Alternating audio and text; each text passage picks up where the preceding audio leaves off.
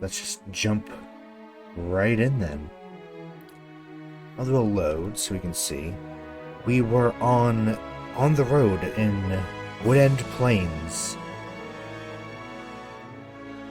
We were beginning to head to Deerford. If I remember correctly, in the next couple areas, we're going to find 2 more friends, one of which we're not bringing into the party because they're the same class as us. I don't know about the other one. I feel like I'm more attached to our current friends than the one we're going to find, but you never know. We can take him out for a spin, maybe.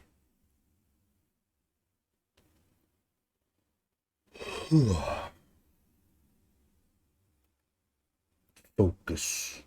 Yeah, how y'all been doing? I actually bought Wrath of the Righteous. I haven't played it. I'm still deciding if I want to play Pathfinder Kingmaker again and actually finish it this time, and then play Wrath of the Righteous. Because it's going to get like contact packs and extra maps, so I might wait until it has a little more to it. So that way, you know, halfway through a campaign, there's not a ton of new stuff, and, you know, that affects the early game or something. Or I might just jump into it, because technically it's not a sequel.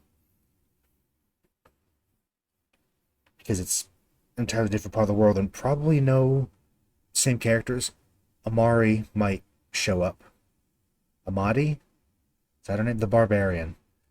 Who's actually on the Pathfinder DM screen. Or GM screen, I think, for Pathfinder. Which I have over in one of my shelves. That's the first one I used. Stormwall Gorge. Then to Deerford. Let's go. Yeah, monks. I was curious about monks, but they need to take damage, which is interesting.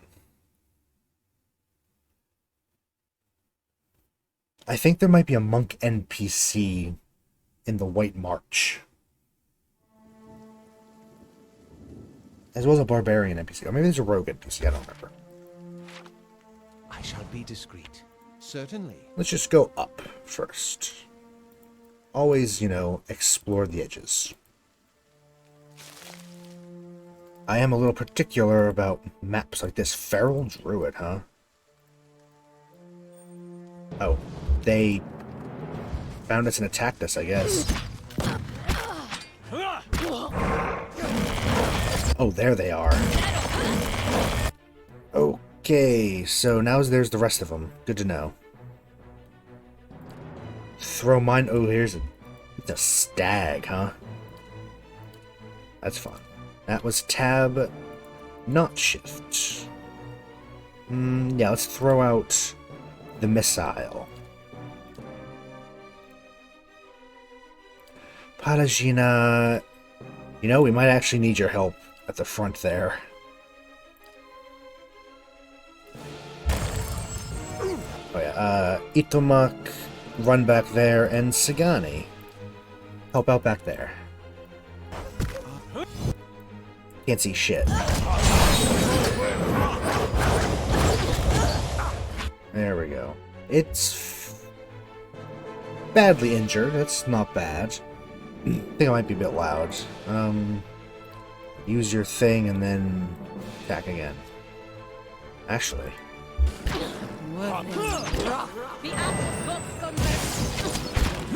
Throwing around lightning and shit.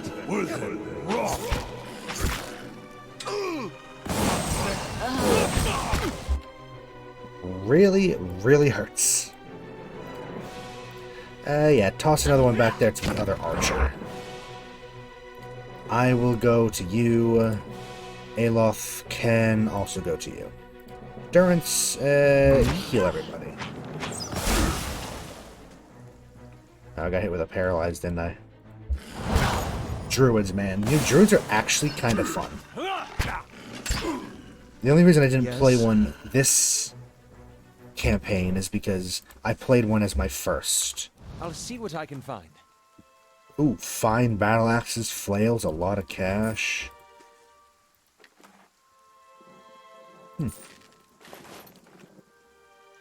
Yeah, I played a druid as my first run, so that's the real reason that we're not doing it for this. I would have definitely done a Druid, though. Found them a lot of fun.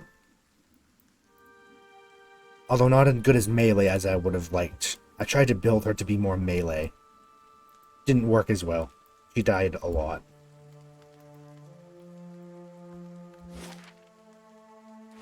Big map.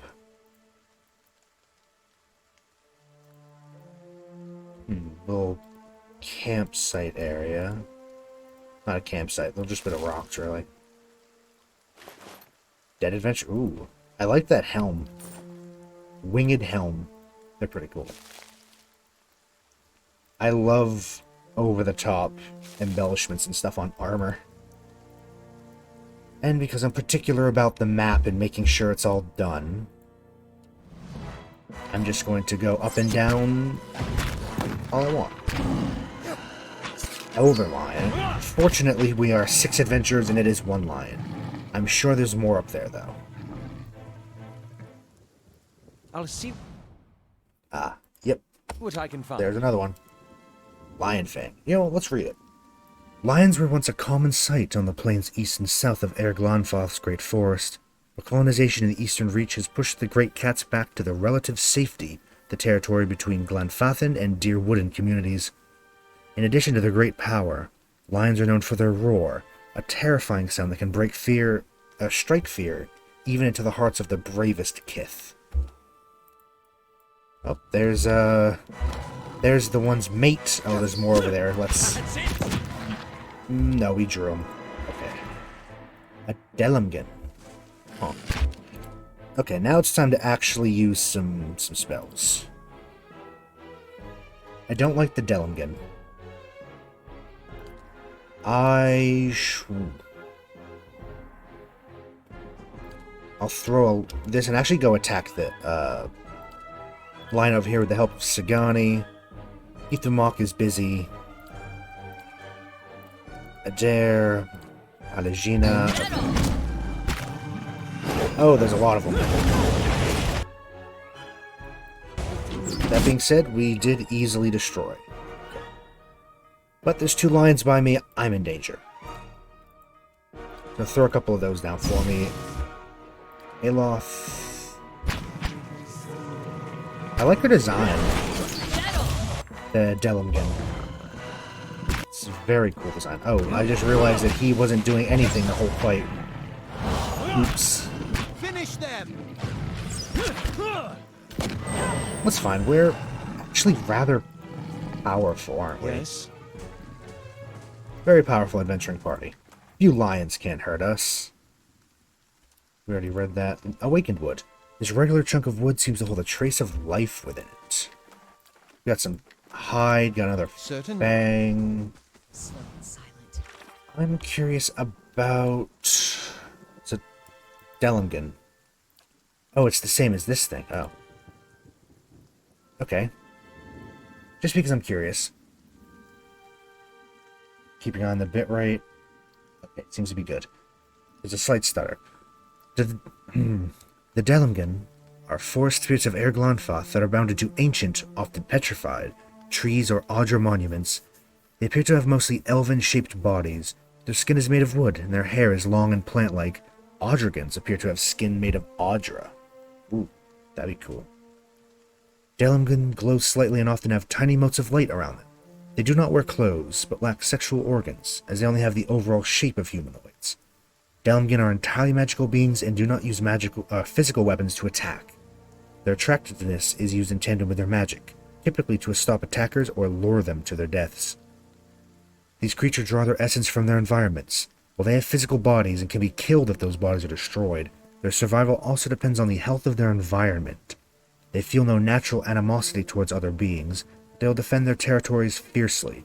Thus, Delmgen and Audragan, or Audraborn, may individually be more or less hostile depending on the well-being of their locale, and on whether other adventurers or explorers have, in the past, proved dangerous or benign.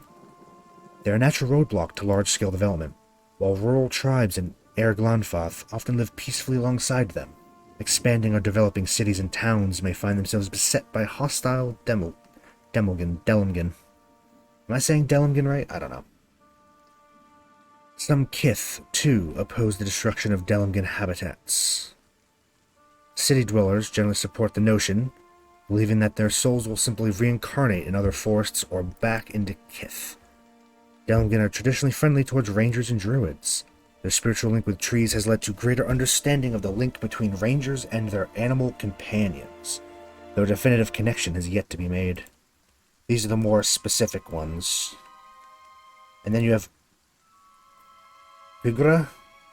I don't know. Adelum pigra, rotten leaf, more typically called pigra, rotten. Delmgan has been corrupted by the destruction of their home tree or Odgerstone. Those ugly as Delmgan are beautiful, spindly and emaciated with cool tones to their skin. Their hair is dead, dark and slimy, their facial features contorted, and their teeth long and sharp. Unlike Delmgan, they're not surrounded by motes of light. They're more than willing to attack unfortunate travelers with their long talons. They decorate themselves with the skulls, skins, and feathers of animals they've killed. Just as Delmgan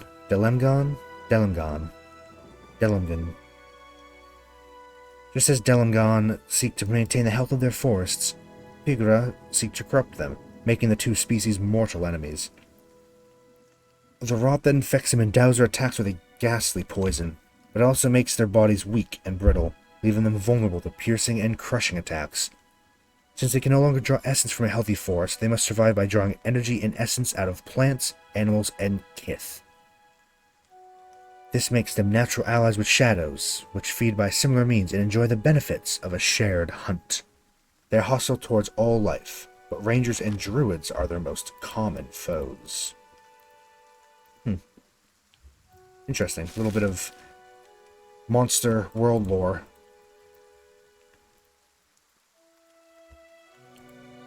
I could just spend a whole stream reading the books and bestiaries and notes in this game. There's so much to it. So much to it. Let's actually head back down here to the center road again. I'll see what I can find. Okay, so here's the gorge itself. Cliff wall. Yeah, that looks good. Let me just make sure of one thing. Yeah, that looks good. Let me just make sure of one thing. Yeah, there we go. Okay. Sorry about that double. I just had to make sure that things sound good. Okay, let's explore the rest of this map. Then we're probably going to go over here. We're not going down into the gorge until we have to.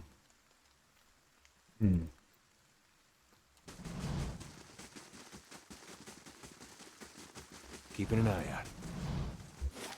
Let's head down here and begin to explore this way.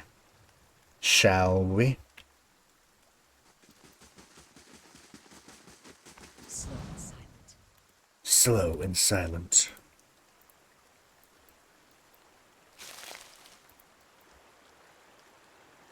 Yeah, that's the way, like, down into the gorge, I think. Over there. Over here, though... Here's a new friend. Little bastard. Look at him. Heravius. Chewing on a piece of uncooked meat, a small Orlan dressed in tattered leathers offers a mumbled greeting and waves his hand. Despite his pleasant smile, the upper right portion of his face is a sorry state. An eye patch stitched with a stylized eyeball wraps around his head, and his ear is a mangled remnant that twitches in spasms, while the other ear perks up at your approach. Next to him is the splayed carcass of a deer that appears to have been ripped open by a bear or a wolf. You hear a gurgling rumble next to you. Sigourney places her hand on her stomach. Her eyes are on the carcass. Still fresh. Utomok's pink tongue lolls out of his mouth. If this is your deer, you need a new game warden. Name's Heravius. Hungry? I can't eat all this. First catch of the day. Help yourself. He's smiling, bits of sinew and tendon dangling from his bloody lips, and his one good eye is twinkling.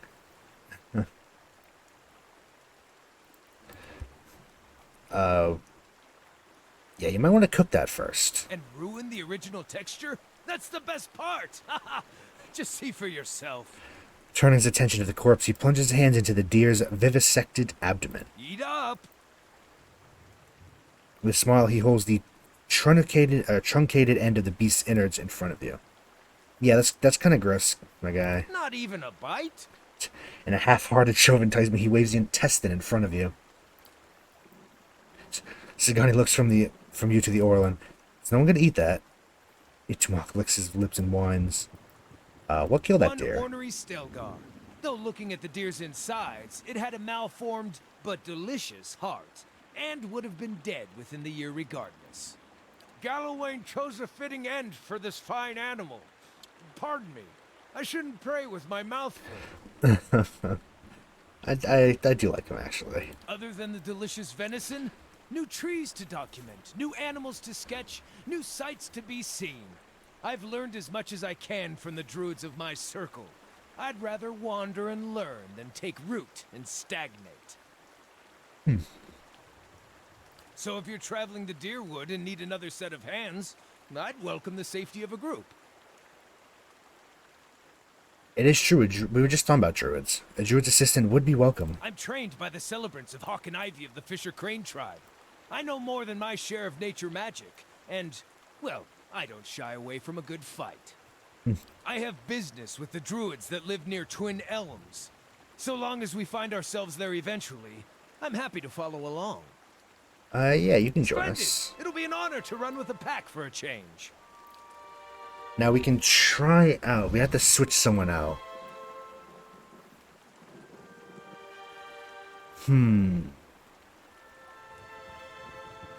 I almost want to switch out, because I think Sagani's really the one that we're going to be switching out for new people when we feel like it. So let's, yeah, switch Sagani out. Farewell. And bring in our new druid friend. A feral little bastard from the looks of him. Yeah? Oh. He has, the Stelgar shape. That is very interesting. Before we level him up, does he have anything on him? Not really. Probably should have nabbed a couple things from Sagani before she left. Okay, what's your weapon? Spear. We can probably get him a magic item or two. I mean, that would be good. Or we can just give him... Endin key. Give him daggers. We want him to be in the front, probably, so let's just give him... Direction Jolting Touch. Yeah. Just give him 2 little daggers. What's his hand and key? Is this probably good for him? It's not much worse than his normal in terms of recovery speed. It's got...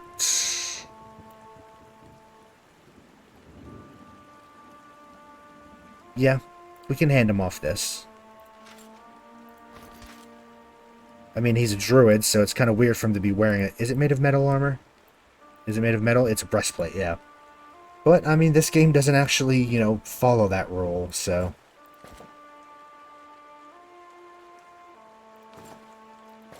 He can look ridiculous. I don't think any of these really suit him, do they? No, this little guy doesn't really do him justice either, does it? Give him a couple potions. Wizard's double... Displaced image could be fun.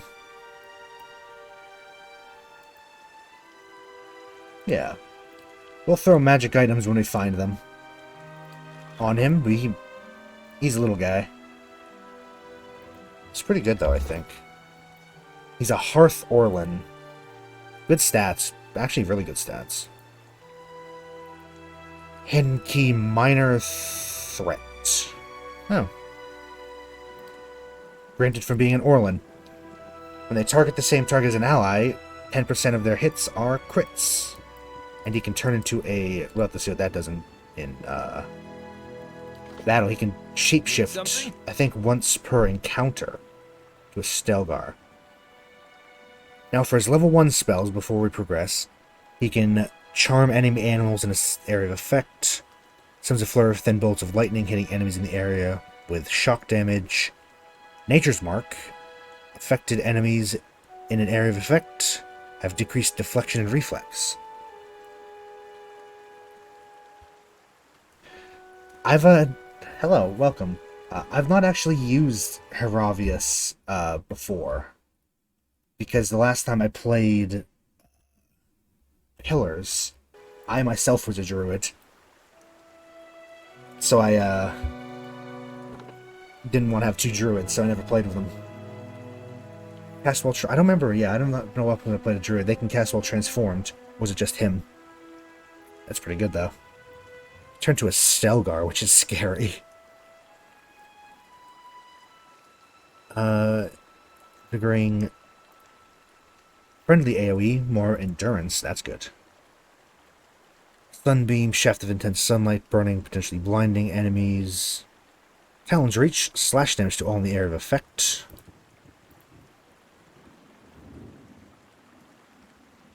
Oh yeah, just looking, even like level 1 spells, I remember lots of good AoEs. It's been about 4 years since I've played Pillars though, so I don't remember much about Druid, so it'll be fun to see what he does. Area of effect Hobble. Area of effect Pierce and Sicken. And Cone of Push Cold. Okay, let's level him up.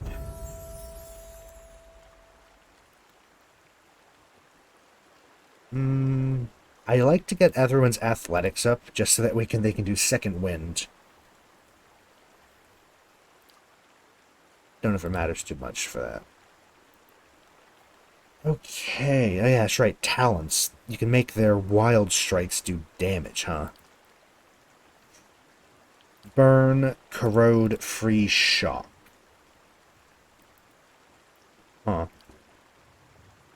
I remember with mine I went burn, but I wonder if we should go with something else. Probably, I mean, corrode sounds good. It seems like a lot of people... It seems like corrode's good against people, from what we've seen.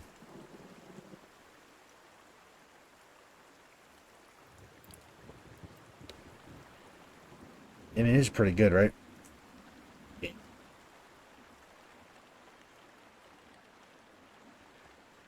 Other than that, there's all, the utilities and defensive, offensive. I think I'm gonna go for corrode. That sounds kind of fun. Wild Strike Corrode. Next level. Upgrade Stealth, upgrade Athletic. Might as well just upgrade these because I don't think. I mean, lore if we want to do scrolls. Mechanics only matters, I think, for our main. I have not played Pillars of Eternity 2 actually. I always wanted to, but it's also funny. Technically, I never finished Pillars of Eternity. I have a bad habit of playing a game almost to the end and then stop it. So I'm hoping with this stream, with streaming it, I'll finish it. Oh, thank you so much for the follow. The Barabulus. Bara, probably easiest. But yeah, I want to finish this game, and then we're definitely playing Pillars of Eternity 2 on stream. I can't wait. So his level 3 unlocks are level 2 thin. Level 2 spells. A lot of people say they get bored around the third act. If I remember, I really enjoyed all the way up. It's just, I don't know, a combination of life because I moved and got a new job and life stuff. I was busy, and I also, I don't know, I probably just have a thing of not liking endings, so I just don't finish games. I'm sure there's some psychological reason there, but who knows? I'm determined to finish it this time around, though. I want to finish the game. Because I love this game. It's probably my top 5 games of all time. Autumn's Decay. Area of effect, corrode damage. Blizzard, area of effect, cold.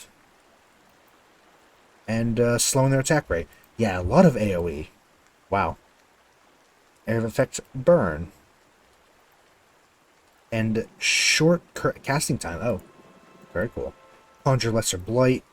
Firebrand. Summon a Firebrand to his hand. Does he need... I don't think he needs to have an empty hand. Maybe he needs to have an empty hand for Firebrand. I don't know. Hold Beasts. Paralyze against beasts. Insect Swarm. AoE of piercing damage and reducing their concentration. Taste of the Hunt. Caster's melee weapons become an ideal instrument for hunting, adding continuous raw damage to his attacks and restoring endurance to the caster with every hit. And Woodskin. Friendly AoE of damage reduction. Man, druids are really cool. They're really cool.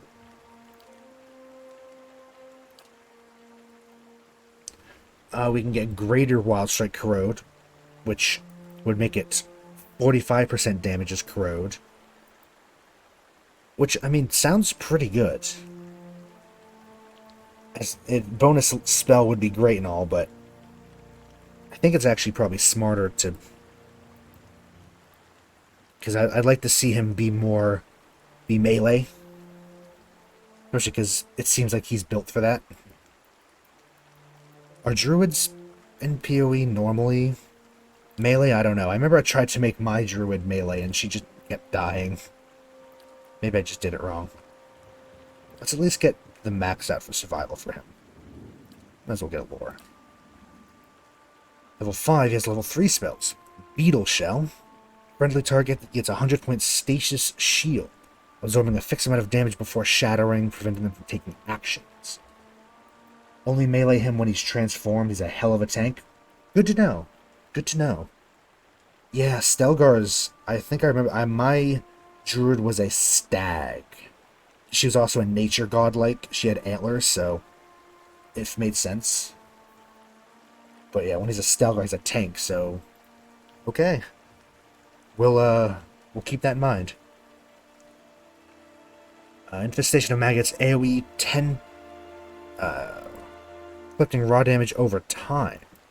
The more wounded, the greater the damage. Oh. A target at maximum endurance takes no damage from the spell. Oh. Nature's endurance... Bomb from the AoE. Endurance. Oh. Some Healy. It's pretty good, actually. Purge of Toxins. Friendly target becomes immune to poison and disease.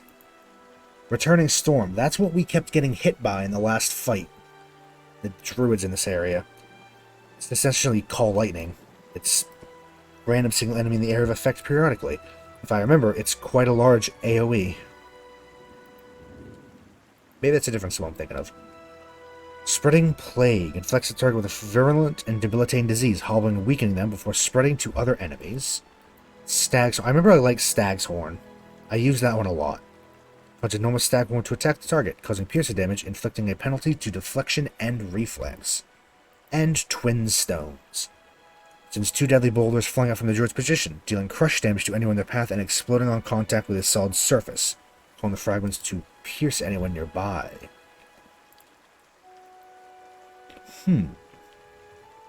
I'd just like to get athletics up for second wind, because it's nice. Now, I actually think... Is it utility? Yes. Since his...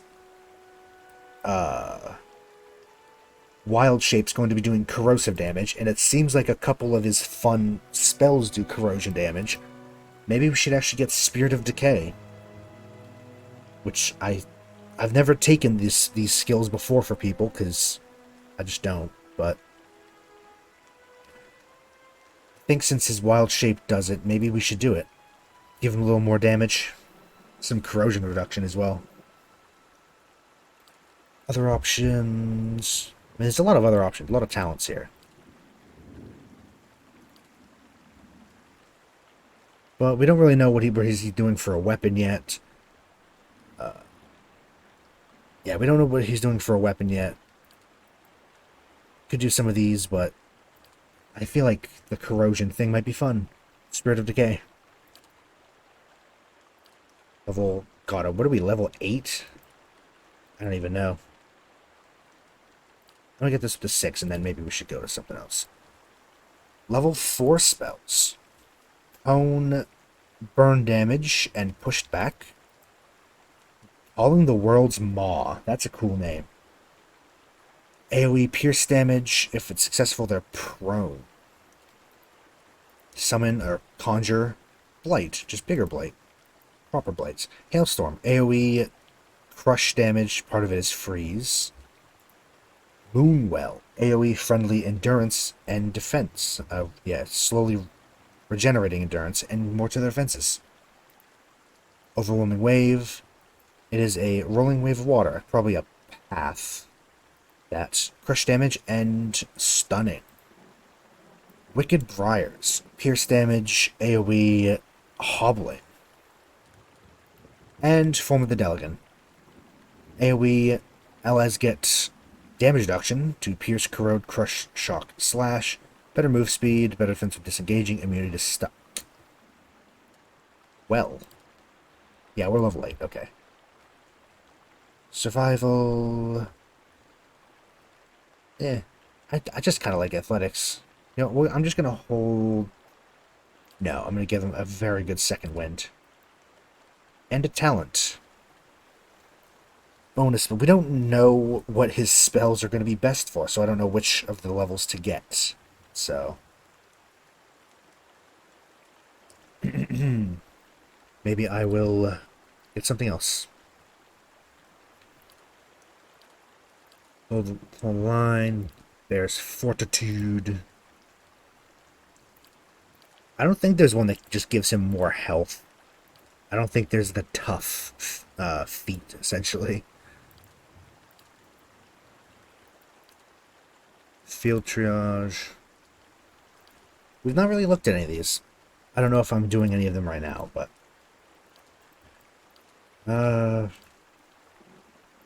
yeah, we've not played around with him, so I don't actually know what would be best. But if we want him to be... a bit more of a... Ooh, what's Savage Attack do? Modal, better melee. That is a good point, yeah. That's true, actually. Hold the line. I think we have a dare with Hold the Line currently. So if we want him to be a little tank guy as well, we should definitely... Yeah, okay. Hold the line sounds good. More engagement, which, yeah, essentially aggroes them. Okay. Well. Welcome, little guy. Yeah? Will do. I just like his voice. It's also nice. So we should switch around. Yeah, we're like doing this. Maybe it's time to actually mess around a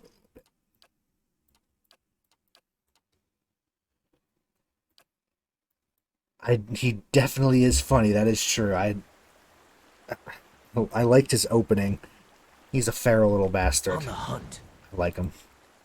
Certainly.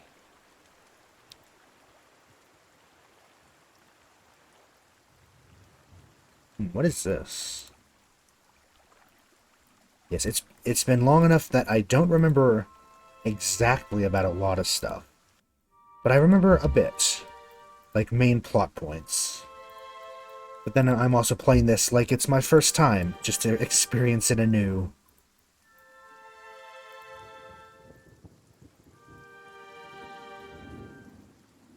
Dear. But sometimes I legitimately just don't remember. Oh, thing. Yeah, sometimes I just legitimately don't remember what things are. A Pugra. 2 of 3 of them. Let's open up with this. I don't know what would be good or not, but we can try it. Sure. Just move them up for now. I'm just gonna move him up and shoot with the pistol. Yes. Okay. Okay, yeah, let's move you up actually. I want to see what this form is. Oh. It's big and scary. Oh wow. Can still cast too. Let's throw out a little spell. This Yeah, thing he's isn't doing very big the and job. scary. Yeah, it's a little fight, so we don't need too much strategy. What the? Oh, is that thing again? Yeah. It's a little annoying, actually. Alof has the scepter thing that charms people when he hits them.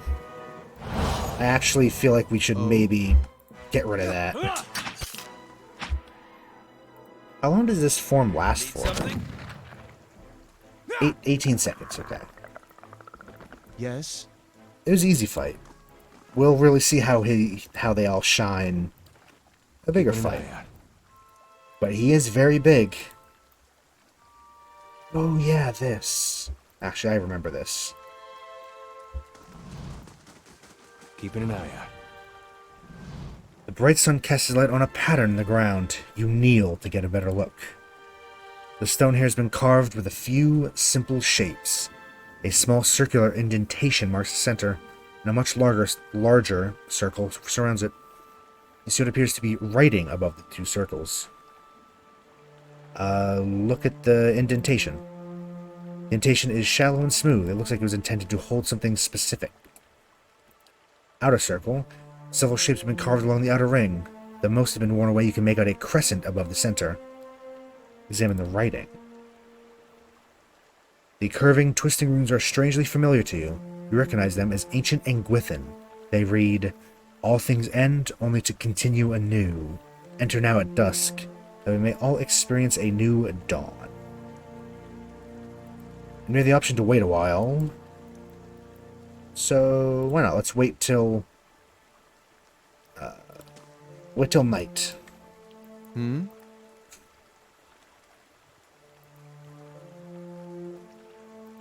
I think we need something to activate it, don't we? Oh, what's this? Nice and quiet. Scepter, money. Quiet. Yeah, I think we need an item to activate that, don't we? Yeah. We'll come back to that. We'll come back to it. Let's head down the gorge. See what lies ahead.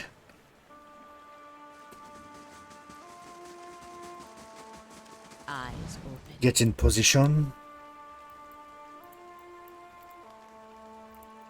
And sneak down. Have I played Baldur's Gate? I've played a bit of Baldur's Gate 1, actually. And I have 2. I've seen 3. I've seen 3. I've seen people play it. When it gets released officially, I'm definitely buying it. It looks so much fun.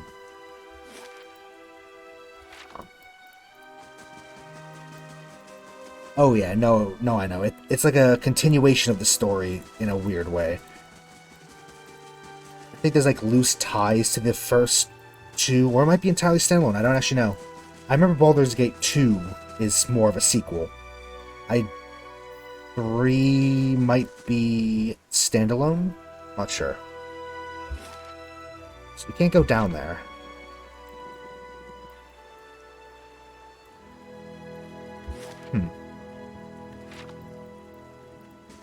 I don't remember how... I feel like something happens to make that available. Oh, I guess we should just continue then. Oh yeah, it looked like a lot of fun. I remember I liked them a lot. I'm not a huge fan of like the addition. To be honest, like I've never liked like AD&D and AD&D 2 or whatever, but I remember the stories at least, they were very fun. The characters were very interesting.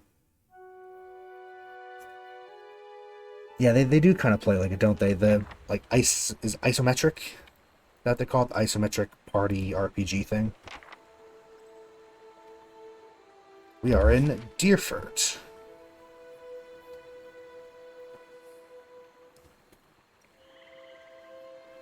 What's interesting about Baldur's Gate 3, I think, is that it's made by Larian, right? Which is a Divinity, Original Sin 1 and 2. So it kind of plays like those almost, doesn't it? A little bit, at least. Which I loved both Divinity games, so I'm down for that too. They were a lot of fun. They're more fun with friends, but... How long do we gotta stand out here? Till we find her. Keep your eyes peeled. Hello. Us, we're just minding our own business. Medrith, okay. Yeah, it's a little bit. I wonder if the final release might be a little bit more, have a little more personality of its own, you know? Then again, though, personally, I don't mind playing Divinity, but Forgotten Realms, because Forgotten Realms is really cool. Probably wait for it to be on sale, though, if I'm being honest. $60 is a lot. An elf idles by the road, watching the village across the river. He nods as you approach, and the cowled figure standing near him falls silent. Gods keep you. Defiance Bay +1, because we have done some good stuff for them. Greetings, friend. A slow smile forms the eyes you. I've heard of you. Word has it you've been busy in Defiance Bay. He draws closer. I'm busy too, and eager to finish my business and get back to the city.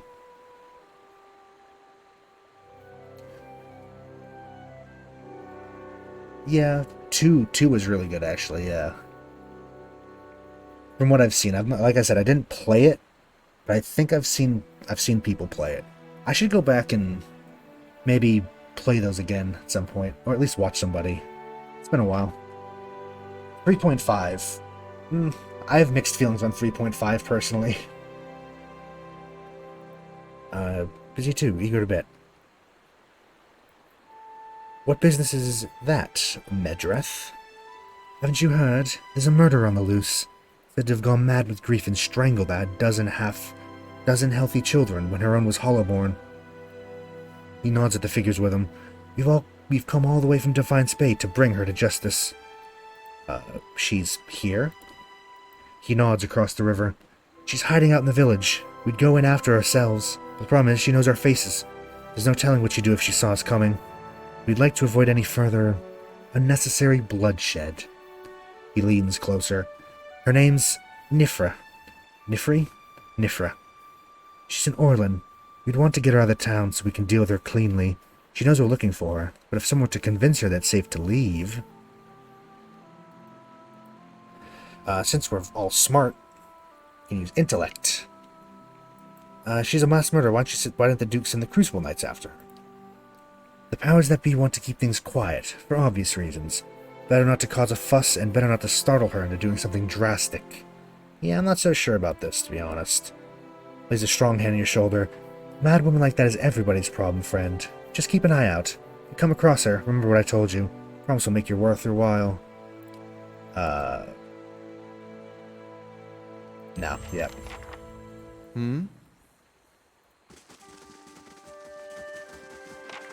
We have to go mess around and try to find Nifra. I shall be discreet. Yeah. I started on 3.5, to be honest. I played a ton of it. I just, it's bred a lot of min-maxy types, hasn't it? Because it loves its numbers and overpowered, like, combinations and stuff. But I do love 3.5. But I'll see what I can find. I think it's more I've had interesting experiences with people who play 3.5 than the edition itself, to be honest. Yeah, Icewind Dale is, yeah, it was AD&D 2, which I don't like AD&D, I'll be honest. I don't really like either the first or second edition is essentially what they are. AD&D and AD&D 2.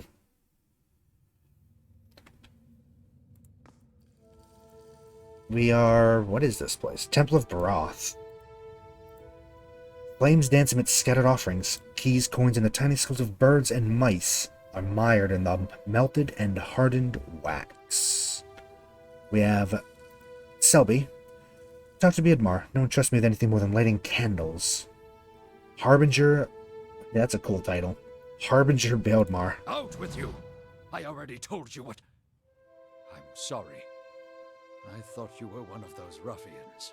His face is covered in bruises and his lower lip is swollen and he has a black eye. Someone has put this priest to the test, but one not nearly difficult enough by my measure. An amateur's work. Okay, Durrance. How may I help you?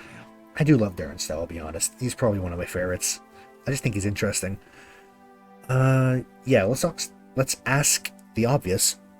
What happened to you? I never saw their faces. Strange hooded men asking about those ruins. Cleoban Relag. Most of the brigands who come through here asking about the ruins are looking for a few ancient trinkets.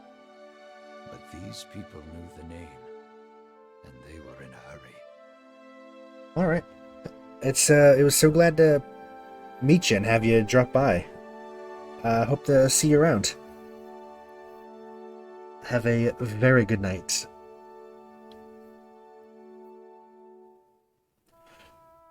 More weeks are a little more energetic. Not much, but they're a little more together than this. I'm just having an off day, but... Yeah. Hope that you enjoyed, and I'll see you around. And I'll definitely have fun. We're getting into territory I don't remember great. Have off weekends and mornings. That's... Alright. I'll see you around. See ya, yeah.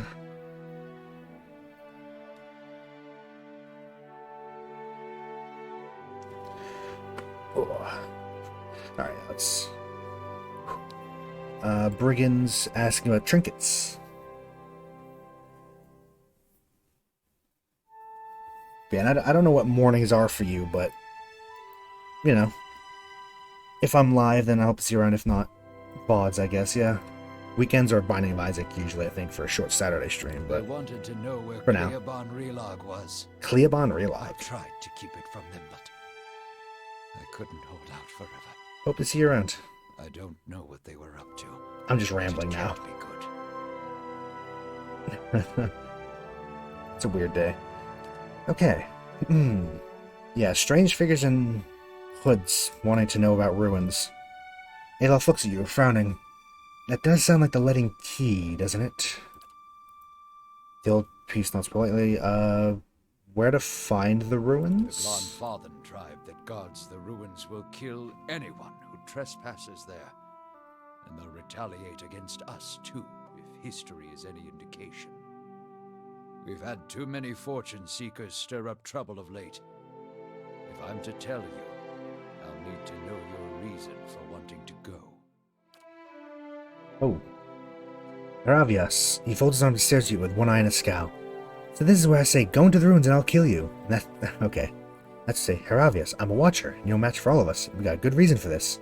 Then I give up trying to argue with you, and leave you to dig your own trespassers' graves. Not only being half metaphoric, we sometimes make dear woodens dig your own grave before we kill you. When the kids hear about it, it's a fabulous deterrent.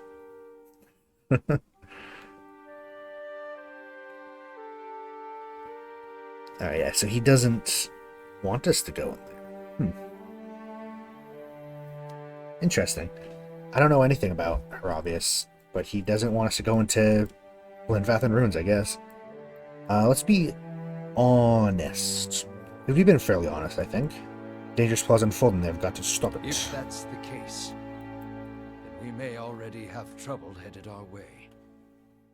I'll have to take you at your word. You know, honesty, best You'll policy find and all that. Cleoban Relag here. Cleoban The Relag. trouble you find there, please end it quietly and try to stay out of the ruins. Tell me about Deerford while I'm here, I guess. Folks here tend to keep to themselves, as they do in most towns this deep in the Deerwood. They're suspicious of travelers, but with all the brigands and refugees moving through the area, who can blame them? There's a Temple of Bharath. What can you tell me about them? Bharath is the most universal of all the gods. It oversees portals and cycles of all kinds, even life and death itself. Under Bharath, an ending is merely a passage to another beginning. Bharath has many representations across time and across cultures. Around the Deerwood, you'll commonly see it depicted as the Pallid Knight or the Usher. The Glenfathans, however, know it as Bernin e Anku and Anku e Bernin. I don't. There's almost like a Welsh vibe to those words, and I unfortunately don't know Welsh. It is a very hard language. Never heard of them. It means life and death and life, respectively. You see them as two skeletal figures, one male and one female. Explorers have found them carved opposite one another in doorways, but I know of no particular legends that speak of them. Tell me about the Pallid Knight. She's one of the youngest manifestations of Bharath, but a familiar one nonetheless. Stories describe her as a gaunt knight in black armor with black eyes, black hair, and milk-pale skin. She demands an impossible toll from travelers who have tarried too long on her lord's road. Some challenge her, only to slay themselves in the process. And who's the Usher? Kith have written stories, songs, and poems about the Usher for centuries. Sometimes he's folk, sometimes dwarf, sometimes merely a walking skeleton. He never speaks, but he guides the way to death, and the next life. He also creates the circumstances for the wayward to stumble into their own graves. Interesting. Very interesting.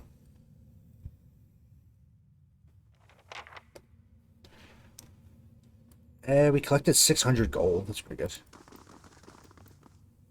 I like death deities. They are very cool.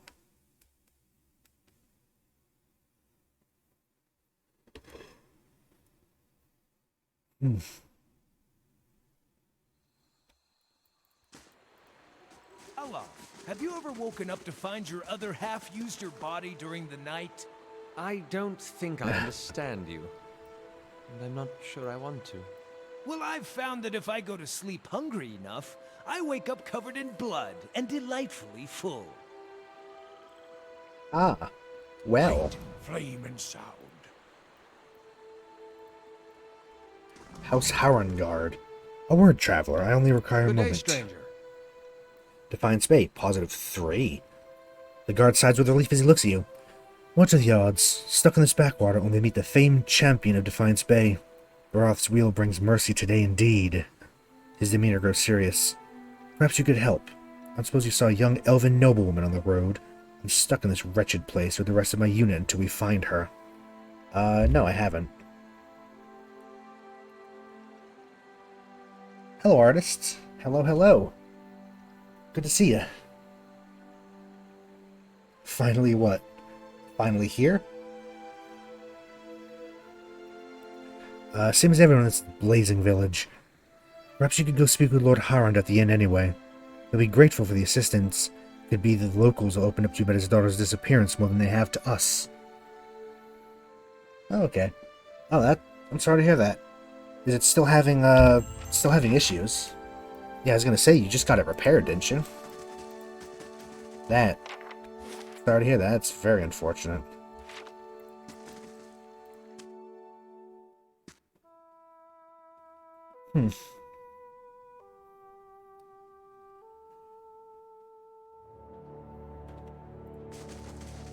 What is in here? The mill slowly grinds away at a trough of grain. Hopefully that's not too hard to, fix. To whispers and shadows. Because I'm assuming that's how you, get around, yes? Like, to work and such? Or is that just, like, I don't actually know. Some about a train, but maybe to the... Yeah, probably. Sorry if I'm, rambling all over the place. It is a very... What have we here? interesting day. It's a weird day for me. Alright, yeah. Well, hopefully you can get that fixed. That's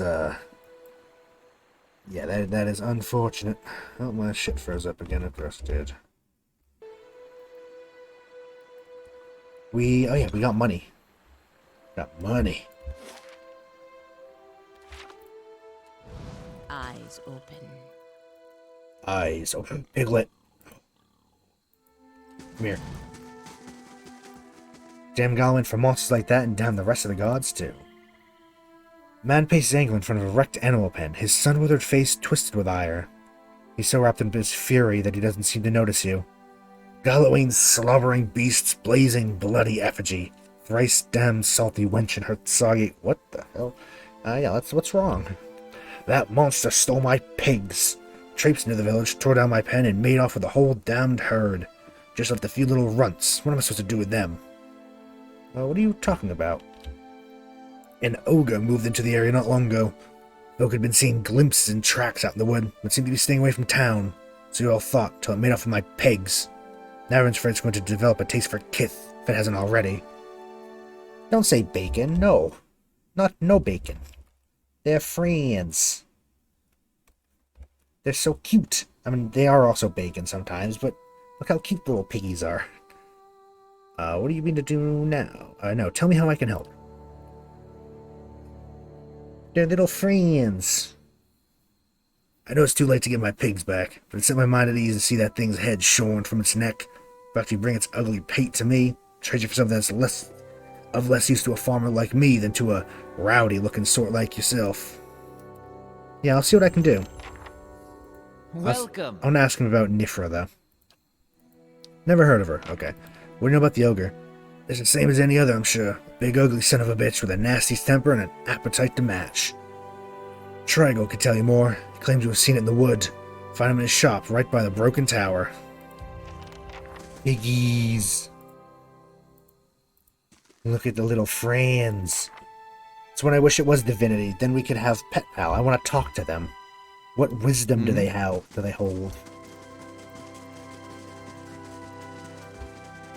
To whispers and shadows.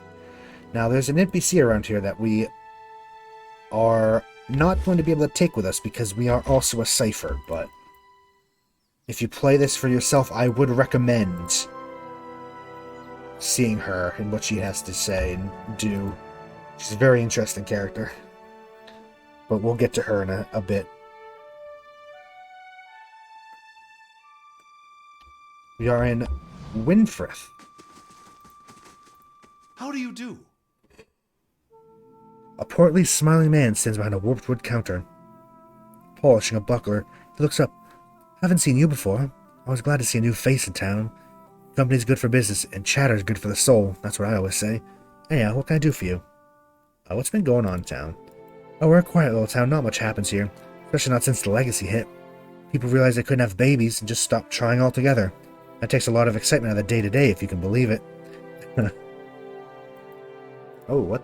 A pike. Tall grass. Ooh. We will look at a lot of these when we buy them, but they look good. Actually, spear. Yeah, Orlan had a spear to begin with, didn't he? Oh, actually, you know what? Grudge Keeper. Mosquito. Find her now. Angino's Gambison. Boots of Zealous Command. Ooh. Voice of the Mountaintop. We don't have... You know, I'll buy it for when we get him again. And I actually am going to get the... Is that the one, like the Thorn? Yeah. Because it's an Orlan weapon, so we might as well actually give it to him. Now let's go to our pack and trade. Hunting bow, I mean, let's keep these. No, I actually don't actually care about keeping those, though. Get rid of the hide armor. Yeah, get rid of all of it. I don't need it. Get rid of most of these hoods. That. Get rid of that. Get rid of that. Get rid of those drugs. Ooh, very nice. What kind? I'm very jealous. I want pizza. So this goes on the Paladin. Boots of Zealous Command.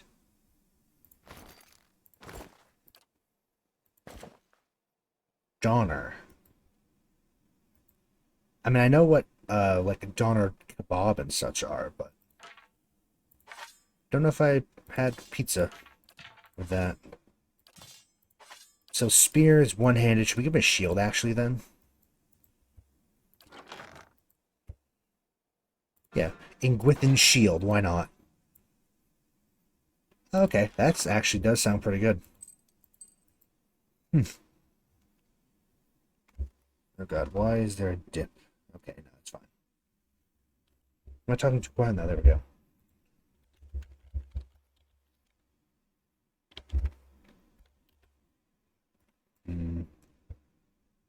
I do love good Donner.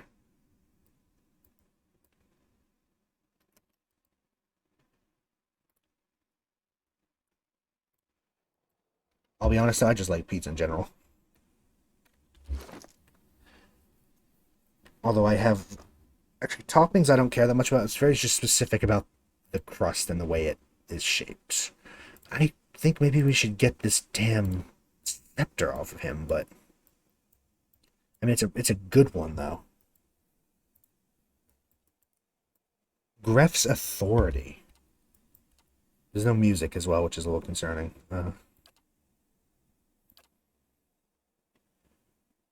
Oh, he's got boots and a thing. She has extra aura now, so that's cool.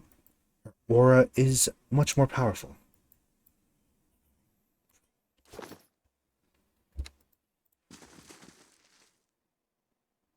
Oh yeah, we picked up, Need something? we picked this guy up, by the way, on the road. He's a feral little bastard. He's a druid.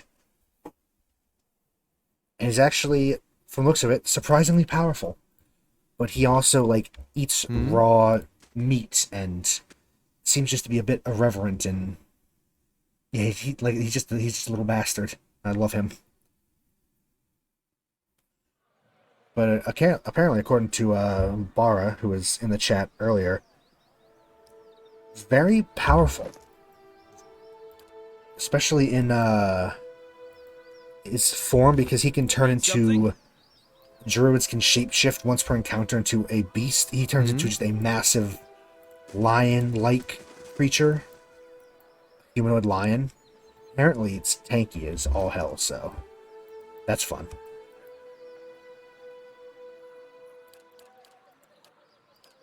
Oh yeah, I wanted to look at the spear, the description. It's pierce damage, better accuracy, better damage. Better accuracy when he's low endurance, better damage when he's below low endurance, and it does crush damage as well. The sight of Retetzi on the battlefield was something no combatant ever forgot. Stalking short, even by Orlan standards, Retetzi insisted on using a spear in lieu of any other weapon offered to him. To the frequent shock of his comrades, Retetzi proved an unstoppable force on the battlefield. No matter how overwhelming the odds, could take down opponents with almost comical ease, leaping great heights to bring his spear down upon his foes with crushing force. Whenever it seemed that he might at last meet his end, the fearless Orlan would find a second wind and fight with renewed conviction. Look how small he is. Orlan's. Right. To whispers and shadows. We have... This is the Dracogen Inn. Cool.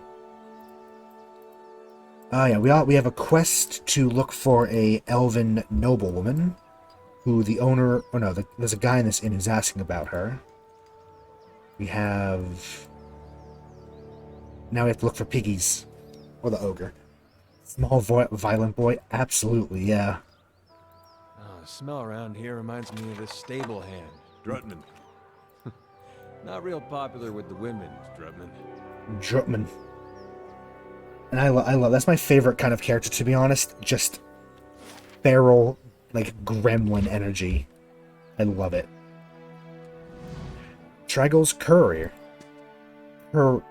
Courier. Which is, which deals with pelts, I believe. It's like a tannery and a furrier and all that. Dyeing. Yeah, it deals with like dyes and pelts and stuff, I believe. Saban. Hello. He's a laborer like us. A sturdy, broad-shouldered man wipes his hand on his slacks. He reeks of the same foul compound wafting from the vats. His eyes are stained with dye. He looks at your calloused hand and nods approvingly. Fellow tradesman, eh? I hate to say it, but you won't find much work here. Rumbold mentioned something about an ogre. He's hardly talked about anything else since those pigs of his went missing. The whole town's been worried about that monster. People are starting to see shapes in their windows at night, hearing its growl and the snoring of their mates. But a lot of minds at ease if someone got rid of it. He scrapes at red pigment under his fingernails. I sometimes venture into the wilderness, collecting ingredients for my dyes, mind you. I've seen tracks east of here, near the river. That couldn't have been anything else. He wipes a splotch of dye from his elbow with his shirt tail. Something else you need? What's in the collapsed tower back there? It's collapsed. Nothing. A few hides on stretching racks and the tallow stench danglers always grumbling about. The rest of the keep's dust, just like the fool lady Thanu who tried to hold it. There's a bard at the inn who'll tell you the whole blazing story if you want to hear about it. Have you seen Nifra? Nope. Okay. Anything for sale? Just, ooh. Girdle of Mortal Protection? We have one of those, actually. Troll Hide Belt. Slowly regenerate endurance, huh? What are our own... We have a belt. It gives us damage reduction, grants us wood skin when hit by a crit. We all kind of have belts, but...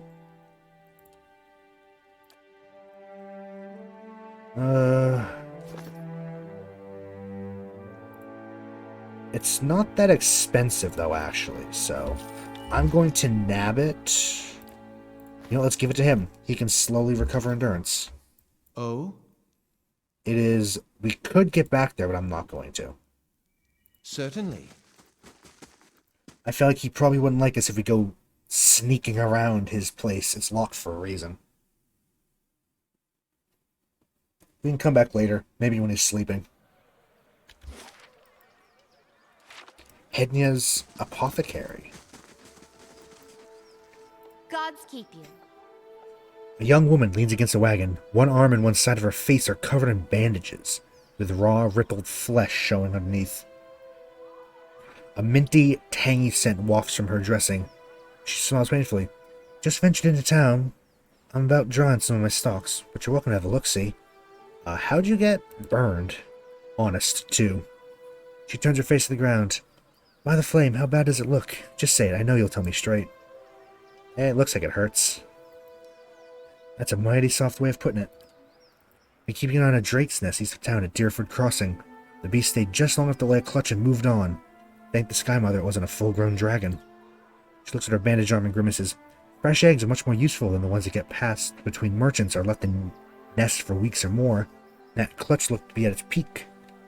Thought I'd see about getting an egg, but I didn't believe so many of them had already hatched, or that young worms are so territorial. What's so special about these eggs? They're one of the strongest tonics known to Kith, if you leave out Karagolan, of course. Not saying that anyone should take that. Dragon eggs are known to make Kith bold, purposeful. Some even think they protect from Beowicks. All I know is everyone's pining after potions made from dragon eggs. The damned roads. Can't reach into my suppliers, so I'm stuck with whatever I can scrounge up in the wood. Deercap, Riverreed, and the like. I could get an egg for you. We're helpful. She keeps her gaze steady, but you see hope kindling in her eyes and twitching at the corners of her mouth. I sure hope you're not leading me on. I don't think I could stand getting burned again. If you want me to go after it, I'd certainly pay you. Just remember, big as they are, dragon eggs are fragile. There's a lot more I can do with a whole one. Hello. Orlin. I did see an Orlin lady heading with a Dracogen just the other day. Went across the road at a large building. Don't know what her name was, but she's acting real sneaky-like. What's wrong with the roads? Out of curiosity. Noise of disgust rattles from her throat. Brigands, looters, you name it. The gods may be hollowing out our babies, but it's grown folk that's rubbing out the rest of us. People are scrambling to find space because they hear there's healthy births there. All those refugees and abandoned homes attract desperate sorts like flies on dog shit.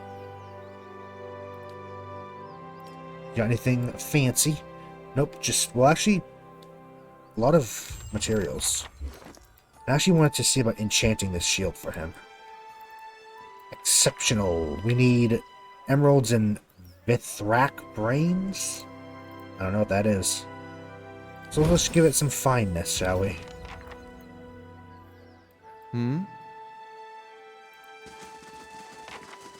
There's a house here. But yeah, so how's your day been? Besides, obviously, you know, having an issue with, your transportation there. Hope it's been going pretty well regardless, like, other than that.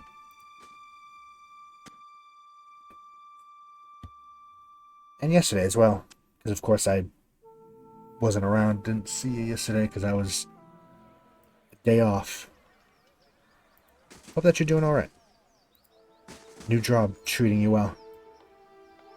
Woman looks briefly through as she doesn't know you're there. Grieving mother. This middle-aged peasant woman is dressed in brown leather cloth draped down to her knees. Her hands are working at separating stringy, colorless vegetables in a pile before her, stripping the heads off the long fibrous stems with a paring knife. She discards the stems one by one, placing the heads of the vegetables into a small cradle-like basket in front of her. She can greet you as you approach. You're not sure she even knows you're there. Hello? The woman doesn't respond. She keeps stripping the heads from the vegetables with a steady rhythm. She may be deaf. There's no indication she heard you. Study her. At first glance, she seems nothing more than a middle-aged woman, unremarkable. Maybe less stern than most, who seems more focused on the weaving in her lap than her surroundings. Yet you suddenly know she's not stripping the vegetables before her any longer. She's weaving, and the vegetable pots are now missing. She still pays you no mind, her brown locks torn and snagged from lack of washing. Like many of the townsfolk you've seen, there's a strange blur to her. Even the motion of her hands seems to be playing with threads that lack color, and a shape that lacks interest. Maybe that she's half-minded or deaf, but something feels wrong. As you watch, her knitting takes on an odd cadence. You have a terrible suspicion that something lurks beneath what your eyes are showing you. Just focus on her. Her brown hair is long, almost impossibly to the length of her hands.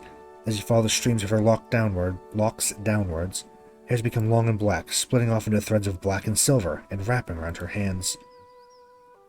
She's forming a soul cradle with the threads, braiding a net in front of you, each finger long and sharp like a series of knitting needles, almost hypnotic. The silver and black strands of her hair weave together, with silver predominating as a highlight, the black shadowing it. And suddenly you are calm. You're on a plateau, almost the height of the tower, several stories high. The plateau is like a table lying beneath a clear sky, and beneath the plateau, surrounding in all directions, a forest, hazy with mist. Although whether it is actual mist or distance or recollection. Resting on the curve of a natural arch above you is a great copper bell, half again the size of a man, hanging at attention as if looking down on you and the event unfolding before you. The plateau is soaked in the sun, and the rock beneath you is rough and warm. The sky forms a cradle around you. You feel different, not disembodied, but you feel your body. Your physical contours have changed along with the surroundings. You hear a soft series of chimes, like wind chimes. At the sound, the scene gains color and texture, as if the sound is beckoning you gently forth, filling your senses and thoughts, like mist roiling softly into a sealed chamber. And the chime coaxes you deeper into the memory. You're certain it's a memory, a warm one. You're on the stone of the plateau, your knees on the warm texture of the ground, silver, white, shimmering like Audra. The plateau is formed of it, glistening in the sun. Feel the heat on your skin, your wrists and your hands. Your hands are in motion, weaving, not thread, but gathering, tenderly moving along the first movements of Bharath's wheel. Your hands are wet. Your hands are upon the flesh of a newborn child. You feel the crowning of a tiny head turning in your grip, its head slick, wet from the womb. A lot of reading.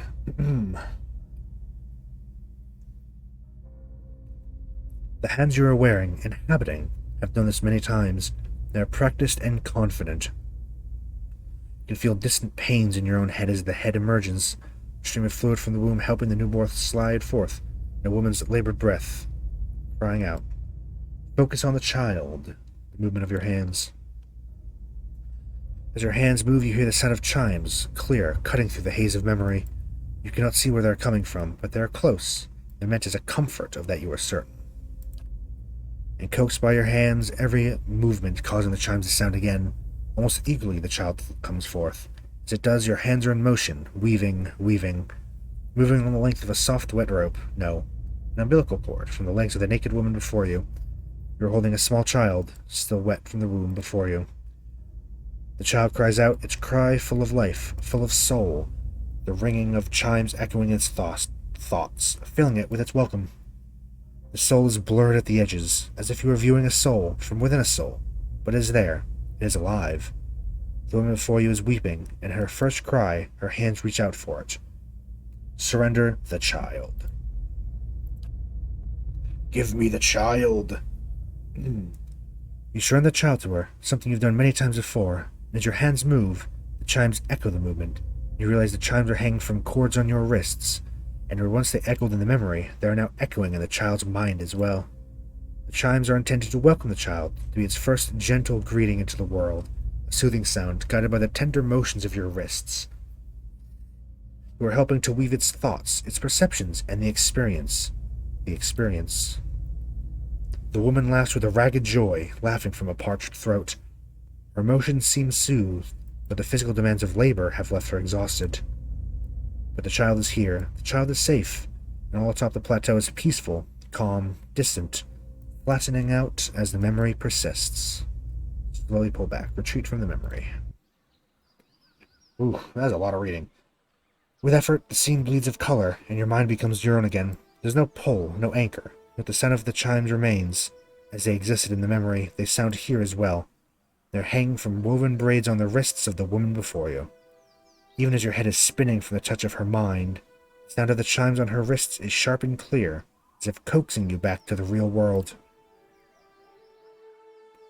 The woman still sits before you, but she's nothing like what you first saw. She's wearing black, shredded garments that drape over her form like streamers. Her hair is streaks of black and run through with silver. Her age is almost impossible to tell. She simply feels old, like a crumbled watchtower. As she lifts her head to face you, see that her hair is draped across the front of her face like a veil. What you first saw of her was a mental glamour of some sort, unconscious. You realize that what you see is not what the world sees. You're perhaps the first to see her true self. Still, you don't sense a threat in the realization. If anything, you feel a sense of relief from the figure. You can hear her thoughts, and she's glad to, at last, be seen. Who are you? I am seen, but the eyes of others do not remember. You were the first to see me as I am, the call stripped aside. There's a light touch on your mind, a caress, and your left hand mirrors the motions of the touch, reaching up to the air between you. You hear the chime on her wrist sound, softly. Her hand moves as if pantomiming, resting on your cheek at a distance. She speaks softly and slowly. Your memories. A cadence of wheels on a caravan track. Fever. Questions by running water. Violence in a night's campfire. Arrows in the dark. And fleeing. Falling rock and cracking stone. And a storm. The storm. That was the opening scenes described. The storm that brushed you. Did its screaming wake you from your mind's cradle? Your memory of it is painful. Its cry is difficult to ignore. It's like a child. Many children crying out. I encountered Bewick, yes, and it did something to me. Her hand withdraws shyly, the chime sounding softly once again. The woman stands uncertainly, as she'd been sitting for some time, was too weak to bear her own weight. You notice her cheekbones are tight, her face gaunt. Yet while her stance is weak, she seems determined to stand before you. You are able to see me. It is almost a question. You suddenly realize she doesn't seem to know what you saw when you looked at her, the image on the plateau. Yet the image was so clear, so sharp, you're surprised she didn't feel you there. To see me is a rare gift. A watcher's gift. And since we're a cipher, it felt like a pathway between our minds, but strange, gentle. So many questions, thoughts, whirling like storm winds. That storm still roars through you, deep beneath your thoughts, yet muted and secret, like an underground river. I cannot tell if it is carving new channels, or eroding what keeps your true strength buried. The fact that you could hear it at all, survive it, is something few have ever done. Your power will grow stronger with each soul you touch, as it allowed you to reach out to mine. There's a silence, and although it seems to last for about a heartbeat, in your thoughts it stretches out between the two of you, like a pull between your minds. You blink, take a breath, and you realize that she wants to ask you a question that can't form the words, as if assembling them is painful, or there are simply not enough pieces. Assemble the thought. Do you wish to travel with me? Feel a wave of fear, gusted with the strength of relief, although oddly her expression does not change. Then fear dissipates, and you feel strength and certainty, that the plateau from her memory lies beneath you. A calm sky looks down upon you. I do love her. Why can't we have more friends? I can't hold all these NPCs. I want them all. Huh.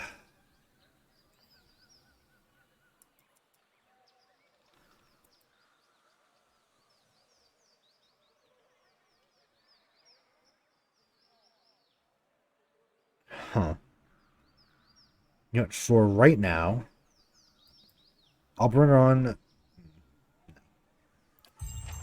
Not right now. We probably won't be doing much with her. I highly recommend anyone that plays this game to travel with her and Certainly. find out what she does. She's I think she's probably actually my favorite. I don't know, I just really like her. Be constant. Really like her. So I recommend checking her out.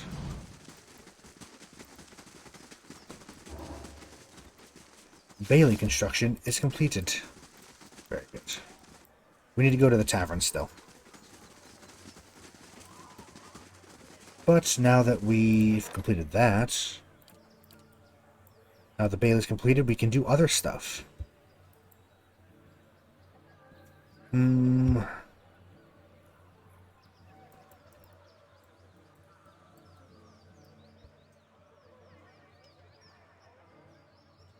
Trails, hearth.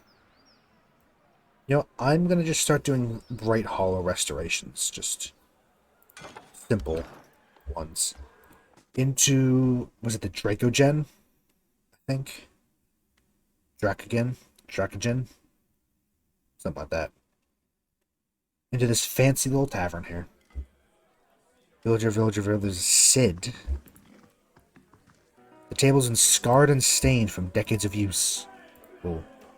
The portrait depicts a man and woman dressed in Adiri garb that would have been in style a century ago. The heavy frame is battered, and the plate that once bore the patron's name has been scratched out. They share a passionate embrace, which seems at odds with the disgust on their face. Huh. A person named Sid here. How do you do? A redhead stands by the fire, tuning her lute and plucking its strings. She hums. She hums snatches of a melody as she goes. First time that Dracogen. Normally I'd have a song ready, but I haven't quite worked out this tune yet. Writing some chants about the foundation of this inn. Say, you interested in the story? I haven't finished the chants, but I could tell you about it all the same. Sure. Palagina rolls her golden eyes and exhales for an excessively long time through her nose. I'm sorry, we just like to talk to people. It was built in the time of Hadrit's rebellion, and Adirian lady Thenu. I'm guessing that must be the female version of Thane, then Thenu. Once had a keep here. One of the towers still stands. The rest is said to be buried into the village. Anyway, she stuck to the side of the Empire, and a contingent of Duke Hadrit's Knights of the Crucible helped the farmers and colonists in the air turn her keep to rubble. The inn was the first building that sprang up from the ruin, built with some of the same bricks the colonists had pulled from Lady Thenu's castle, they say.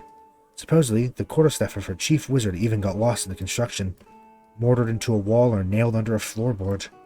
Anyway, the inn was supposed to be a haven and a meeting place where the locals built their town.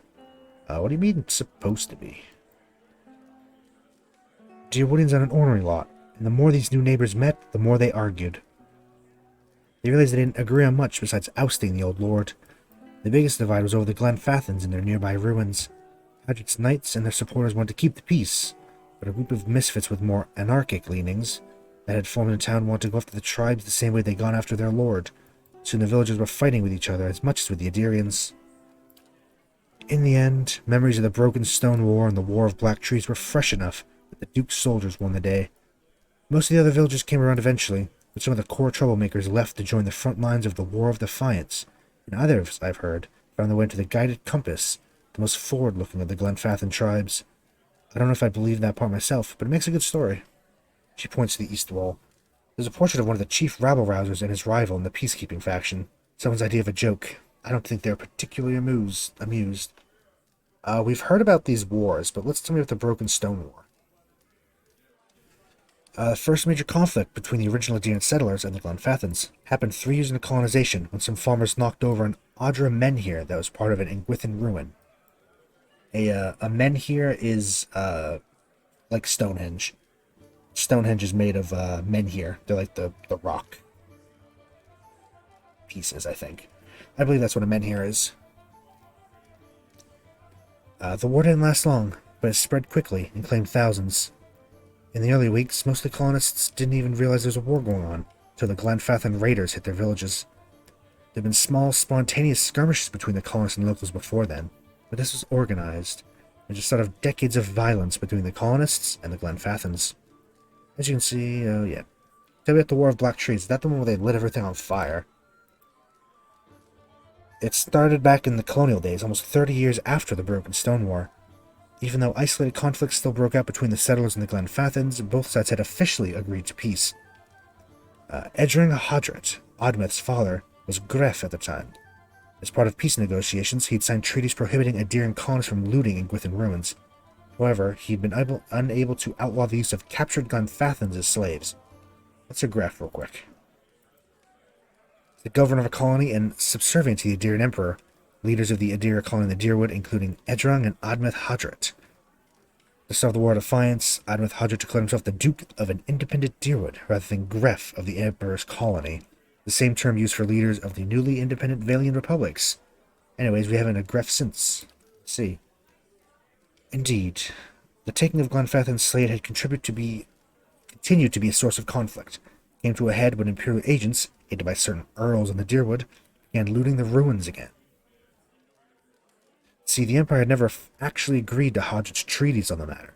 The recent secession of the Valian republics likely left them eager to weaken Hodget's position.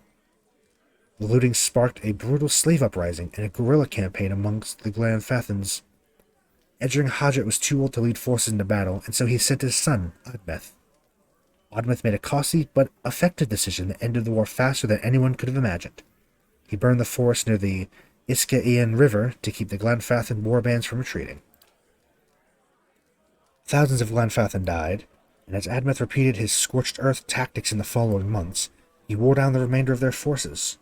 This day, over 150 years later, there are still sections of the Dyrwood where the trees are nothing but bare, charred trunks. Yep, we've been to parts of those, haven't we? We've seen a couple of those. In, up here, Black Meadow. I think this is the Iske, whatever river. I think.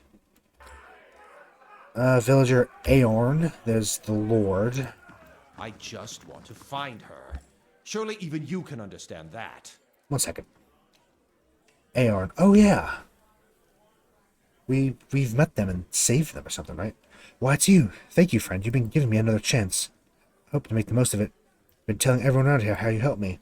We're decent folk, Oh, yeah. my lord. That's right. Perhaps you should leave and check the wilds.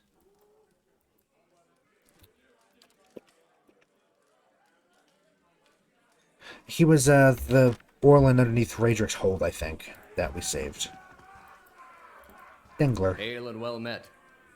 The innkeeper digs inside a mug with a dirty rag. His eyes under his thick brows are tired, but watchful. Gives you a quick nod as you approach the bar. Don't see many travelers today. Is something I can do for you? First, I'm going to see what he has for sale. He has dragon egg food. Okay. We have the adventurers. We can switch out the party roster. We can retrain people if we really want. We can rest, which eventually we might. What did you? What's your exchange with that nobleman about? Looks up from polishing his tankard and glowers at the lord. Folk around here is decent. They mind their own business. Want to stick your nose in it, go talk to him yourself. Tell me about Deerford. Have you seen an Orland named Nifra? We're looking for her. Twitchy lady, that one. He jerks his head at the stairs. Ah. Tell me about the village.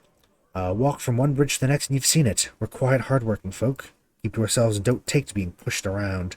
Glows at the well-dressed man standing off to the side. Used to be a castle here, built by some family of Adarian thanes back when the Empire first came. Only one tower still standing, and that's part of Trigal's shop now. Sid, barred by the fire, could spin you the yarn if you're so inclined. Who lives here? Not many anymore. Hard to keep people around when everyone here is birthing Hollowborn. Got a few who stick around and do business. Trigal's the leather courier. Hedna crafts potions, and Winthrop trades in general goods. Rumbald's a pig farmer, or was, anyway. Okay. This is just kind of nothing much.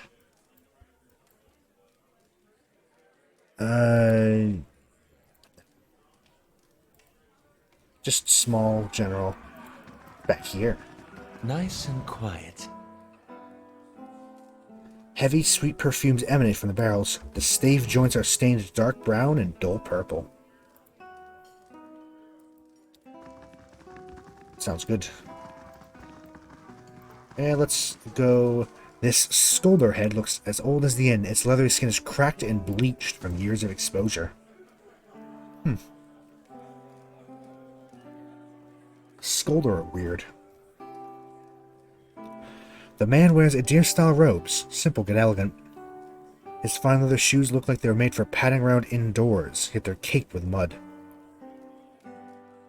He yanks at a lock of hair twined around a silk-gloved finger. Its fine features are etched with anxiety. My child is out there. Do they not understand? My lord, we're doing everything we can. Unfortunately, these villagers... Beasts take them all. I don't care how you do it, but find her. Your child is missing, I take it. Yes, Lady Alice. My daughter. I've asked around, but nobody in this mud hole has any concerns beyond their swine. They turn my men away like beggars and seem downright pleased to be of no use. But you're not one of my soldiers. And you look like you're used to getting your hands dirty, if you don't mind my saying so. We've been known to, you know...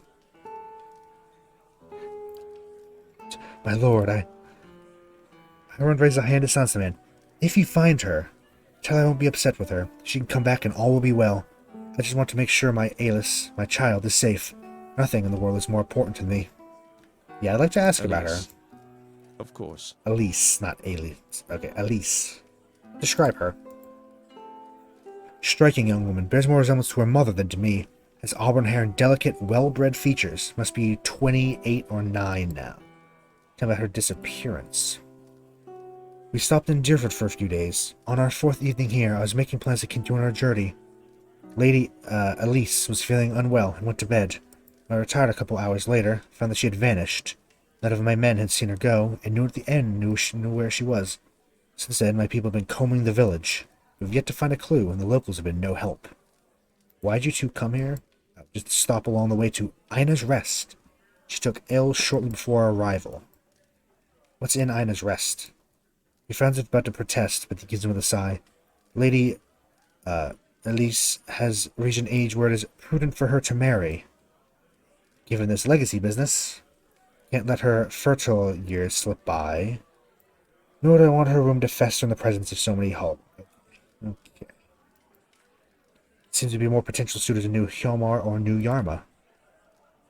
The best prospects lie in Ina's Rest. Okay, so arranged marriage. Yep, okay. Where's the rest of your family? Lady Howard is ill-suited for travel, I'm afraid, and unfortunately, Elise has few other close relatives. My sister and her husband, Elise's aunt and uncle, of course, have been visiting a deer these past months. As for siblings, Elise has none. My wife has only given birth to Hollowborn. Since Elise, that is. Okay, so... Yes. probably either got kidnapped or ran away.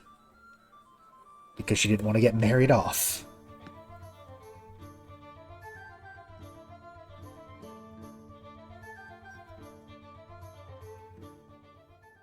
So, it's just creepy to say her fertile years. Oh, Jesus.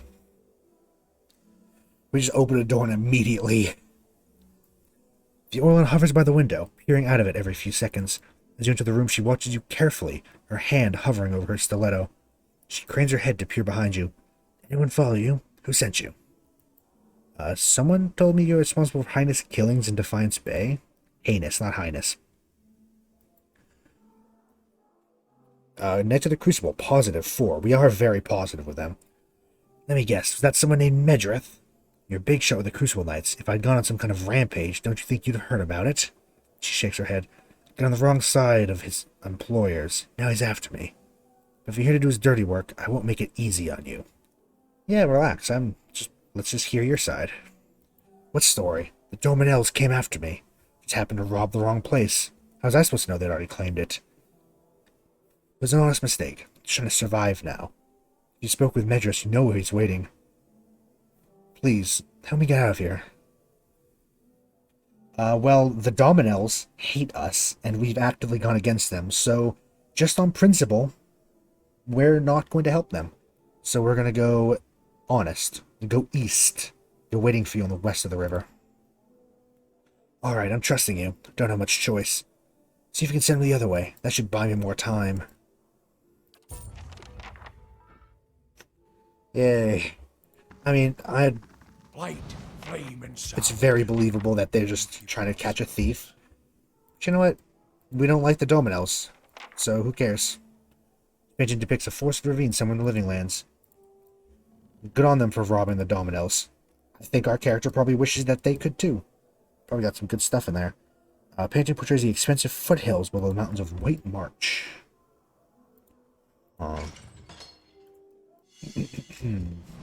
Now here's something.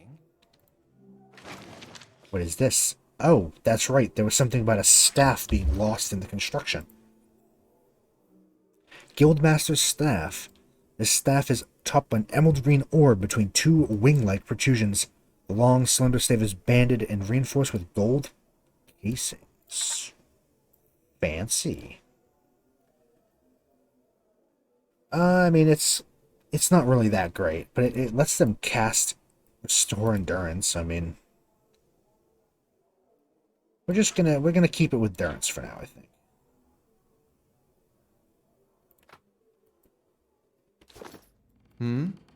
Orient de Medici.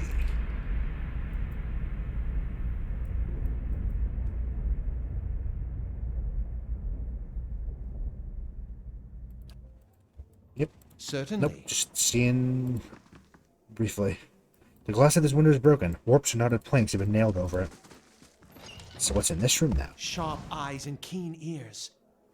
You know, technically, It's done. Its secrets. these aren't I can stealing. get it to spill its secrets. It's done. So, you know, Flame technically, and sound.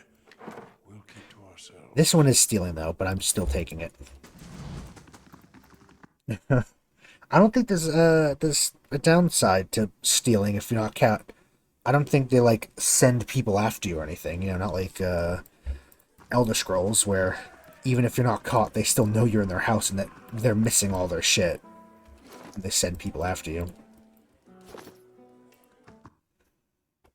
Okay, yeah, we can go back to the Medrith guy. Oh yeah, I figured. I just imagine you were, you know, lurking, hanging about. With the cat's nose, how is it you failed to notice your rotten stench? Okay, Durrance. Failed to notice? Hardly. I put work into smelling this way. I should have expected. I never know what sort of game is downwind. I need to smell like part of nature, not an interloper. Gross. Being tired? Yeah, I feel that.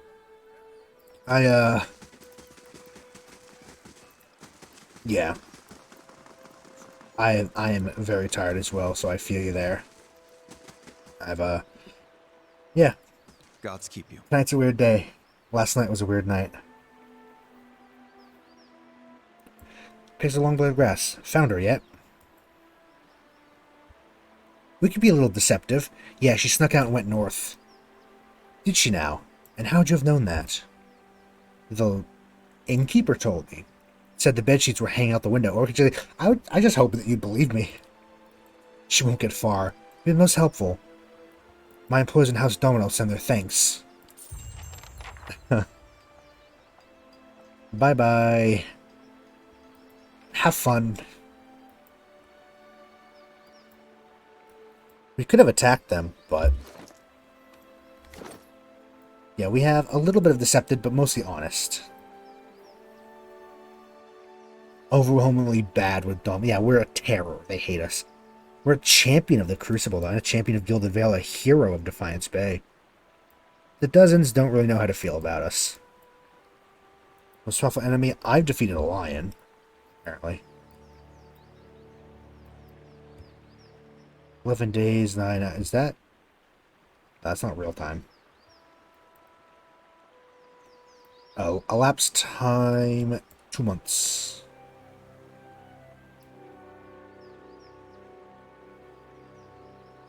Plus, of course... let's just save an in-town one.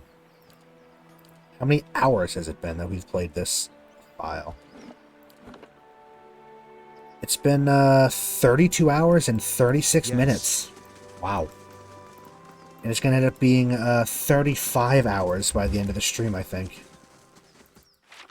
Just head down here. Ooh.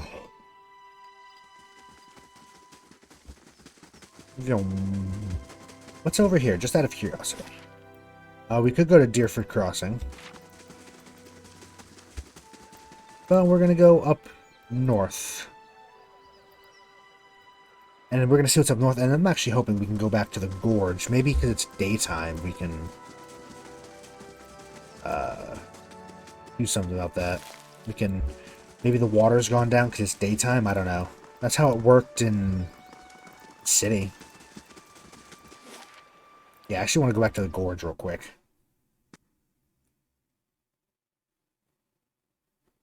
And if not, then, you know.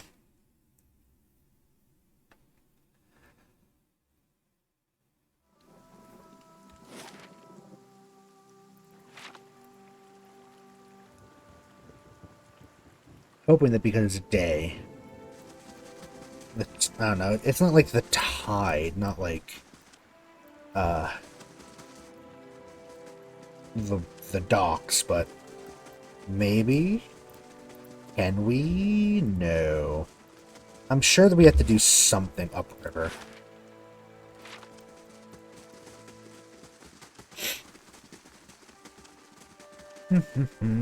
We have resting.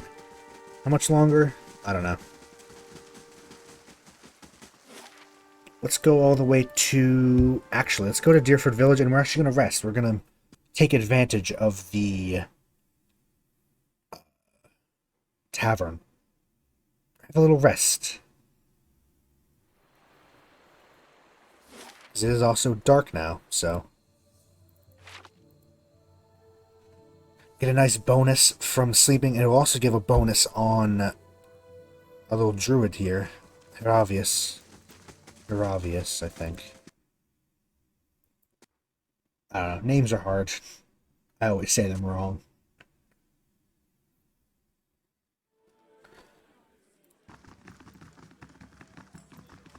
Well met, friend. Hello, I want a room. Make sure you close your window if you're on the side facing Terrigal Shop. Triangle. Plus 2 dexterity, plus 6 damage reduction. Plus 1 might, plus 2 con. Against beast. Plus 2 might, plus 2 con, plus 2 intellect. Yeah. That's pretty good. I will spend the money on that. Nice. That's very good.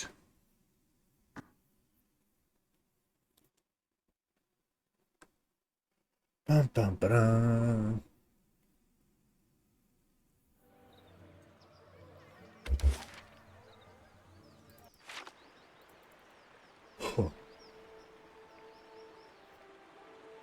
And into the wilds we go. To Deerford Crossing. I feel like the river here, there might be like a dam or something, I don't know. Or we just have to wait, I'm sure, I don't know what it is. Crossing. Now the actual ruins are north of here. And if I remember, I think like a druid's, I mean a dragon somewhere. Where exactly though? I have no idea.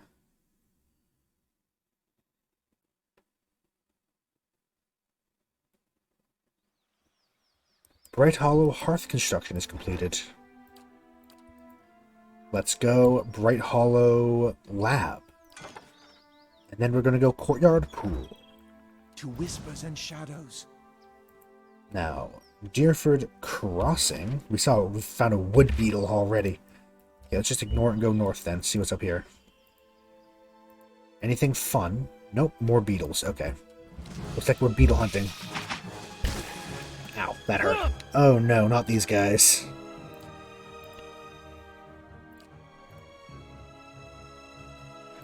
Alright. Throw some of this. Palagina.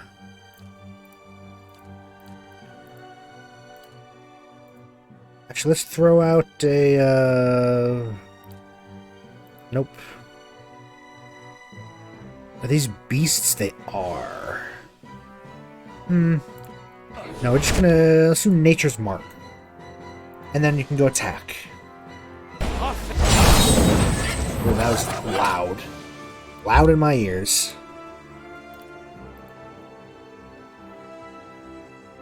And you. Throw some of these.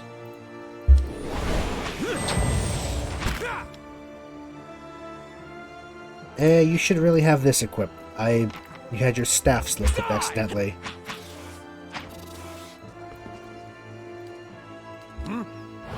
Whoa. Heal everybody up. There you go.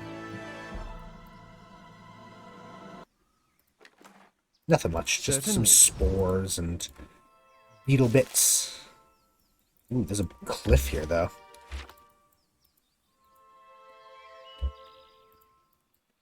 Whoa. Yes. Kill the beetle. Ow. Corrosion will do nothing to him. I mean, he'll still do stuff, but he doesn't actually care that much about the acid damage because we took the thing. Yes. And those are just little baby enemies, so I'm not doing anything extra with them. Ooh, what's this? A way across the river, huh?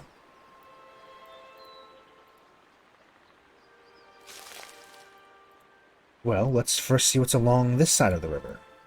We found both paths crossing.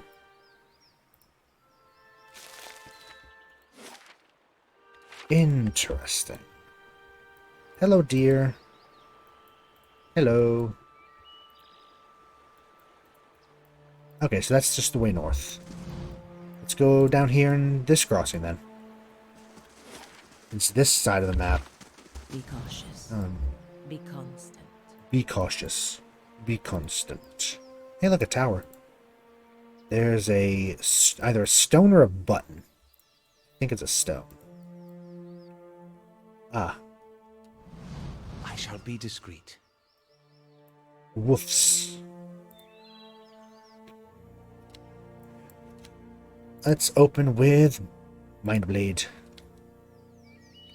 Oh, we had to get right up there, didn't we? Oh well. That'll do. Elder. Right. Autumn's Decay. Nope, go move around this way. Hit him with this action. Ooh, that's pretty good. And transform and attack the Elder.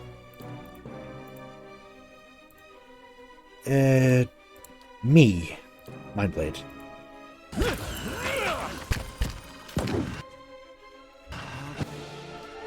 And yeah, let's transform and...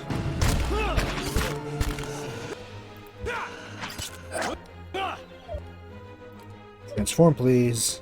Just kind of want to see it. Oh, we can't. Okay, it's friendly. Okay, this thing is. This little staff of Aloth's. Die already!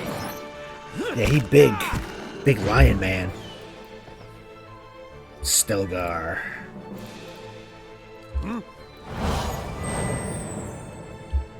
Didn't really use it because, they're dead by the time he showed up with it, but, It's per encounter, so it doesn't actually matter that much. What's that? Golden celery? Hey, that's how you make drugs. You can make, I don't remember what drug it was, but there's a drug you can make with that. What have we here? What have we here? Book of Hidden Rite of Hidden Wonders, rather. Ups mechanics, right?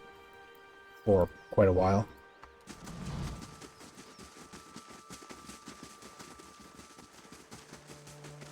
Light, Flame and shout. We'll keep to ourselves.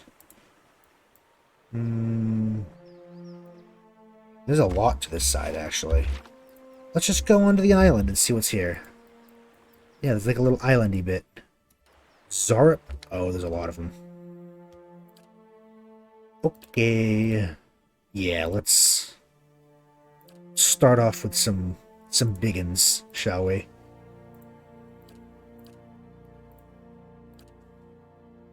What are these? Staghorn, yeah. Fuck up there, priest. Ooh, that was pretty good. That was pretty good. Transform. Okay, yeah, let's throw out both of these here. Palagina to this one. Actually, both of you to this one.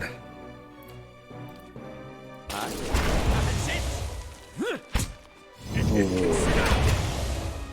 Big.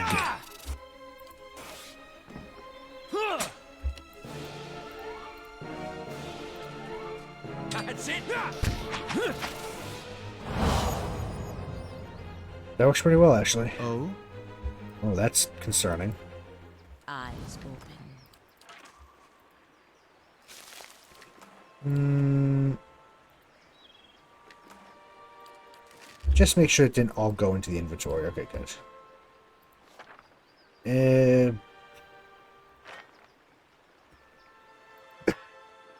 I almost kind of like this thing here better. This thing with its well, I mean, it can come in handy to dominate, I guess.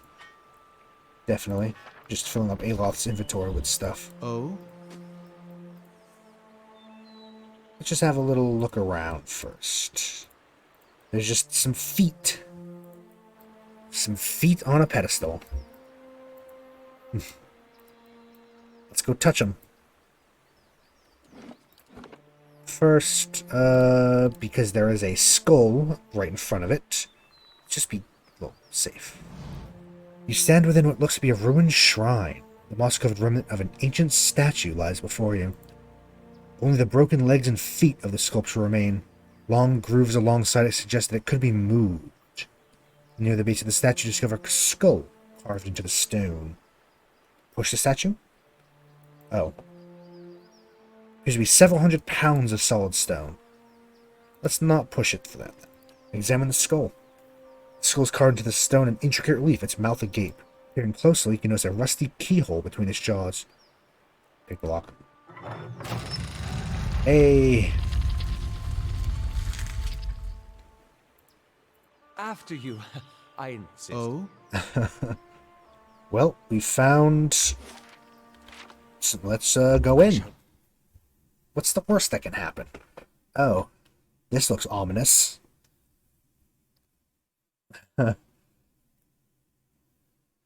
Yeah, nothing bad can happen here. I don't actually remember what this place is, I'll be honest. I don't know if I ever... I think I found this. I don't know if I ever came back for this place. I don't think I could open it at the time. This effigy is made of several crooked sticks tied together with rough twine. Casts an ominous, flickering shadow on the wall. Blood legacy? Oh. Oh, this has to do with... But that doesn't bode well. That does not bode well at all.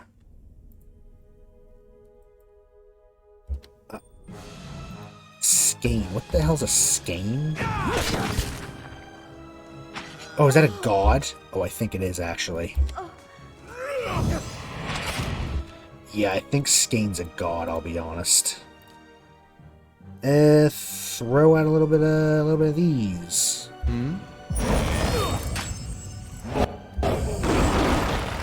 Throw rocks at him. Which one, Palagina? Actually, let's see if you can skip ahead.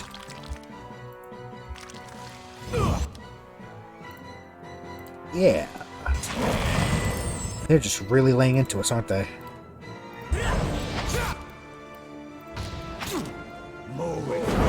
I think we have one of these things, like, dominated on our side, but... Yeah, it's all very confusing over here. I'm not actually doing that well. Move up, Durance, yes. Yeah, do that. Then you should actually go help out down here. Ow. Just punched him in the face. The fuck?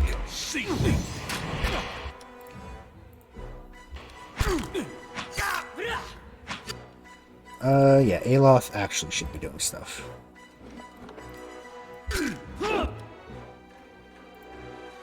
Everyone attack.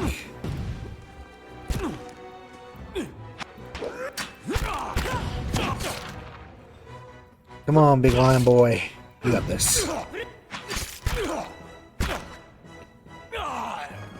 Now a new enemy. Just opened himself up. I think Skein's a god. I'll look that up in a second. That was almost bad, though, because we just ran headfirst into it and didn't expect the rest of them. Oh. Yeah, oddly shaped hood is worn by the elf worshippers of Skein. Crudely fashioned coarse material, its modest construction befitting of followers of the Quiet Slave. Ah.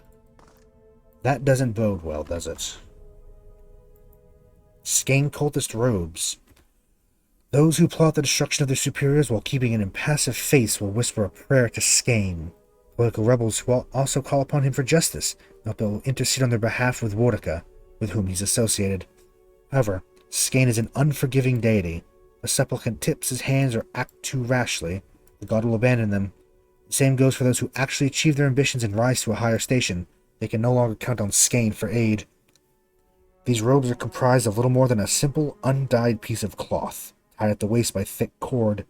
They have been used during the grim rituals of the Skeinite faithfuls, it seems. They are spattered with patches of blood, both recent and long dried. Okay. Well. Good loot, though. You know, I really don't like the looks of this big double door, so... Yeah, Cyclopedia... Deities. Skein. God of defiance, violent rebellion, secret hatred, covert plots, resentment, and envy, rather. Frequently pictured as a disfigured and scarred slave and worshipped most often by the subjugated and destitute. Huh. Oh, trap detected. I got it. I can pick it. Oh, I can't. How powerful is this trap then? Goddamn. I have like 8 mechanics. Well, this hall is clearly not meant for us. I'm sure we'll have to find a different way through. Let's be very careful.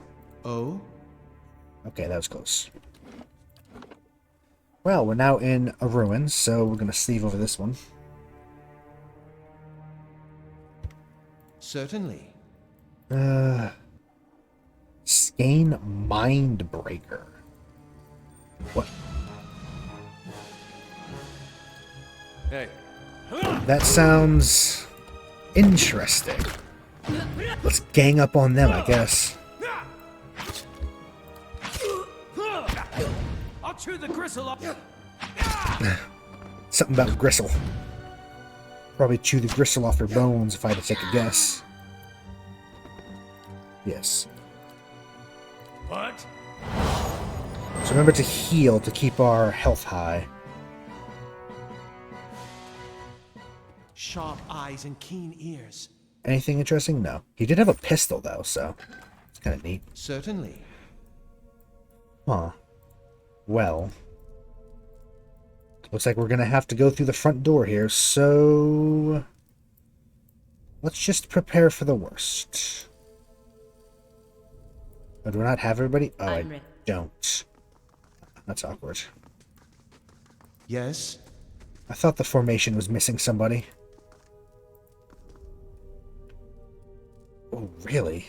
Well, we have plenty of lockpicks, so...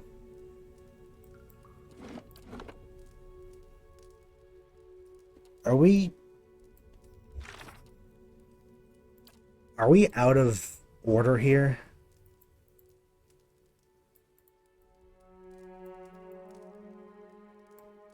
Huh. Oh, I think, were we supposed to ask around about, whatever. I shall make it so. Yeah, we have 24 lockpicks. I feel like we were supposed to ask around a bit, but whatever. This works just... Uh-oh. Fine? Question mark? Blood congeals under the corpse's slashed throat. Corpse is bent forward as if watching her life's blood trickle away. Blood pool.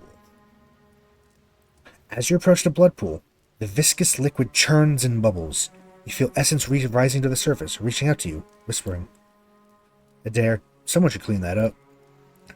Who would create such a vile thing? Some strange power seems to be animating the blood. Want to hazard a guess and say that, whatever it isn't benevolent. Durance, a bubbling cauldron of Skane's hateful seed. He may be sniveling and cowardly in his ways, but he's never lacked for focus. I'm gonna retreat from it for a second. Kinda don't want to fuck with it. To whispers and shadows. The man's arms are cut open from elbow to wrist. Now here's something. Okay, that one I managed to disarm. Huh. This cabin is finely crafted from a deep, rich wood. However, many of its shelves are broken from years of rough use. Oh. Final journal of Jonas. My son, tomorrow I become the effigy. Tomorrow I become Skane's embodiment on Eora. Tomorrow my master chokes on his own whip. For months, we met by secret conclave to plot our landlord's demise, all the while working the fields as if our hearts were content. Skane teaches us to plot with a mind while keeping one's face impassive, inscrutable. Fair fights are for those with armies. The quiet slave is our whetstone, our focus. In his worship, our cause finds focus, clarity, and possibility. Tomorrow, my master chokes on his own whip. By the time you read this, I will be dead. I pray Skane does not abandon me for speaking of my plotting, but a son deserves to know how his father died. For I have volunteered to be the effigy. Skane will inhabit my body, using this old farmer's simple flesh as a puppet of godly rage. I have been shaved and anointed. Tomorrow morning I will be your father in name only, as my manhood will be removed, my nose and ears removed, and my useless mortal eyes will be placed with flint stones, through which Skane might see the world. Okay. My son, I am sorry for the lies I've told you these past few seasons, but Skane demands secrecy. Even your mother knows nothing of my furtive service to the quiet slave. Curse my name if you must, but never weep for me, for I die for the betterment of our community, to smite our lord's corruption from the face of Eora. Tomorrow my master chokes on his own whip, for tomorrow I become the effigy. Okay. Well. Skanite scripture. Burn, feel thy hatred twist within thee. Feed thyself on its bile, sustain thyself on its anger. This hatred, this bile, this anger, These shall be the tools for thy rebellion. Let thine heart seethe, there's no satisfaction in open confrontation. Hide thine hatred, let it grow that it may fester. Make thy plots in secret. The quiet slave stays in the shadows. His face seeks not the light. Going on break soon. I can have a second to... Words are starting to fail me. In darkness doth he work, in darkness doth he move. Rebel against those that seek to control thee. Rebel against those that wish to remove thee. Oh, we got more lockpicks. That's good. Can we unlock it with the key we got now, hopefully? Small wicker statues with blackstone eyes are placed between the flickering candles. Oh. Come forth. Just beat his ass. No, don't beat my ass, beat their ass.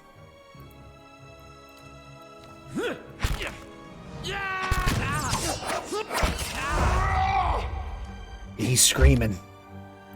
He do be screaming.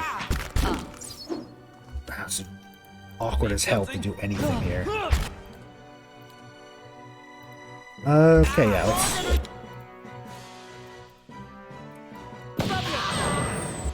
Now we can go do this, okay. It's a very, very tight quarters in here. Very tight quarters in here. But that little yell you heard was also the barbarian scream, I think, so... That's fun. Margaret's fire casts light in dark places. What's in here? Lockpicks and a bunch of gold. Good to know that they do give you the option, or the tools you need to get through this place.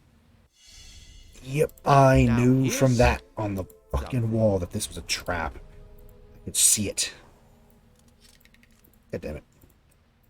Gonna have to do this carefully, huh? One at a time.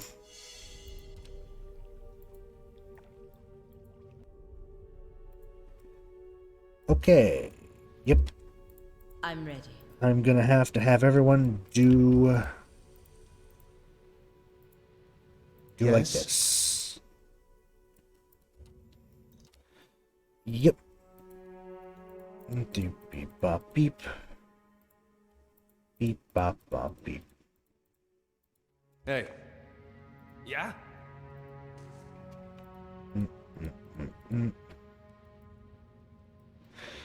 Now for Durance. And for Aloth.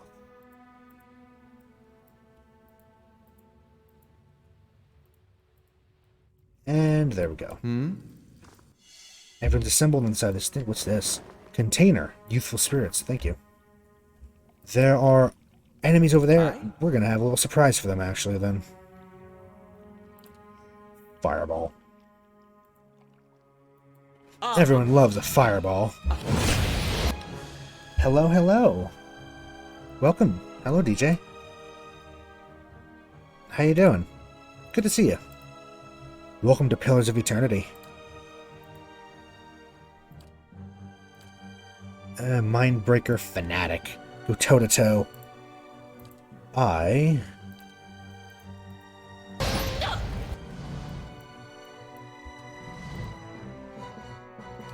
go and just run at them. Need some? Oh my god. We almost fucking died.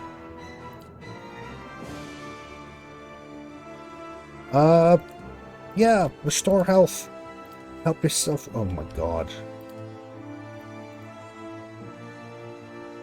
Nope, okay. Now, do this. Then do this. Now, Aloth, who... Oh, is confused. Oh, shit. You know what? We're actually fighting very powerful people right now. She just... Yeah, will do. Oh yeah, you already turned. Okay. Nope, not that. Oh. Nope, that's a little powerful.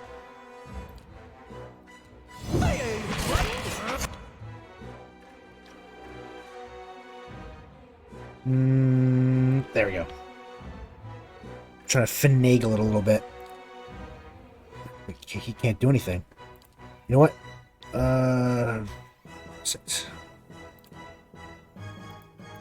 Suppress affliction. How about that?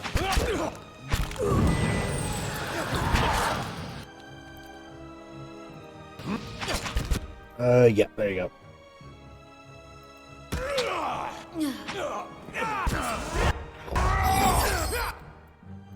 So you do this, but you need to heal yourself. You need to do the same. Oh my god. My god. No, he's actually got very hurt. Ooh, okay. Everyone good? Oh? Wow. That was a fight. Oh, I don't like what's in there.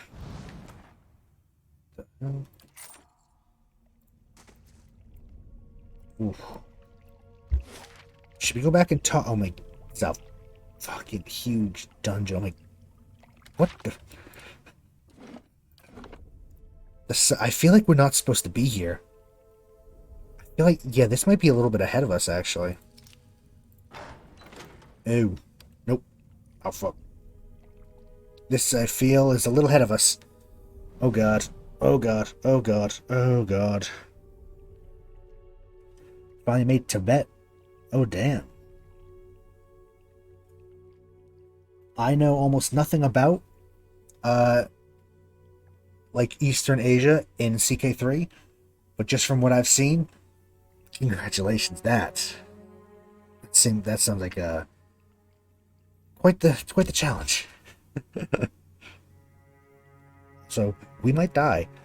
Wymond, a large bull-necked man in a hood, helps a young elven woman down from a glass chamber connected to a dizzying array of cables and machinery. Her skin and clothing glisten with fresh blood. You may feel a little lightheaded for the next hour or two, but that will pass. Is that Matt? Have a meal and Again? get some sleep when you return to town. The transfusion. Mercer! He has turned against us. Yeah, that's Elise. The transfusion will be smoothest if you relax and rest. The implanted essence already has a hold on your mind, so fighting it will be useless. And I hope our new visitor does not complicate matters overly. Hi, I'm here to complicate matters overtly. The second largest... Oh, damn, yeah. That is, 143 counties to make it? What the fuck? Wow. Plus, you're on that part of the map. You have to also contend with, the Khan of Khans showing up as well, don't you? What's going on here? Subversion. The black sheep cousin of justice. Or haven't you heard Lord Heron's tale of woe about a missing daughter and an impending marriage? He's sent his soldiers to scour the village while he bides his time at the Dracogen Inn. You of all people should understand what I'm doing. I don't know who you are, but I can read that look of discontent on your face. Polite society frowns on your struggles and ideals as much as they do my animancy and Scan's rituals. But unsightliness reminds polite society that there are limits. When no one pays attention to the excesses and debaucheries of a lord, you give them something they can't look away from. Am I streaming tomorrow? Yeah, I should be. We should be back to our normal Friday stream. Using mods that makes the area a bit more difficult. Oh, that's a population system. Oh yeah, I think I remember you talking about that. That sounds really awesome. After we do our Hellas run, I should check out that mod. 2k levies for most of the game. Wow. That's I can't even imagine. Honestly, I have a hard enough time fighting empires, making empires in that game with 20,000. Alright. Yeah, if you join up late, then you should be able to catch at least part of the Oni, which is fun. It'd be good to get back into Oni. We just have to remember what the hell we were doing.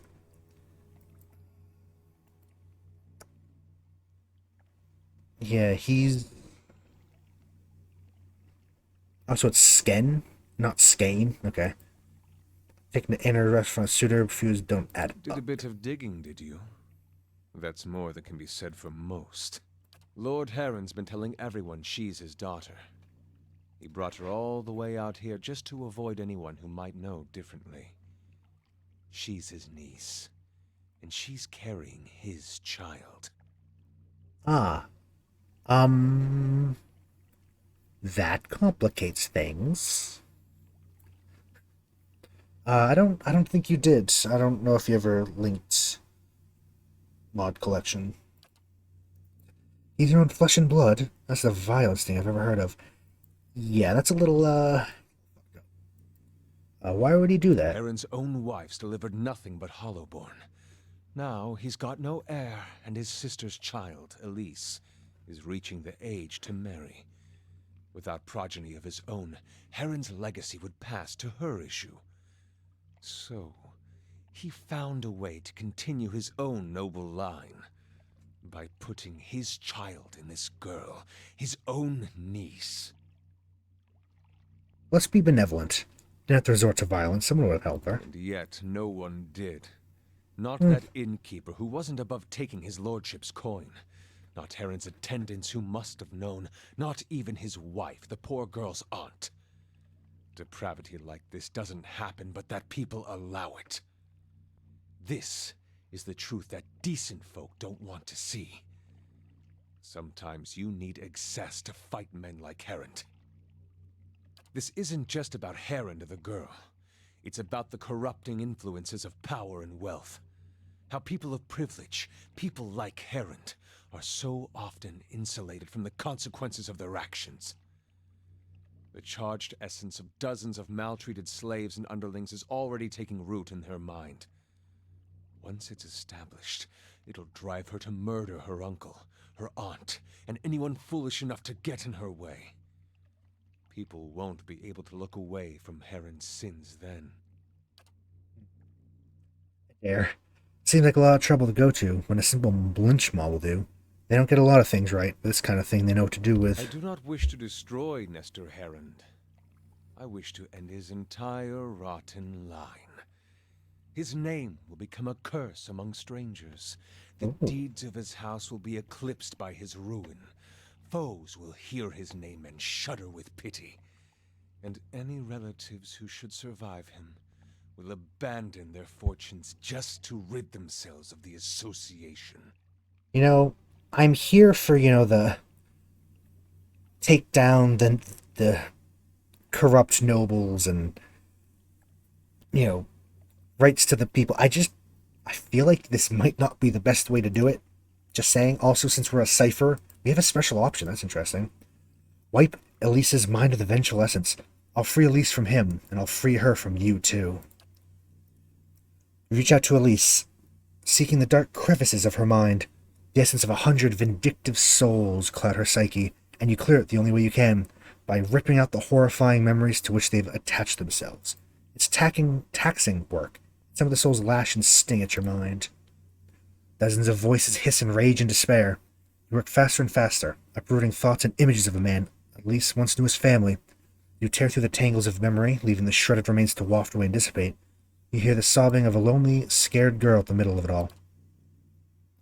The uprooted souls turn on you in earnest, but you don't stop until you've severed the last thread of connection.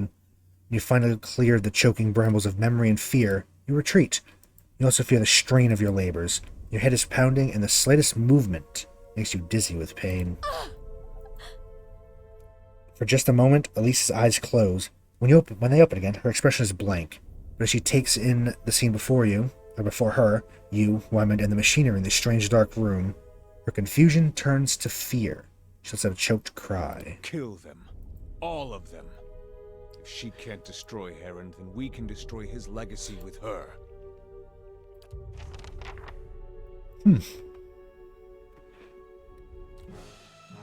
Combat starts. We are a little, we have a concussion from that. We're a little fucked up. Well, just start throwing spells around. That's what this sounds like.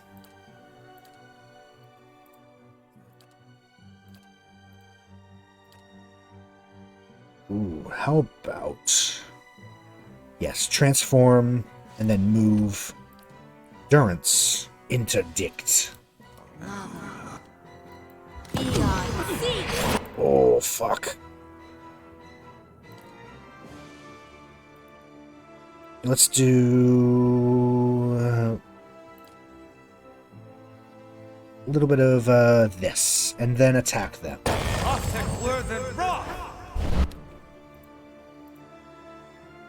And Palagina. There's a lot going on here. Wimund, that's what I want. I want you to attack Wimund. Wimund. Let's look at the priest's spells. Searing Seal, Restore, Shining Beacon. Aha. Let's throw a little crusading.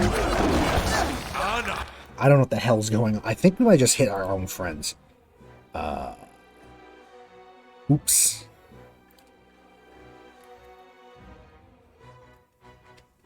Yeah, let's do a little of that.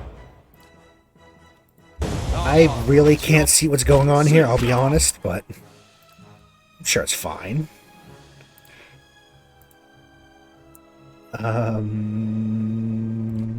Ooh.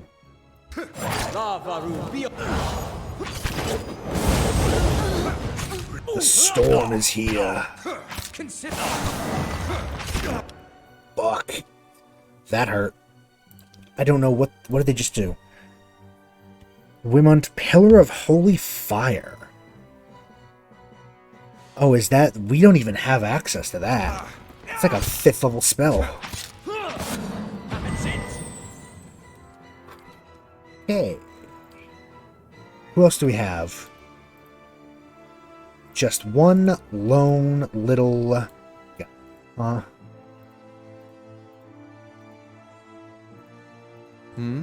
Goodbye. Oh? Elise. The young woman blinks at you, takes a few steps back. Stay away, I don't know what happened here. Let's still be honest. Skinite cultist kidnapped you. Shows around the dead cultist in pools of blood, her eyes widening in fear and confusion.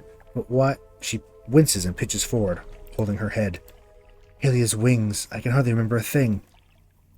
She pauses, her brow furrowing. She mutters something in a dialect of Rautai, then Valian. No. My name is Elise. Her fingers dance at her side, plucking at the air in 3 repeated motions. A liar. The opening notes of the false knight. Her twitching fingers brush her swelling abdomen. She looks back at you, a question in her eyes. I mean, we can still be honest. Be clever. It isn't mine. No. Your young noble is taken advantage of by unscrupulous relatives. Also, I can't go back to the village, though I don't remember why. Looks around at the strange machinery, and I certainly can't stay here.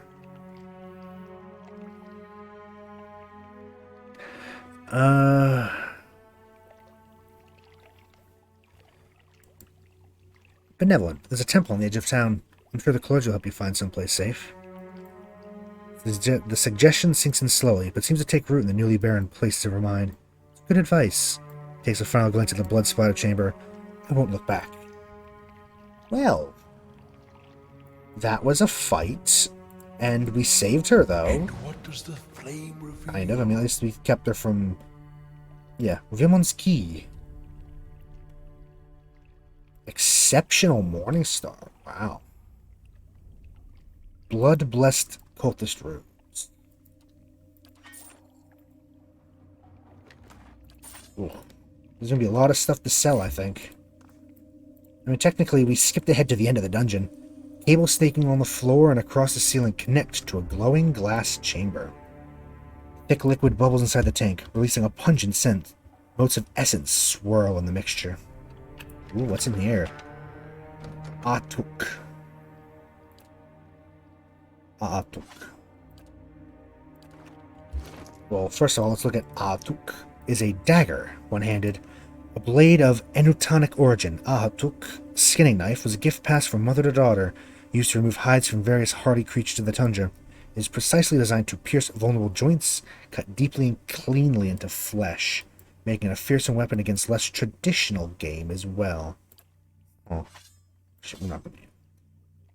Let's trap in here. We got a book. Vimon's Notebook. The looping scribbles are difficult to read, but as you flip through the pages, you can make out several passages. Near the beginning, you read, "Will be a suitable place for my experiments. There's an abundant space, and more importantly, the locals are content to ignore it. Should probably You skip ahead several pages. Willing volunteers. The legacy has brought many grievances to the surface, and capturing the essence is primarily a matter of timing. The ritual of the effigy serves as a good template for," it's again in the middle of the book, "died and their essence evaporated. Next time I'll have to try a smaller concentration of the regent to," turn to last page, "a noble from Defiance Bay. Results were mostly consistent across the other subjects. The challenge is always applying the method to an unwilling participant. But a situation might prove an advantage. If I can bring those memories of her uncle to the forefront, it might render her essence more susceptible to the process." So dump those in there. Well, I think this one might be a way out. Don't kill us. An ornate crest decorates the sarcophagus. The name on the lid has been scratched out. Exceptional arbalist. Hello. I mean, this might be a way. We still have a lot of dungeon to explore. We kind of skipped ahead half of it. Also, can we rest? I want to rest.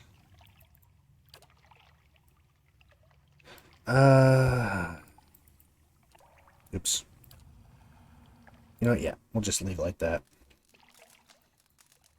And I think that's a good time to take a quick break.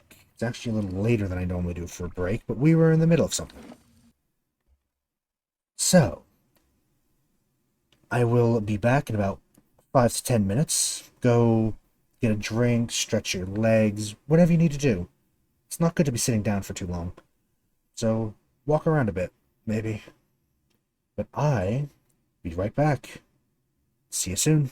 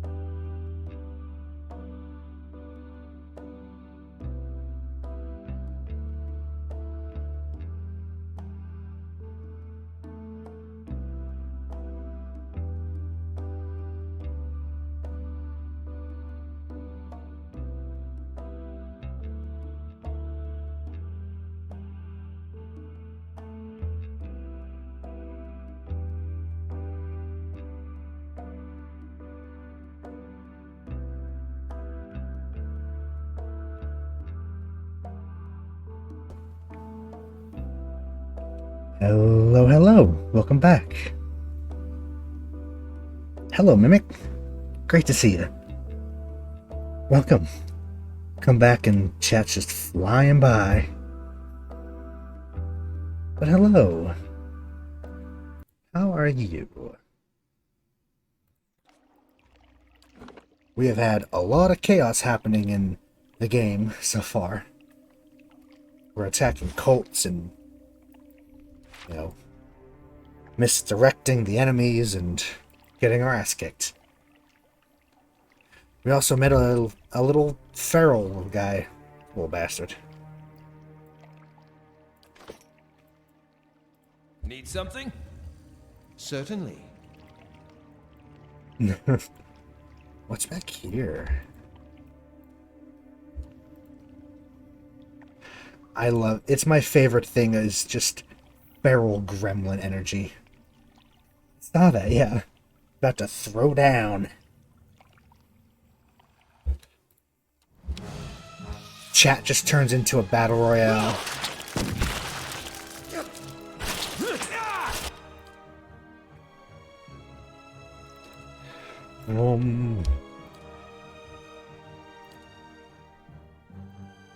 That's not very helpful. Yes. Little feral guy, and then watch what he does. He's big lion man now. Druids. Druids, man.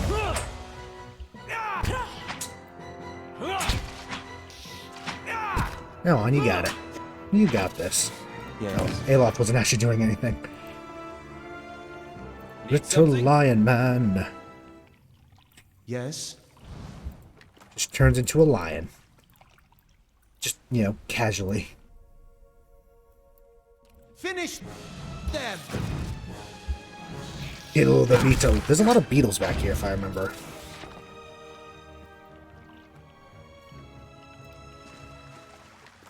Keeping an eye out. Well, let's venture down here.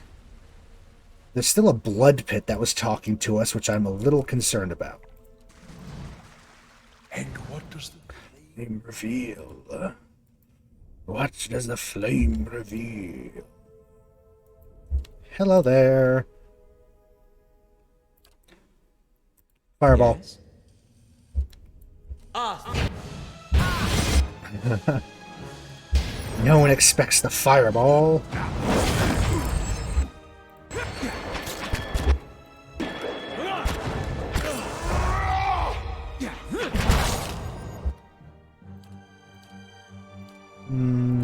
Palagina. It works no matter what the game is. Oh god.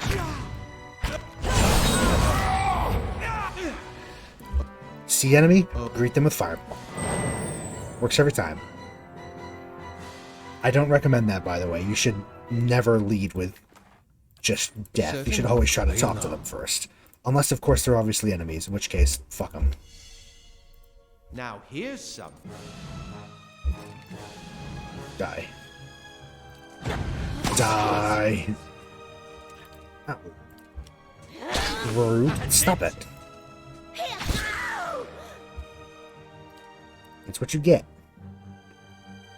Not flurry attack. Oh? There is absolutely a way to make a cleric who doesn't have a single healing spell. All you do is just Certainly. pick a domain that doesn't have healing spells in it, and just don't prepare healing spells. And it's a valid tactic. You know, clerics don't have to heal. If you want to go pure like DPS, go something like Tempest or Light Cleric. Light Cleric's just a Gatling gun fireball, let's be honest. Scorching Ray, Fireball, Wall of Fire, you just fucking spam that shit.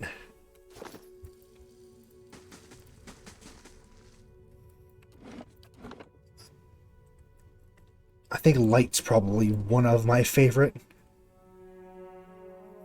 domains, just because you're a wizard wearing a cleric robe, like, That's all you are. Don't kill me. Fuck. Was it worth it?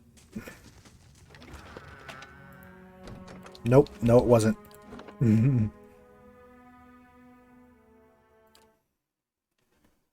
a cleric be a huge disappointment. I mean, to be fair, yeah, War Cleric too, that's right. Oh, go War Cleric. The Channel Divinity for a War Cleric is nice. Plus 10 to an attack. You can keep people from missing in really clutch times. On the hunt. War Clerics are actually really fun. Ah. I just tried to close the door. And I did. I closed the door. Oh, there's a trap there.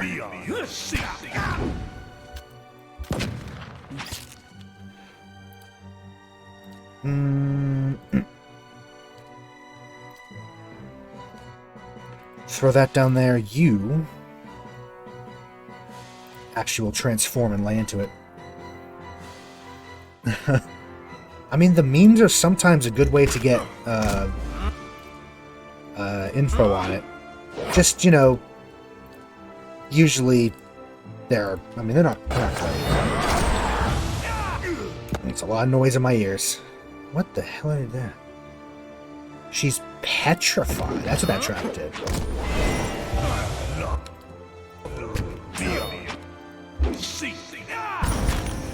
Ow. Fucker. Knock him down. Get his ass out of here.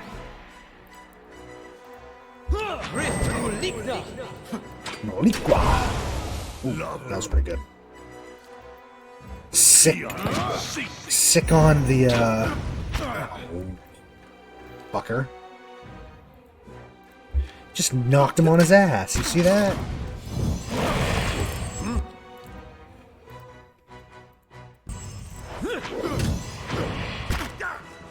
Yep, they are a little powerful, these ones. Okay, back in the middle of the combat. Durin, switch up with the staff and just bonk. Oh, we have a lot. Do anything fun? Scream at him. Hell yeah. Paralyzed. What?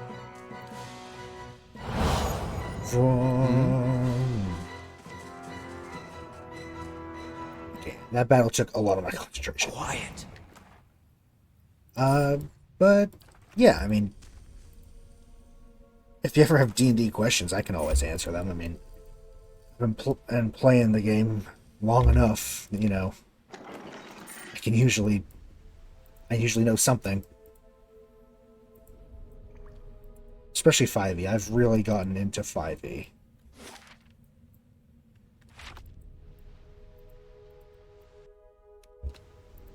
Kill.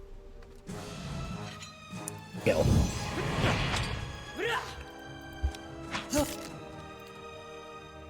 Kill. Just chant it. And eventually they'll do it.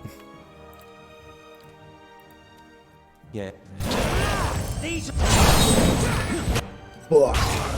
That really hurts. Was he weakened? Wow, he's actually getting really hurt.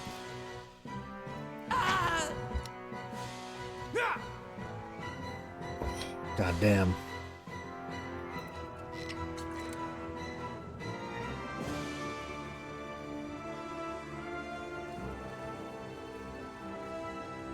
Hello? Hello?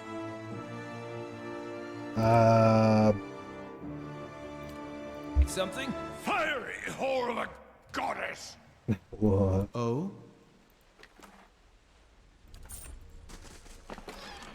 Oh, what's this? Final Journal of Jonas. Oh, we already know that one. Bit of a cult, really. List of names. This creased sheet of paper contains a list of names. Some have been crossed off. Idit leaves window open at night. Small house on the edge of Kindle Vale. Hegerto, visiting from Old Valia, doesn't speak Adirian. Keeps himself, won't be missed. Tyrfist lives in small encampment on road to Loghome. Takes solitary walks each morning at sunrise. Should be most vulnerable then. Belmus, his parents leave him alone after temple services each Gorandag. Thenless visits a mistress in Balrach every third Folksdag. Get him on the road. Check Gildenvale and Orin Andra's gift. May find more interested parties there. Old dungeon key. Nice and quiet. Let's just head down this way. Gross. This torture rack is spattered in blood and gouged by fingernails. I don't like it. Trap detected. Yeah. Let's not go into the dungeon yet. Again, this is a massive map. We skipped quite far ahead as well. I feel like we might have missed something as well back in town from this quest, but whatever. What have we here? Trapped, disarmed. Ooh. What are you? Mantle of Wreathing Flame. Friendly aura.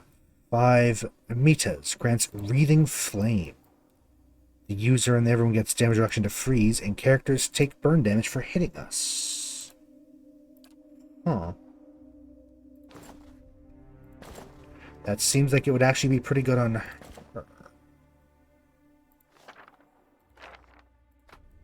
And let's throw traps in here. I don't need them. Come on. There you go.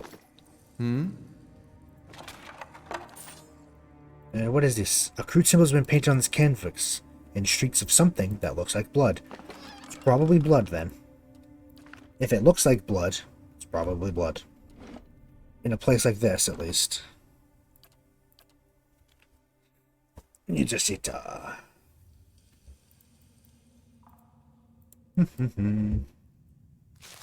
Skanebone. Oh, that's related to the god. And what does the flame reveal? Oh, there's a lot of them.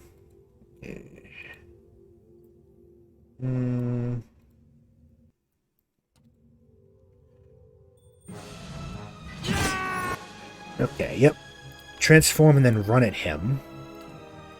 Smack that one. Throw around more of this. Around more of this. Endurance. Interdiction, all of them.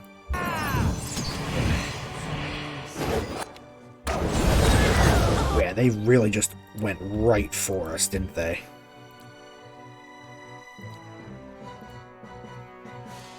Adair, go help out, will ya? Ooh, he's getting very hurt. Very hurt. That's it.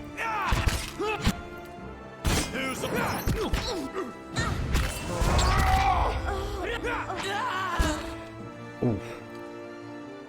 Yes, go kill. What the actual fuck is going on? Yep. Adair, knock him down. Yep.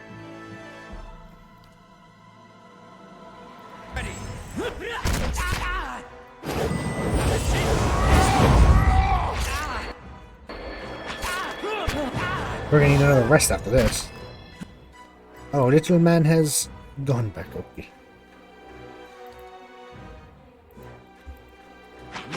Yep. He can help with some stuff as well, so let's just all attack. Everyone gather in the circle, regenerate. You'll all be fine.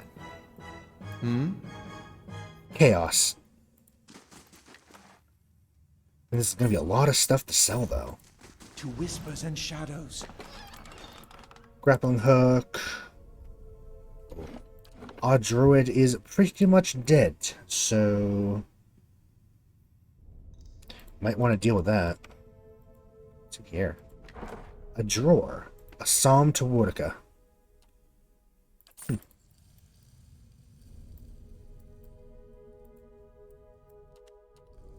Yeah, we'll go around here. This looks like it probably... I don't know where this goes.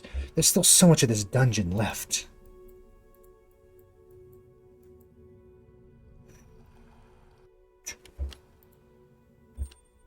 Oh. Yep.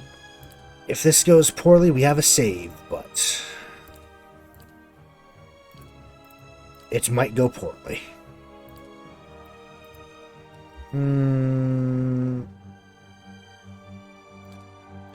Yeah, let's throw more tentacles as well down. I'm beyond seek.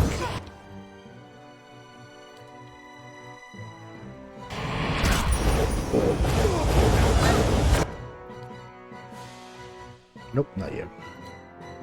She is confused again, okay. We can deal with that.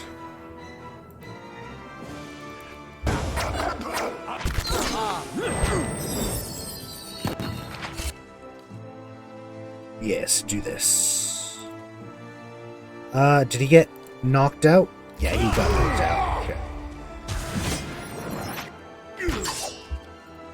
Tentacle, tentacle.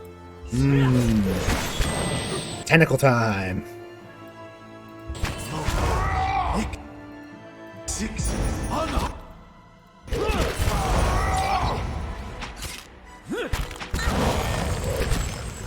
Oh. Guard against resistance. Just throw some healing. We're all a little rough, though. Also, I can't see shit. So should be still good. He just gotta get up, right? He's maimed. Okay, we need a rest. I'll see what I can find. Man in bloody robes lies dead upon the table. A heavy crust of blood surrounds his mouth and eyes. Huh. Well, we have a dungeon door here, and a long corridor here. However, we're going to rest because, wow, do we need it.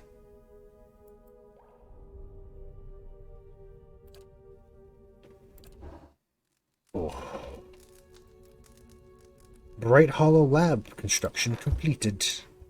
Now we're going to do Bright Hollow Courtyard Pool.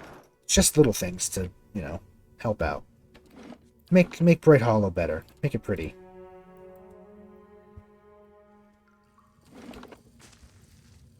Okay, we've saved. I think I just saved. Was that a save I just did? I forgot already. Yeah.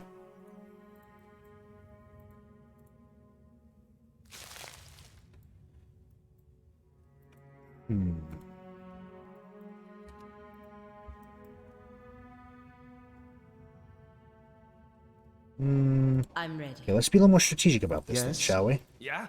He should be able to reach from there. We're going to pull back and have our Arbalest at the ready. Yes? However...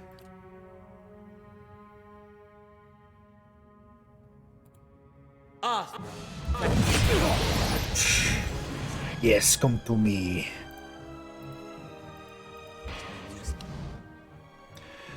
Eloth, we're gonna need your help here. Actually, ooh. Summon the tentacles back there, actually.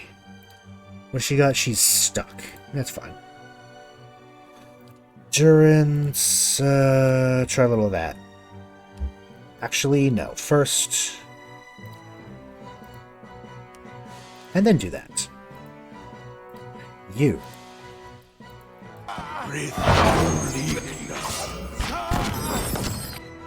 Yeah, right there. He just came right into here, so, you know.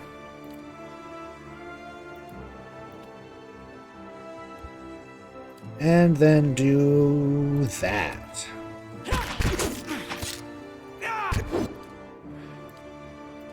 She really takes a beating, doesn't she?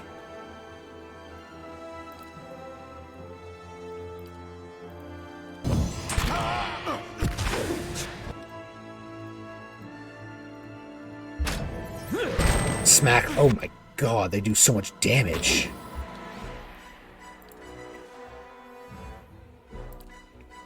Yeah. He's confused. Don't like that.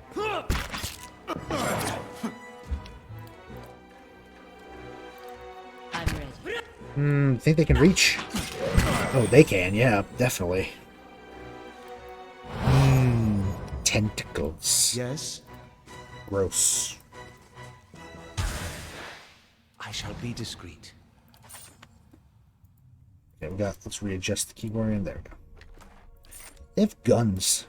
We're getting a lot of stuff here. It's done. Youthful spirits. This curves down here to a bridge. Oh, okay. The path ends in a precipice. The remains of a ruined bridge lie on the other side of the chasm. The darkness below continues as far as you can see. Broken stone pillars, remnants of the missing bridge, rise from the abyss. Across the gap, you think you see a long stone bridge. Wooden beams protrude from the stones on either side of the chasm. Despite their age, they look sturdy enough to hold a grappling hook and rope. Sure. You aim for the beams on the opposite side and hurl your grappling hook across the gap. It snags on one of the beams, digging into the wood as you pull. A couple of firm tugs determine that the connection is secure. Tie the free end of the rope to one of the beams next to you. Shimmy, shimmy. The rope remains taut under your weight, but you feel the tension and vibration of every movement as you shimmy across. The groans and creaks of the wooden beams echo in the abyss. Keep your progress slow and steady. Reach the other side without incident. Oh. That's rude. Fuckers tried to ambush us. Spot on!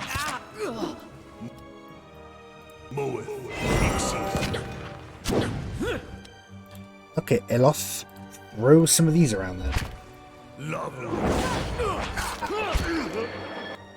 Where is Druid? There he is. Ooh, very nice. Quick, get him before he starts throwing more magic around. Oh, he's the blood chamber, that's right. Oh? Well, we can finally chat with the blood pool. That's a totally normal sentence. Fine blunderbuss, huh? Bitch had a shotgun. Okay. Keeping an eye out. Let's just unlock it from here.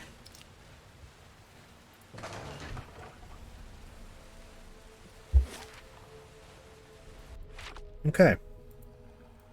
And we're going to do a last little turn around this because this leads to here. They're everywhere, these fuckers. Is it just one? I think it might be just the guy.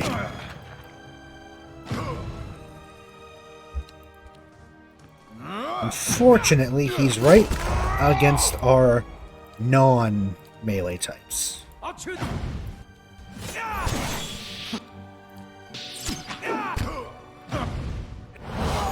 He did not want to die. Oh? Damn barbarians. Yes?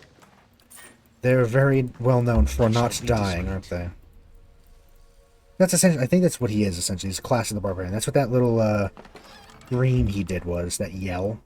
That's from the barbarian class. Yeah? Okay.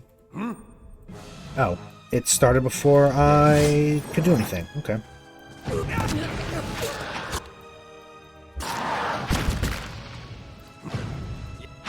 Let's move up. No, not you. Not you. You. I think, I don't know if you heard that. It's me smacking my keyboard by accident. Some purple on him. Can I? Be cautious. Be constant. No, okay. It's weird. It's almost like that the soul thing we did was on his head. We found a lot of drugs in here. You can sell them all. Skulls have been lashed to this wooden effigy. Now this is... Oh god. Oh my... Now here's He almost something. died. Yeah, these traps are too high of a level for us.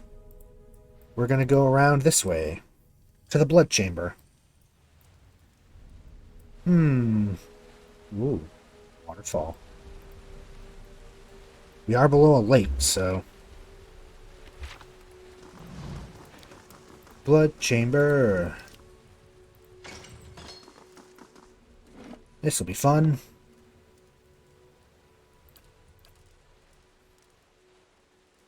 I honestly don't remember what this thing is. As you approach the blood pool, the viscous liquid churns and bubbles. You feel essence rising to the surface, reaching out to you, whispering. Extend your soul to the blood pool.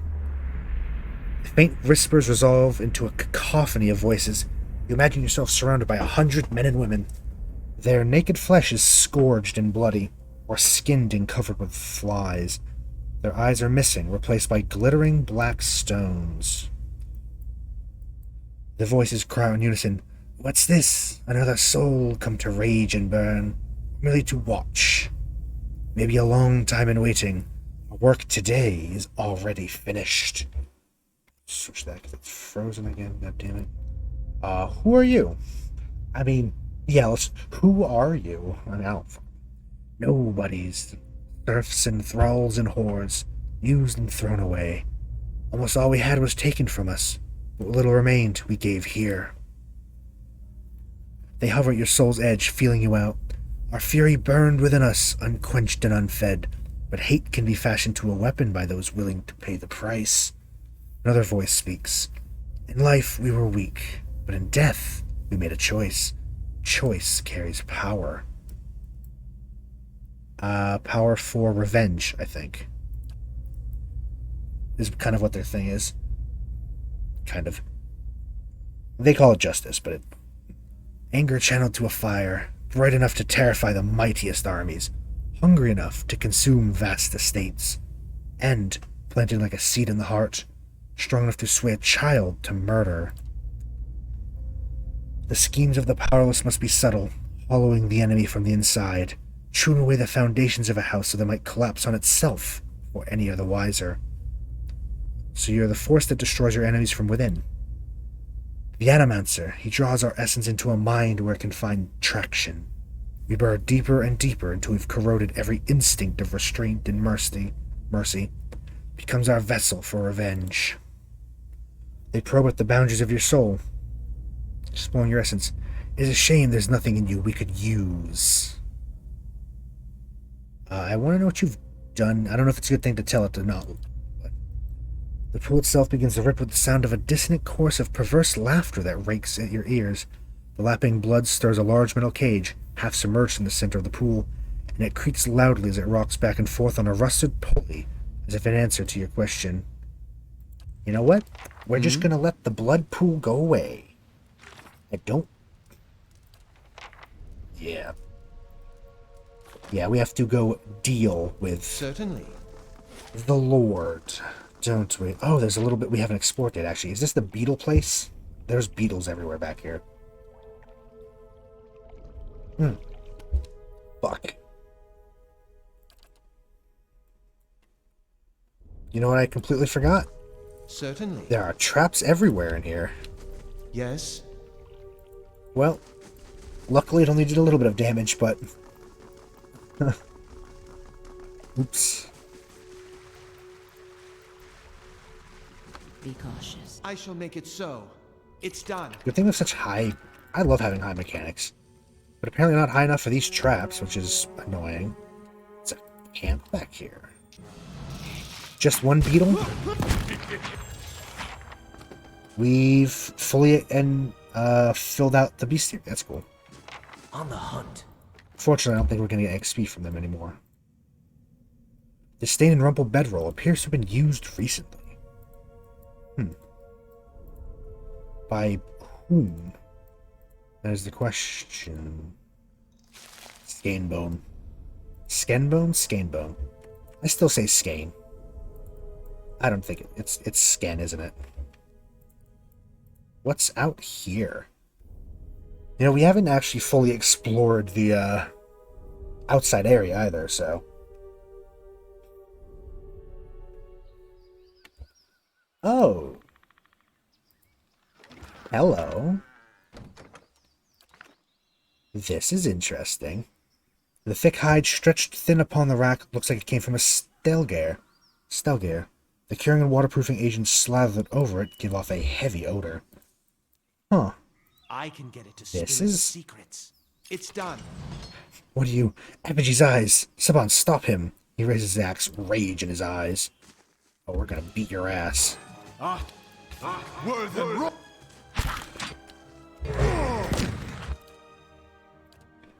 Yep, good old shopkeep. Apparently, it's part of a cult.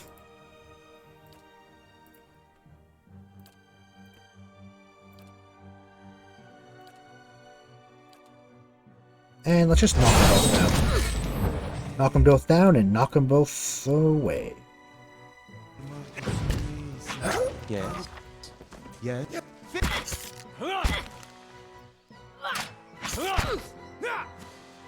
Yeah, let him do. He does good damage. Little lion boy. Hey, we got... Ooh. A fine set. It's very fancy looking. We're not going to use it, but it's fancy looking. Might as well take all his stuff now, because... Ooh, what are you? Key. Courier's key.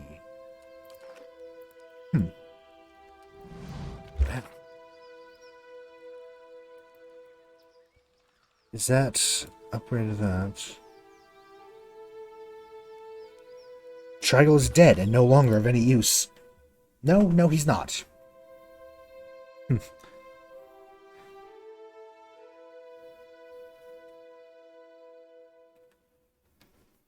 Ooh. Now, I wonder if anyone's actually going to care that we just killed a man, but... I have no idea what that face actually means, to be honest. Oh, that one I recognize, though. Yeah, guy, the leather guy was a cultist. So we had to end him. To be fair, he attacked us first. Technically. Let's just buy anything. Yeah. Item type. So that... we have a lot of stuff to sell.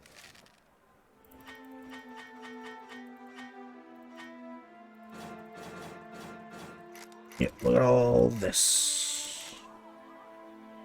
No.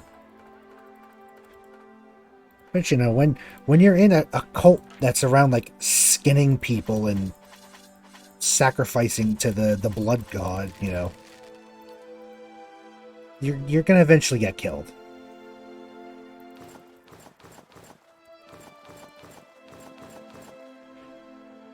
Hide armor, deerwood clothing.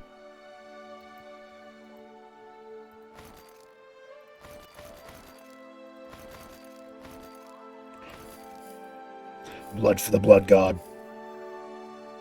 Skulls for the skull throne. Wow. Let's see what that emote is.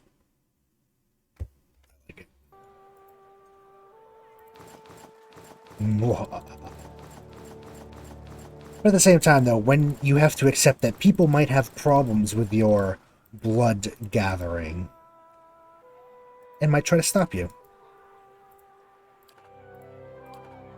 Which is exactly what we did.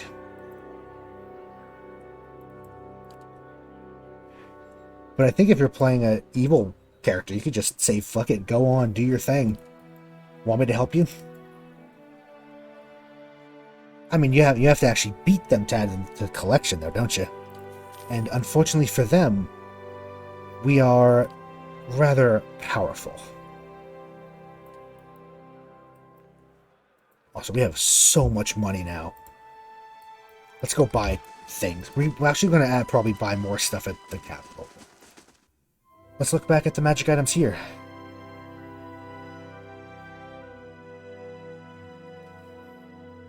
Just a risk you gotta take. One day someone might take your skull and your blood. Ooh.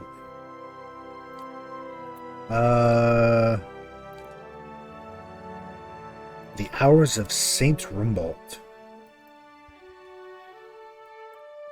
Crits can inflict prone. Okay, that's interesting. Grudge Keeper. Mosquito Gambeson. How many of these do we have? Well, things. We have 10 grappling hooks. We actually probably could use a couple more crowbars. I know it says pry bar, but I call them crowbar. I think over here they're called crowbars. You know, buy a torch as well. Dump them in here. Kitty.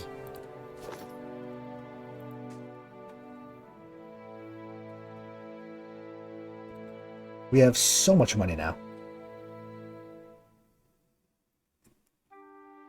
Cool, 20 grand. Give or take. 22 grand. Are there any spells we haven't? Oh, we didn't even set up this other... We should set up that grimoire sometime. Yes? There we are. In the tavern to complete this quest. Will we just beat the dude's ass in the middle of the tavern? Who knows? We might.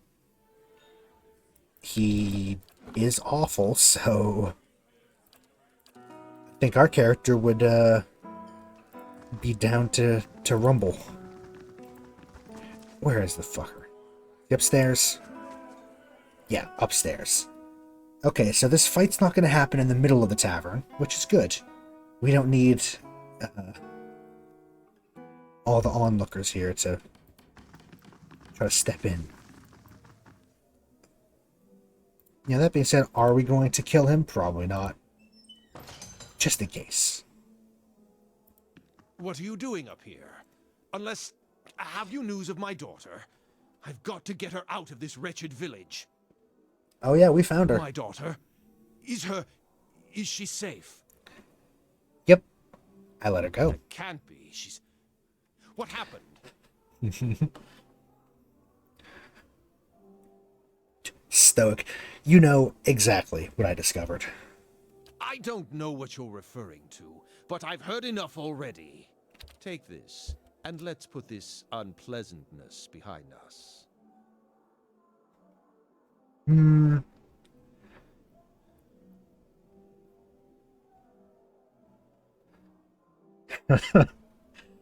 So we actually get much better with the positives if we don't let, or we just do something else.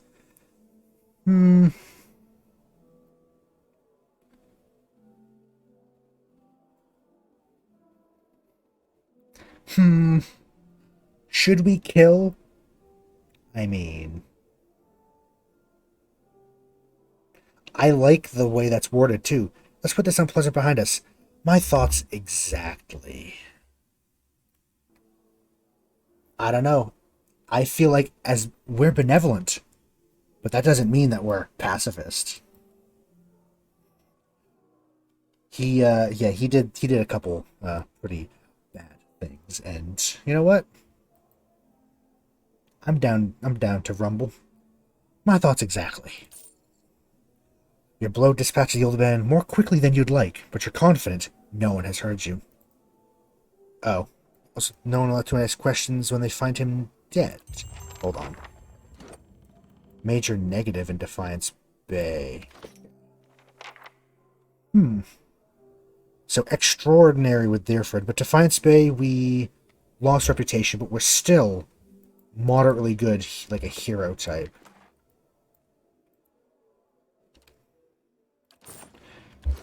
You know, I feel like that is in character, so we're going with it. Amulet of Summer Solstice. Ooh. No larger than an old coin, it hangs from a gold chain. Glows brightly and feels warm to the touch. Grants production and sunbeam 3 per rest. We're going to put it in her inventory, but we're not going to use it for right now. Yeah, you know, I'll take the hit to that, because also we're really good in this village now.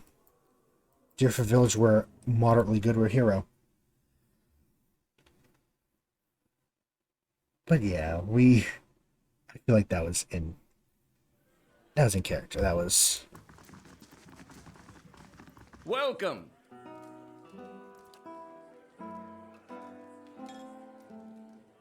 We can be aggressive when we want to. See, we have a little bit of aggressive, a little bit of passionate. We don't have to worry about a god, so, you know, we just gotta do our thing.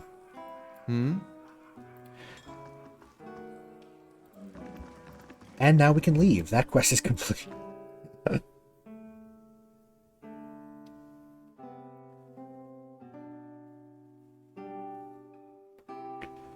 I think there's other ways to make up the hit we took to that as well in Defiance Bay, right? I think so. I'm sure there are.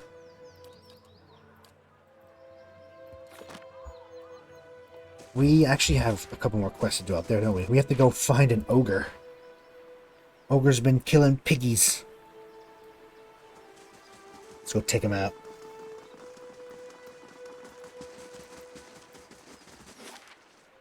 Deerford Crossing. Because we actually didn't finish the map. There's still a chunk of the map to go, and I think the ogre might be living on the part of the map we haven't gone. Or it's all the way in the ruins, I don't know. So those ruins would be tricky. They might attack and kill us. Yeah, over here.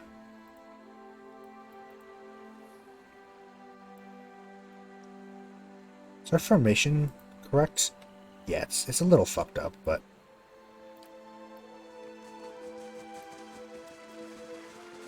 Where's the rest of them? There. I shall be discreet. Hello, dear.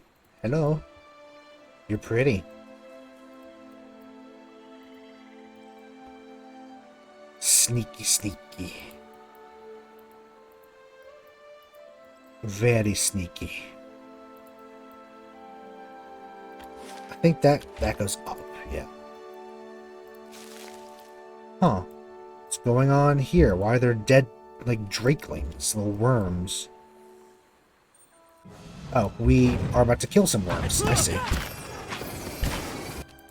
Ow, they're really just unloading. They do kind of hurt, especially when they stack up on you.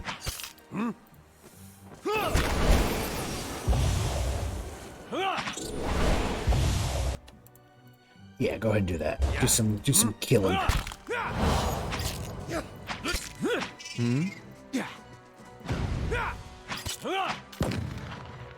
Wow, I love the priest has a gun. In fact, we could give him an arquebus if his faith apparently gets special bonuses to swords and arquebuses. Arquebusiers, oh.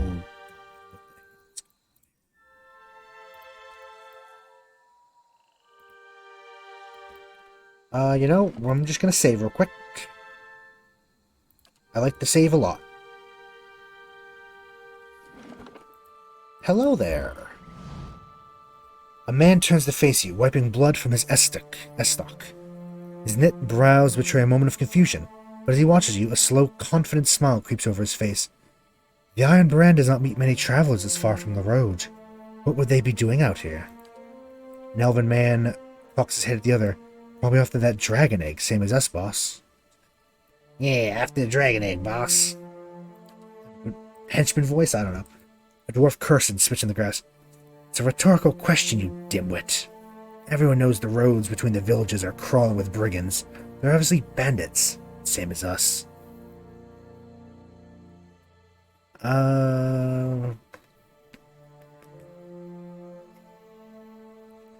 It's a good thing there's a giant egg nearby. Nothing stirs up my appetite, like looting corpses. That doesn't sound good for us. He begins to back away. Once, Ralph, I think you got the right idea.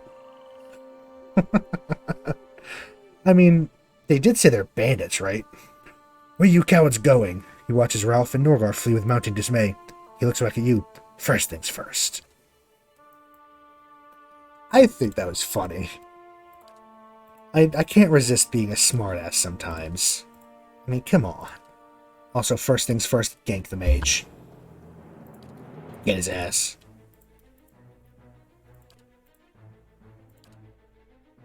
Wow,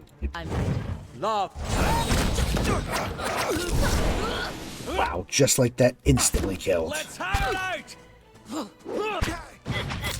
Oh, there's a dragon egg up there.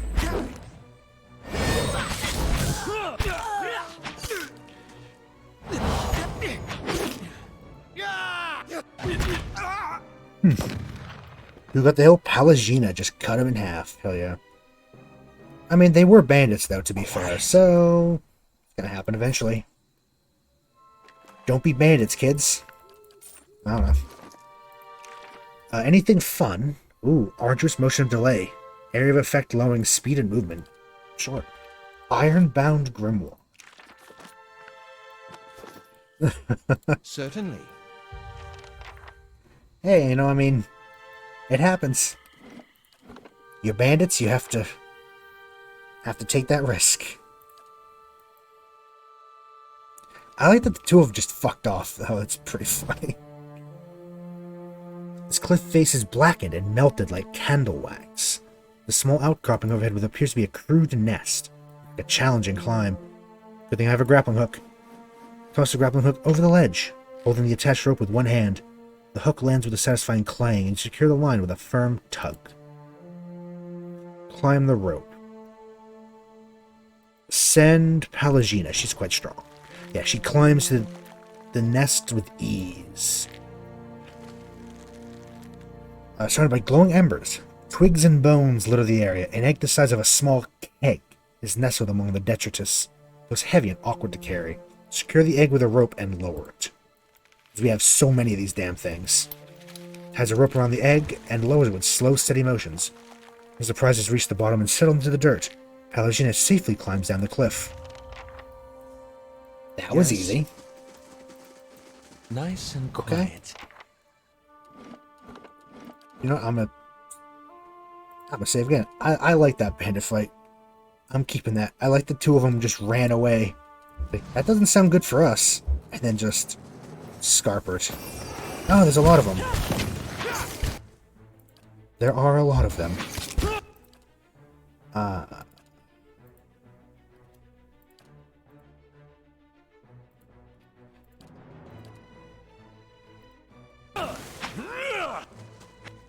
I'm ready.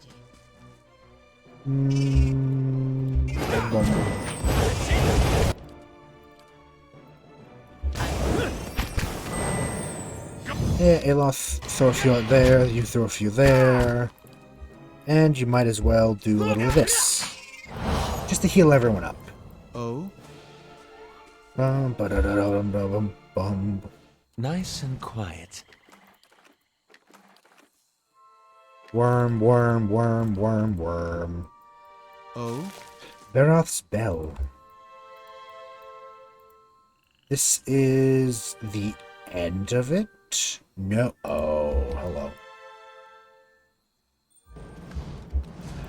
It's a... Oh my god. It's a very tight little battlefield here.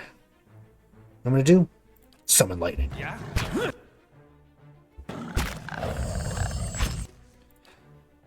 And let's throw some of these out. You're gonna have to throw out some powerful spells.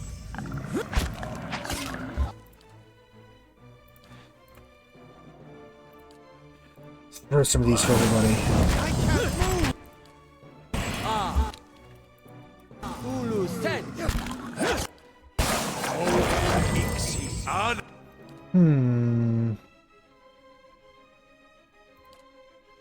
Yes, unravel.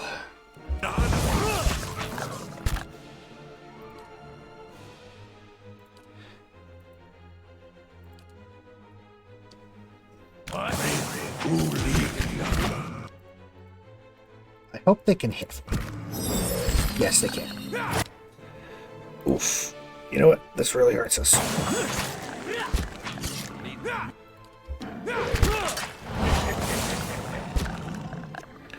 Come on. Yeah, throw them in. Tentacles! They're very powerful, these things.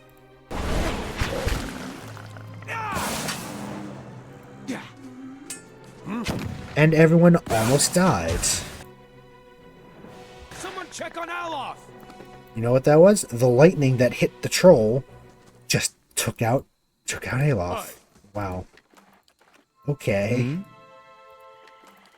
Apparently that does damage if you're too close to it. I mean, it makes sense. It's a lightning strike, but still. Ooh. Boots of the Long March, huh? +2 athletics, +15 max endurance. These boots bear the rising sun of Aothas, and they were first worn by a foot soldier in St. Waidwin's army. The daughter of poor Vorlus farmers, she was sickly and frail all of her life. Yet such was her devotion to Aothas that, when the Red Saren army marched on the Deerwood, she set off to join them against her family's warnings, traveling all the way to the White March on her own. She finally arrived at the army's camp. It is said that St. Waidwin, I think, actually, himself came up to greet the young woman, blessing her for her courage and endurance. Her boots were branded with the emblem of his army, and she continued across the mountains with the troops. She disappeared, however, after the detonation of the Godhammer. Historians and folklorists disagree on whether she died in the explosion, remained in the Deerwood, or met another fate on her way back to Rad Saris, but her boots somehow remained behind. Aothas's faithful often maintain that she ascended with the god himself at the end of the war, leaving only the shoes that had served her so faithfully. Zealous command boots are pretty good. You know, he doesn't have any boots. Have some more endurance and some more athletics. It's actually pretty good. Gives you more, second wind. Improves it. That really hurt. That hurt a lot, actually. Nope, that's the wrong button. I'm going back to Dyrford. We're resting in the tavern. Because we were not quite prepared for that fight. Took me by surprise, to be honest. Didn't think there were going to be that many enemies. I also think that the lightning strikes did more damage to us. I don't know. I feel like it hurts allies that are too close to the bolt, but I don't know. Yes? Pretty sure it knocked Daloth out, so...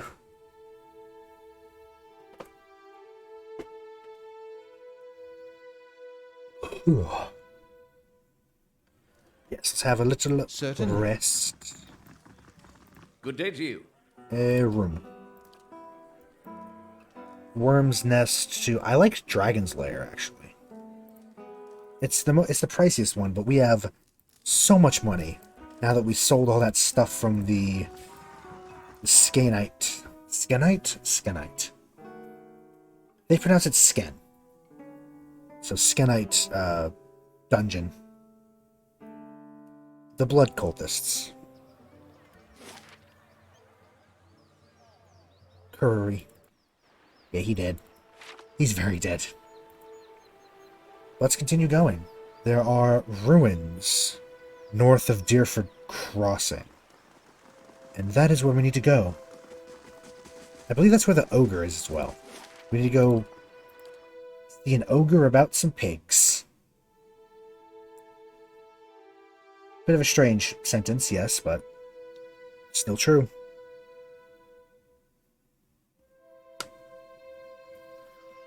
Bright Hollow Courtyard Pool completed. Very nice. So Bright Hollow is... Well, Bright Hollow itself is fully upgraded. Then we have all these little things that improve stuff when we rest. Botanical Garden might be good. Training grounds for more security. Oh, library. Barracks, that's the one. We want to employ hirelings, because hirelings also give us security.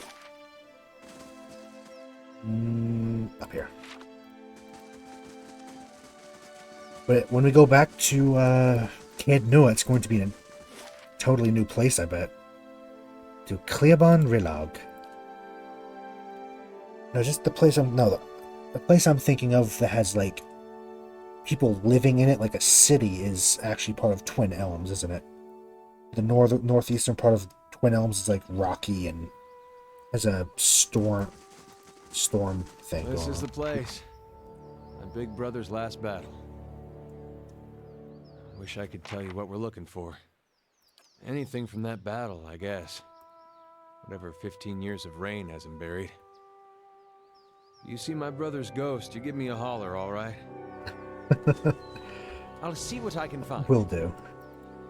I forgot that this is where the battlefield is. Oh, Glenfathens. Yep. We need to be careful around them. A man stands before you, his face smeared with green and ochre dyes. Hides and furs covers his body, and he holds a spear in one hand. What brings you here? He bears teeth that have been filed to fine points. Back to your village, Estramore. You're lucky the three-tusked Stelgare hunts other quarry today. Three-tusked Stelgare?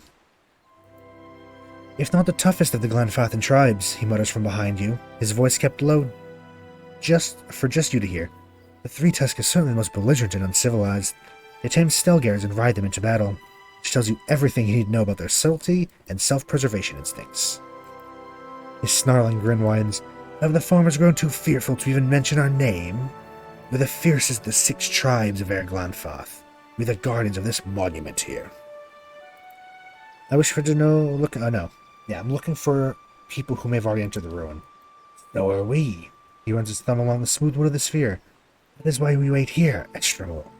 That's why I've decided to let you leave in peace. What will you do? We will wait. If they're inside, they must come out. And when they do... What do you know about this place? Sacred place of the builders. Neither your feet nor ours shall sully its stones.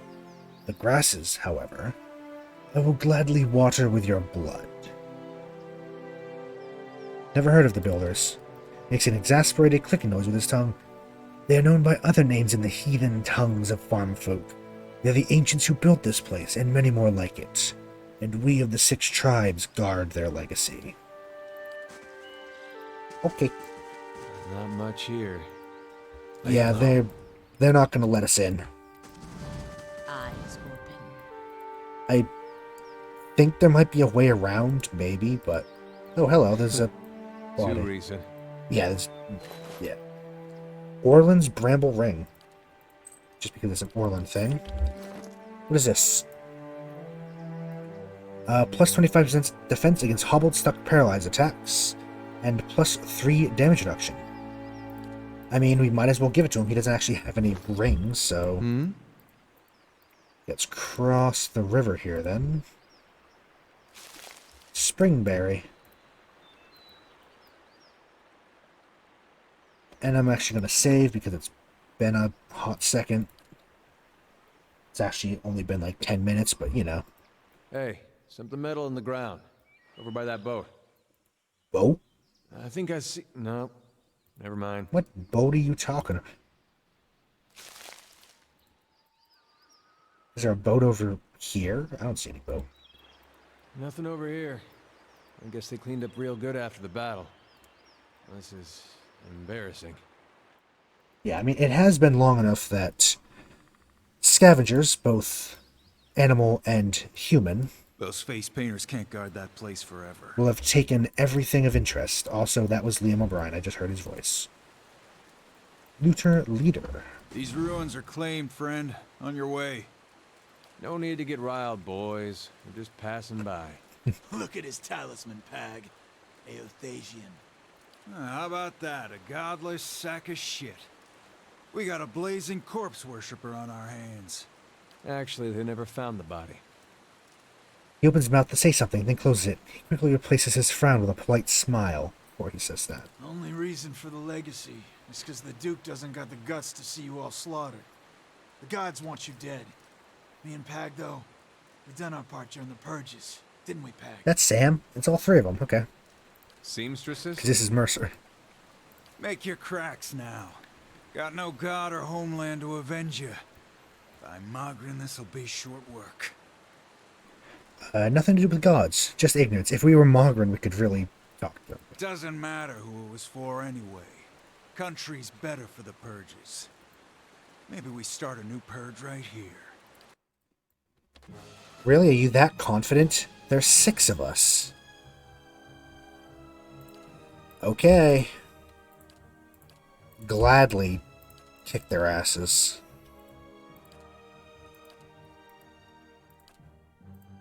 Yep. Just Oh? half and half. Let's go. Oof, just shot him in the head. Love it. Bonk. Knocked him on his ass, and now we just gang up on him. I mean, look, they didn't even do any real... They were right. That was short work. Wow. They, Oh? Sure. Ooh. Oh. Bit of metal. Little thing. Tip of some metal object produced from a mound of watery river silt. With both hands, you and Adair begin digging in the mud until the object is dislodged. You close your hand around it and pull it from the wet earth. The object is a steel, semicircular frame about the size of your fist. At even points around the semicircle, jagged points jut out like tongues of flame, the rays of a rising sun. The sun centers the carved silhouette of a Vorlus plant. I've seen these before. They top the standards of Raid Ceres. Or did when Weidman was alive. Well, it's something. Just not sure what it gets me. As we are a cipher, I'm good with objects. I might be able to glean something from it. It's a thought. A lot of people would have touched this. Standard bearer is a position of honor in most places, but the Red Sands actually took to fighting for it, what I heard. Serious bunch. It's not a lot to hang hopes on, but hey, we're lucky to find anything at all. Let's see what you can see. Better not make anything up. You wake up one morning with snakes in your bedroll. You place a steel sun in one hand and clasp Adair's hand with the other, ignoring his uncertain glance. You close your eyes and concentrate. The sun is bright in your mind's eye, warm with the pulse of collective experience, and noisy with the thoughts of the past, of battle, of faith, of home. You drift from voice to voice, thought to thought, Adair's soul a vibrant signature with which to locate his brother. One voice stands out amidst the din, brassy and earnest, a shade brighter than Adair's, unmistakably of the same construction. You have no image of its owner, but his journey is imprinted within the points and curves of the steel sun. In your mind it opens before you as a path, stretching both southward to Gilded Vale, and northward over the uneven terrain that joins the Deerwood to Red Ceres. You trace the path back to its origin, far back as you can find, gliding over plains and hillsides, to a one-room home in Gilded Vale, with a thatched roof and a dirt floor. The path is faint here, its distance in time, rendering images blurry and details scarce. Scarce? From Gilded Vale it follows a road towards Modmer Bridge, reaching the gates of Defiance Bay before diverting abruptly, cutting northward in a beeline for Red Ceres. The path leads to a Red Saren city, regal and austere in the Adir imperial style, winds through streets and climbs a grand set of stairs into a stately building, passing through pointed archways into what appears to be a throne room. Upon the throne sits a man whose head is pure, blinding light, and as its gaze turns to you, the light drowns out all else. Its voice carries the force of thunder, and its words are impossible to make out in the imprint, echoes of echoes. The voice and light fade, and the path bends backward, carrying along to a barracks, then back southward, marching into Deerwood and skirmishing along the way. Upon one battlefield the imprint is vivid, and you see a red Saren standard topped with a steel sun, clutched in the hands of a fallen soldier. You see a young man in red Saren armor with Adair's straw-colored hair race towards the standard and lift it, the path you've been following clear to see beneath his feet. His hands brush the steel tip, you can hear his thoughts racing in a blur. And they are of his god and his country, and a brother he hopes is far away from this place. In an instant, the thoughts are gone, as well as the man, and the standard is passed to another soldier. You pick the path up again as it meanders south, and disintegrates in the shadow of Cleoban Rilla. You open your eyes. Anything? Looked like you were working real hard there. Your brother got as far as Defiance Bay before turning to Red Ceres instead. He met Waidwin there, then he enlisted. Well, what did he talk about with Weidwin? I don't know, this beam of light. I figured that. Woden and me had heard enough stories from his uprising to know it wasn't just some tall tale. Doesn't mean he was Aethys. It could have been some wizard's trick. It's what they talked about that's important. What'd they say? That's not funny. Come on. That metal sun, my brother touched it. You saw where he went. Now what'd he talk about with Widewind? Why'd my brother fight for Raed Saris?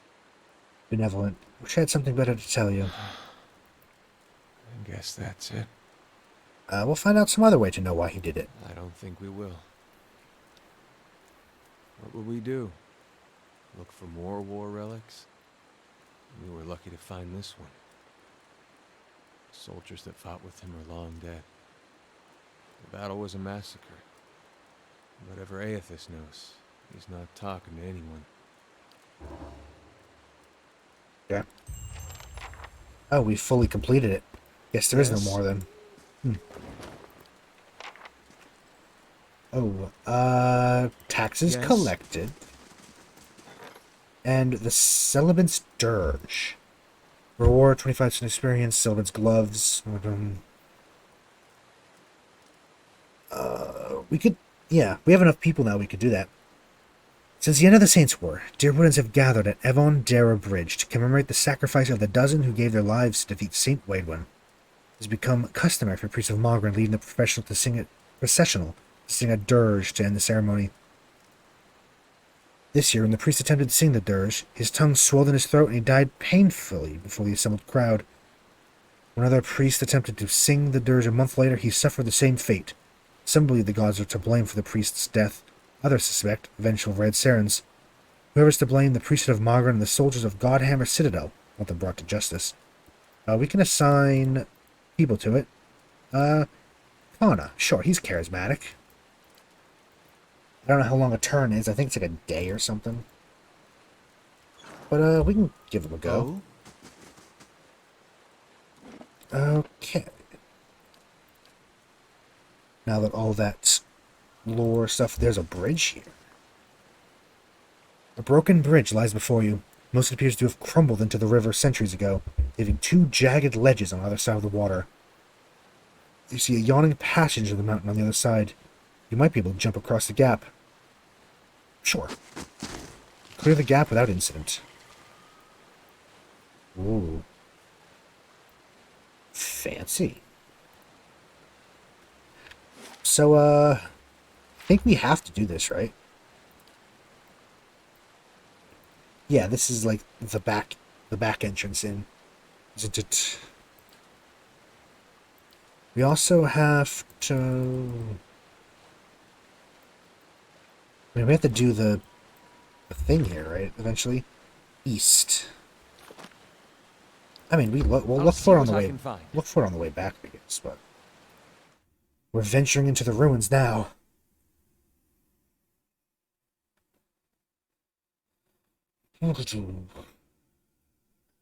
Oh, yeah, this dungeon. We're gonna get our asses kicked, aren't we?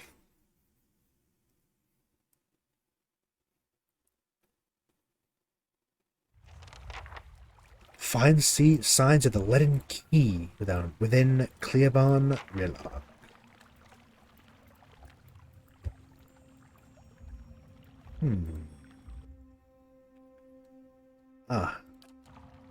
There is Troll.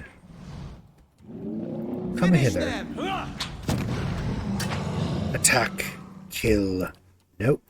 Get the fuck back here. Keep attacking. You know what? Sure. They can attack the slime because he's going to tank all the hits.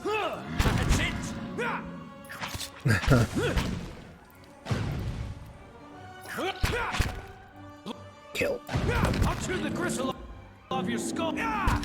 Oh, off your skull, even. And kill. He was dominated, he worked for us, but now we can take him out. That scepter actually does do some good, I guess.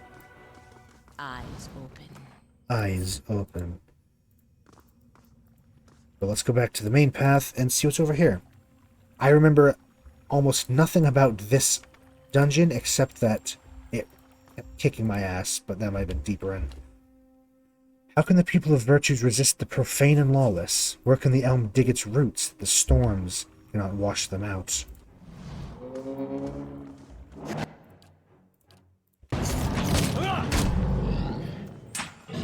Didn't quite knock it over, but that's fine. We still managed to kill it pretty easily. Oh, never mind.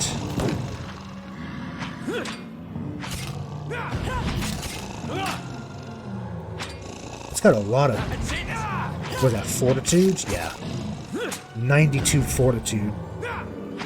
To be expected, it is a giant troll. Light, flame, and sound. We'll keep to ourselves. I just want to explore around the main area real quick. Just get everything kind of... Oh no, we're not going that way. That leads out to them. If we go out there, we are dead.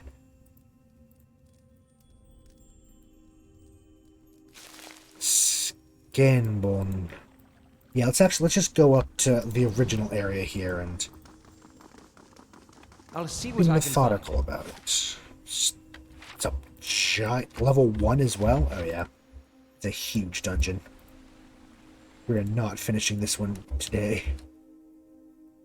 Savages mass at the gates with their arrows and swords and spears, yearning for conquest and plunder.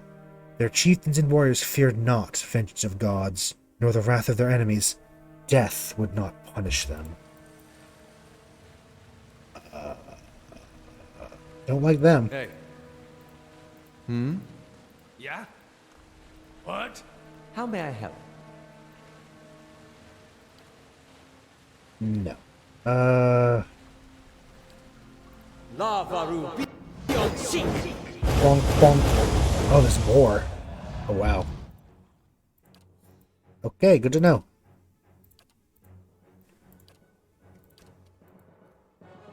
I will switch over to Arbalest and attack them, as will Durance. Yes. Oh, there's a lot of them. Oh.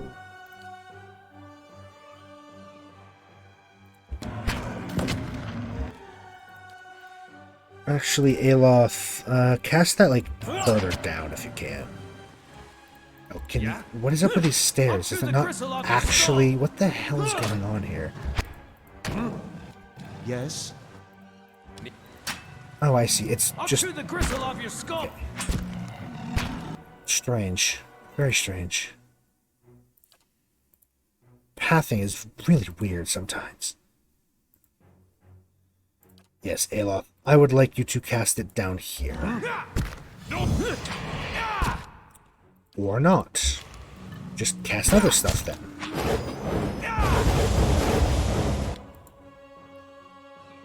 Okay.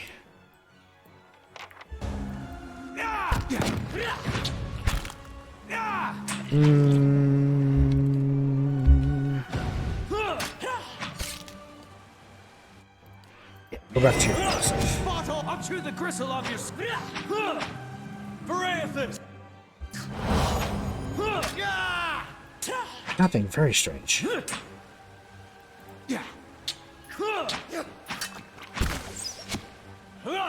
However, they're dead. Oh.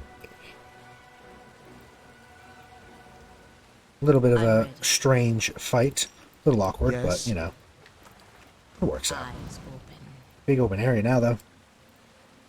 Spiderweb? Web sack. Another... Oh, God. Nope. Actually, you know what? Yeah. Just get the one. Lure the one in. What is he trying to go for? Rude. Trying to go for a dare, apparently. Settler's Arrow. We got an awakened root. Okay. Ooh, Audra. That's cool. Now here's something. Found Rite of the Untamed Wild. More survival for people. Corrupted Druid. Okay. Start a new save.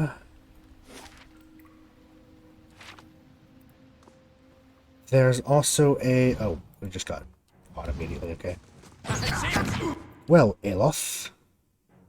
Actually, they're not that powerful. That being said, I still want you to throw some spells out. Because... Druids. Druid's nasty.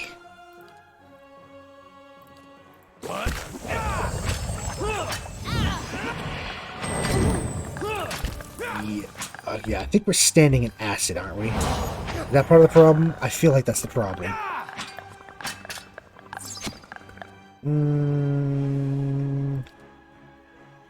Throw a little healing his way, yeah.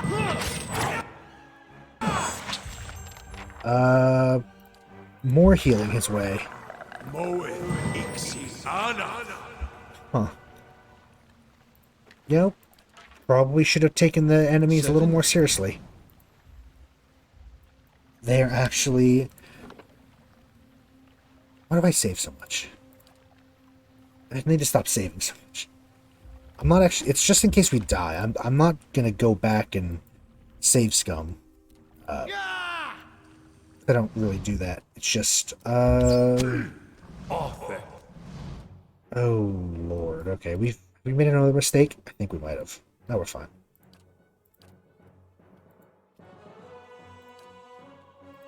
But I just want to make sure that if we accidentally die... Oh, it just ate them all. Okay, that was unfortunate.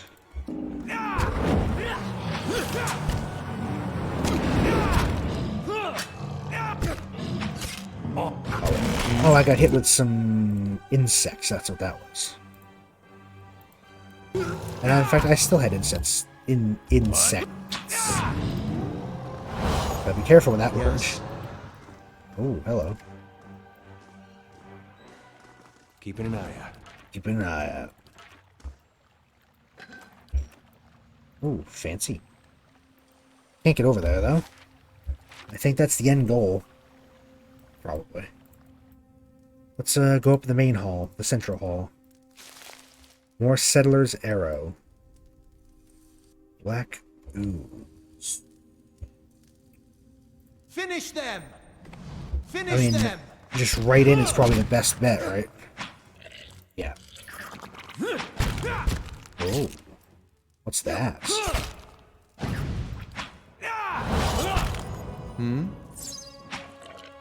Where are we? Oh, I see. This leads into the big chamber. That makes sense.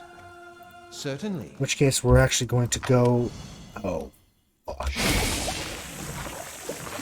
Nope, stop it. Yeah, you know... I knew as soon as we didn't use... I'm ready. Stealth mode that was going to happen. I'll stay out of sight. Yeah, we discovered something too late. This time we caught it, though. Here's something. We got it. It's a noxious burst trap. Yeah. So this one's up. Let's open up the main room. Let's crack it open, see what's in here. Probably death. It is... I shall make it so. Difficulty 7. Okay.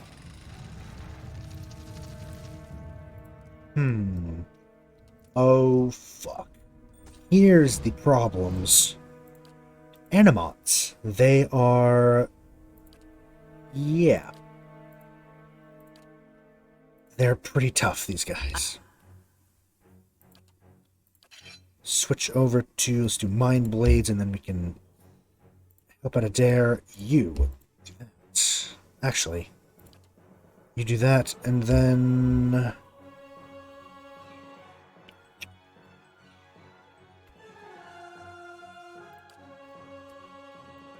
Yeah, do that. I'm ready. You can throw around a little bit of this. I don't think that'll do anything to them, but it's worth a shot. Oh, fuck. There's their thing. Oh, wow, we actually killed it instantly. Okay, I think we got lucky because we just ganged up on it.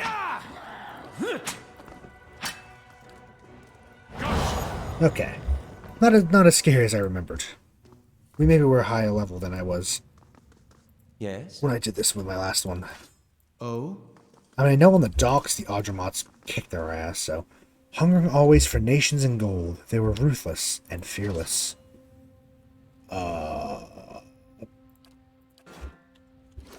So we have Sura's supper plate,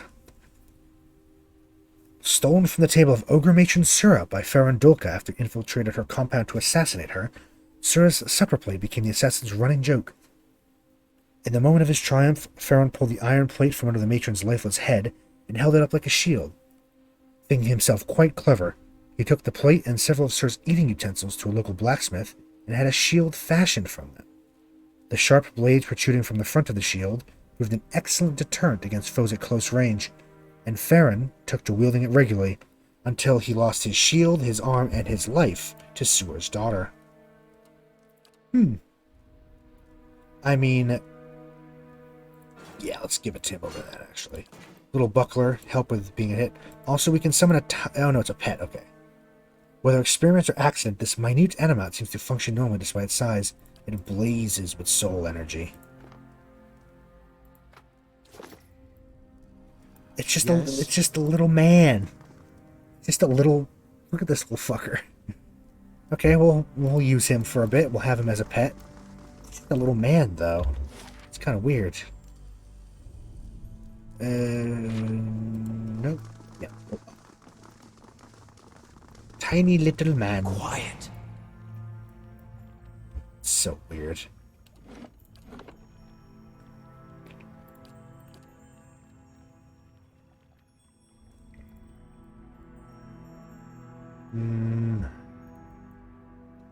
Another corrupted druid.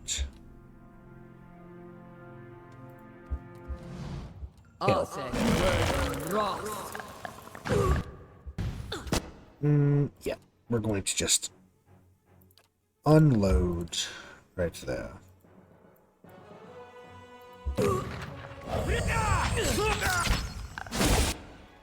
Dominated. No, we're going to use you to attack her anyway.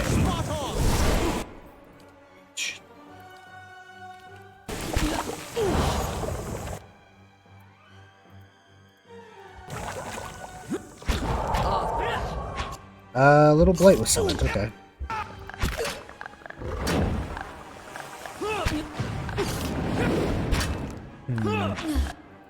There we go.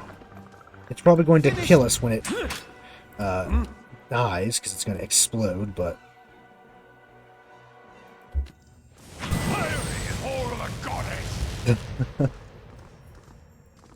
Yep, I knew it. Also, there's another one right down there. Never could Picos accord with their chiefs. Can a people find order when sunset brings darkness, but never a map in the stars of the sky? I'm gonna throw out... Actually, let's move to the side. Let's try... Oh, fuck, okay. Yes? I'm gonna try to use this spell, but... Lavaru beyond seek! Bonk, bonk, bonk. Yeah, that worked. Kind of. Adair. Pelagina, I will go against her. And you can go against her. And all of you, de-stealth. Ball's coming back. It just killed the druid for us. Gotta love it. Oh, it's doing good damage to us now, though. Aloth, stop your spell. Friendly fire. Oof. That hurt a little bit. Eyes open. That's probably why we don't use that spell much. It just starts bouncing. Back here, I mean, there's multiple levels apparently, so this probably back here is where we go down, right? Oh, sporelings. I hate sporelings. Ugh. Okay, we're gonna have to be a little... do this actually properly then. Paragina. Nope, let's just throw forward and a dead. Yes?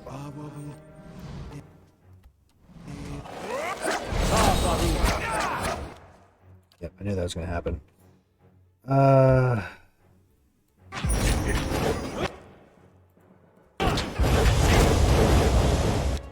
That's a good spell to use against them. So let's do that again. Lavaru beyond sea.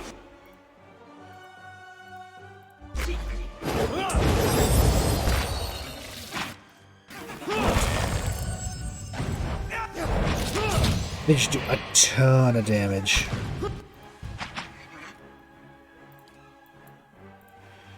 Yep, do that. Need something? Oh, there's more of them down there. Oh, fuck.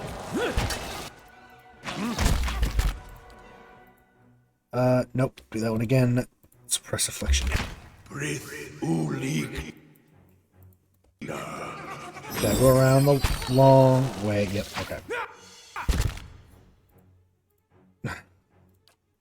okay. You can do this too, actually. Yeah, you can.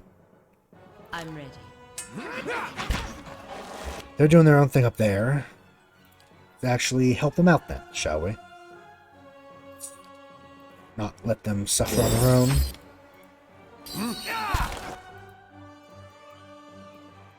Okay. That, trying to go around the trap, but apparently you couldn't. Things up here are not going well. You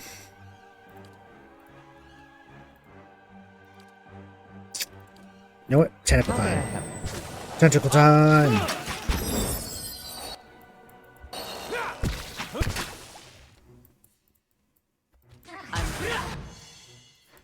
No.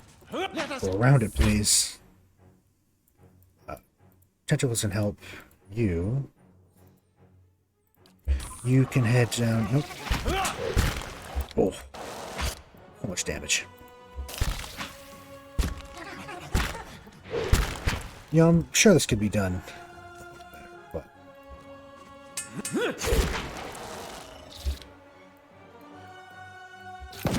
Fortunately, the tentacles can't go anywhere. Yeah?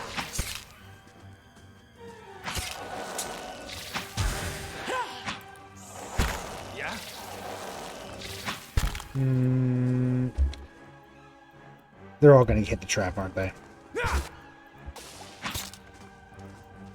Look, little man.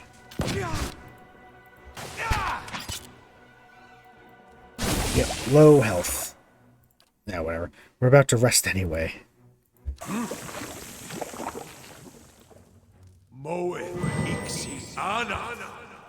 Yeah. So that was fun. Why is it that always the hardest enemy for us to take out are mushrooms? It's always mushrooms. I hate them. Fucking mushrooms. It's done. Find male armor. Yeah, we're gonna have a ton of stuff to sell though, so that's fun.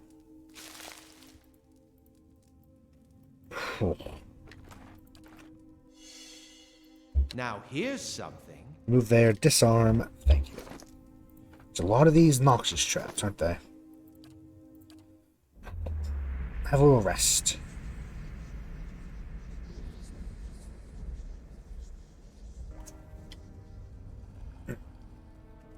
Adair wishes to talk. Hope I didn't seem ungrateful back there in the battlefield. And you went out of your way. It's important to you. Got real close. Didn't expect that. For a second, I thought I was gonna finally see some answers.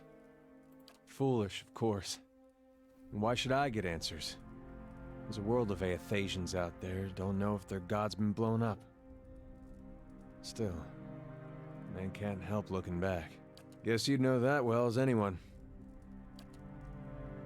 Adair stares off, focusing on some distant thing, unseen and I unreal. might turn my back on my god when he needed me. That's all I'll ever know. You did what you had to do.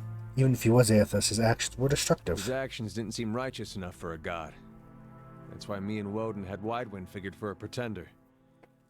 It didn't occur to me that my god might actually mean to do harm to his own. Something to think about, I guess. Down we go, level 2. Yeah, I remember this place kicks our ass. Hopefully we'll get enough enough experience to level up though soon. I'd love to hit level 9. 5th level spells, baby. Even though I think, is level 10 the max? I don't remember. What's the max level for Pillars of Eternity? I don't remember. I know Solasta was level 10, but that was Solasta. Flame and sound. We'll keep to ourselves. Getting real close. Certainly. Just scout out the other side. This looks quite a lot like... what's it? What were the names of the opening ruins? I don't know. A series of pictographs, simple but clear, are carved on a column in this alcove. Figures of men and women with their arms raised are carved into the top of the column. Suits of armor in the same pose have been chiseled into the bottom.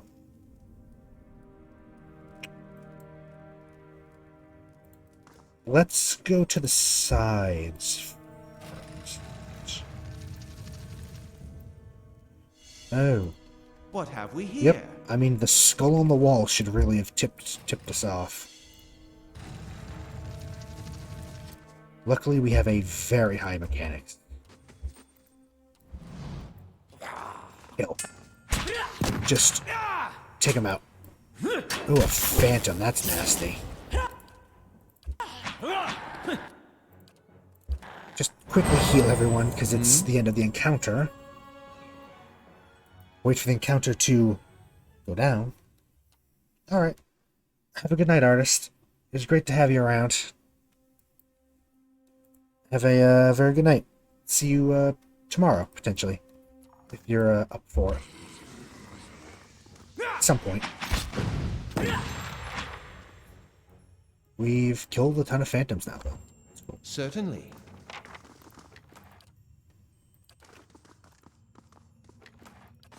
I shall be discreet. Footchunk. Just close the door if we want. Phantoms! Get it off. It's time to throw some spells. Love. Let's wait a second. There we go. Heal him up and throw him down. Boom, boom. Shh. Certainly.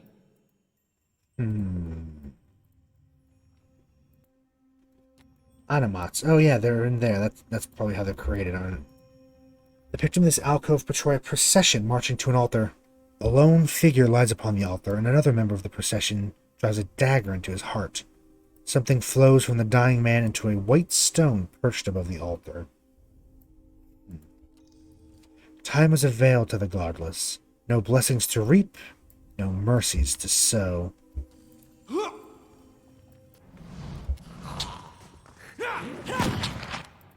Let's throw more spells out.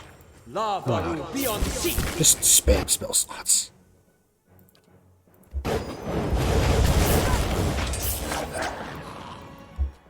Ow. Definitely hurt us a little bit. How may I?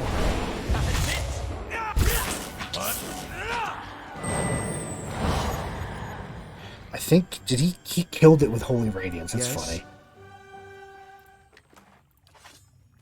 I shall be discreet. This is... yeah. Trying to just keep my head around where we are. Column of hieroglyphics show men and women standing in a line and descending to a pool. The figures that emerge below it stand with outstretched arms and triumphantly serene expressions. Huh. Yeah, this is all kind of the production line for these things. You know, how they're made. This is where Audremats are made, I think.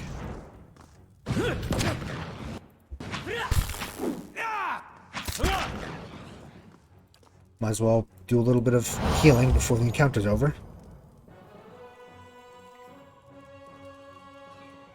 Okay, I'm on. There we go. Nice and quiet. The images of the alcove depict a row of pale stones surrounding a suit of armor. Something flows from the stones and into the armor, imbuing it with a golden halo. Are these the stones?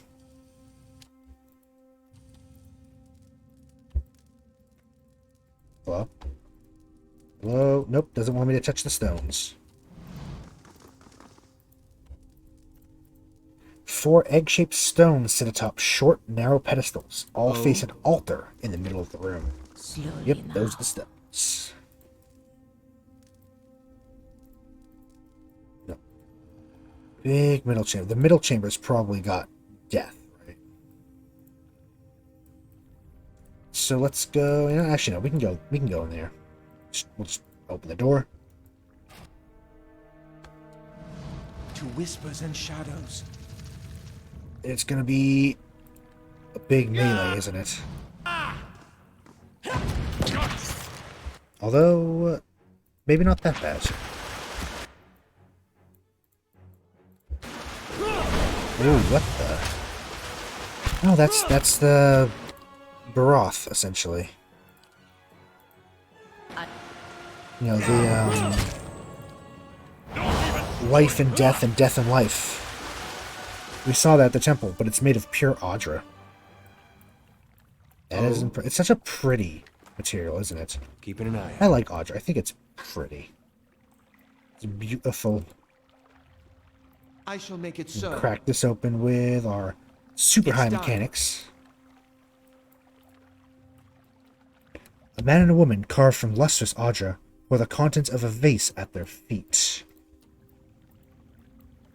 Yeah, that's the imagery of the god.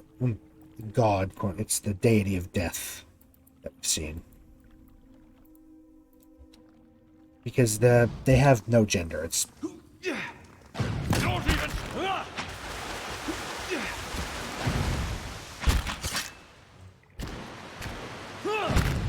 just simple history progress. Rainblight fully complete. Oh?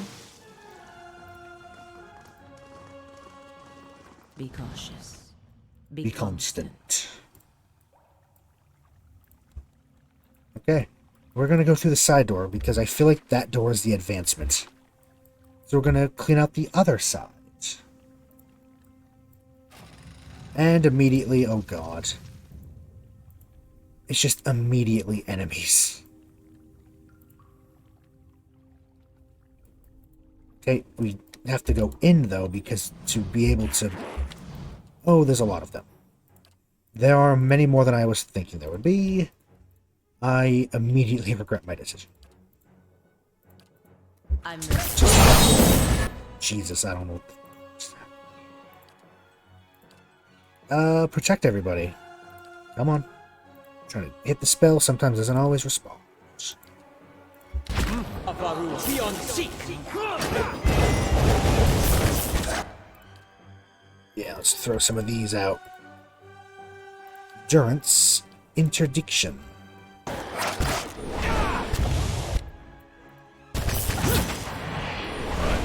And then a little bit of that. Okay, actually not that Certainly. bad. They hit hard, but Silence surrounds me. they're actually not that tough. Scenes from a battle appear on this column. An army of men in loincloths and hides is gathered, dwarfed by a dozen full suits of armor that loom over them. In the descending images, the armors crush the army. Light, flame, and sound. We'll keep it to ourselves.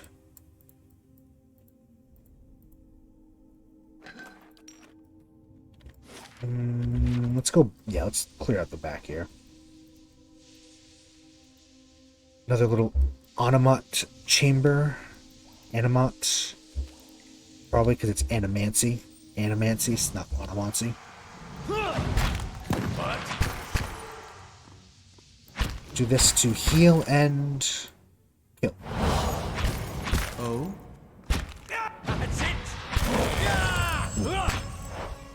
What was that? Oh, that's what that is all the time.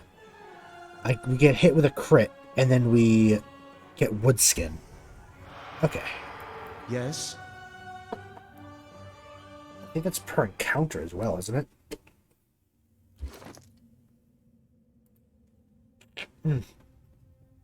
Twice per encounter. It's pretty good, actually. That was my chair. The freaky son of a bitch. Yes? Audra grows from the central pillar. It seems to spill down the steps. Luminous egg-shaped stones are nestled within the rippling Audra. It's interesting, these little stones are not Audra. Or perhaps they're a different form of it. Those are almost like soul gems. Be cautious. Be constant. A large chamber, this is going to be death.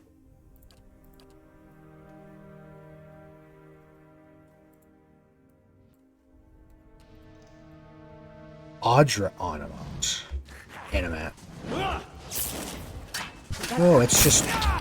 Ooh. It is just wailing on us.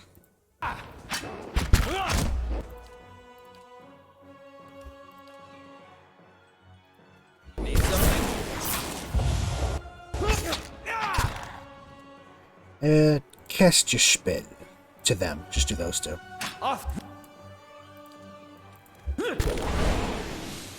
Thank you. Die already! What? Badly injured. Oh, barely injured. It's not actually been hit. Be on seat.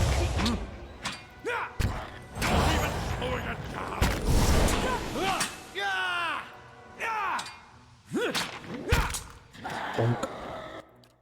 Hey, he got the final, Gravius. I already forget how to say his name. And, ooh, the core. And awakened Audra. The core gives us +2 perception. This copper lock is the legacy of some of the Ingwithan's early soul experiments. The crystal inside is filled with the essence of dozens of souls. While no one is entirely certain of its original purpose, it is believed this was created in one of the first attempts to build and control animats. They said that, unable to get out, some of the souls have lost their sanity, while others formed a unique collective consciousness that kept the memory and talents of each alive. Those who wear it will swear they hear voices talking to them, guiding their actions. The locket is scratched and inlaid with simple Neloed patterns. The crown base is decorated with a stylized bear head. Upon opening the locket, you see a six-sided crystal that appears dark at first. However, as you gaze into it, it warms with an orange glow. Huh. Interesting. I'm putting that there. I'll keep that on me for a bit. I'm not going to wear it. Oh, so this is like the foundry. Yeah, might as well. There's a couple that we didn't get killed. That we didn't kill. Yes? Just double down on that. Ow. Fucking rude.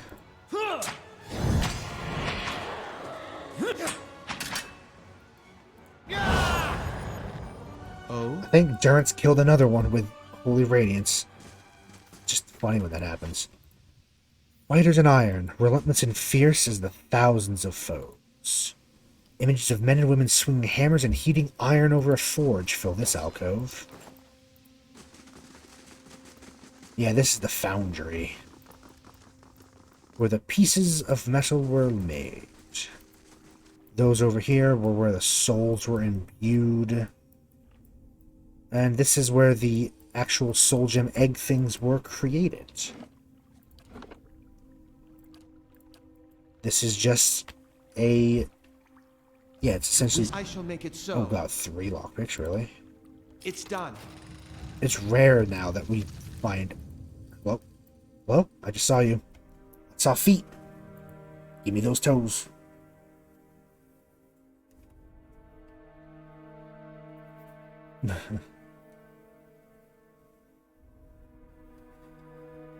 this should probably take us to the other side. Yeah. Looking at how it's set up.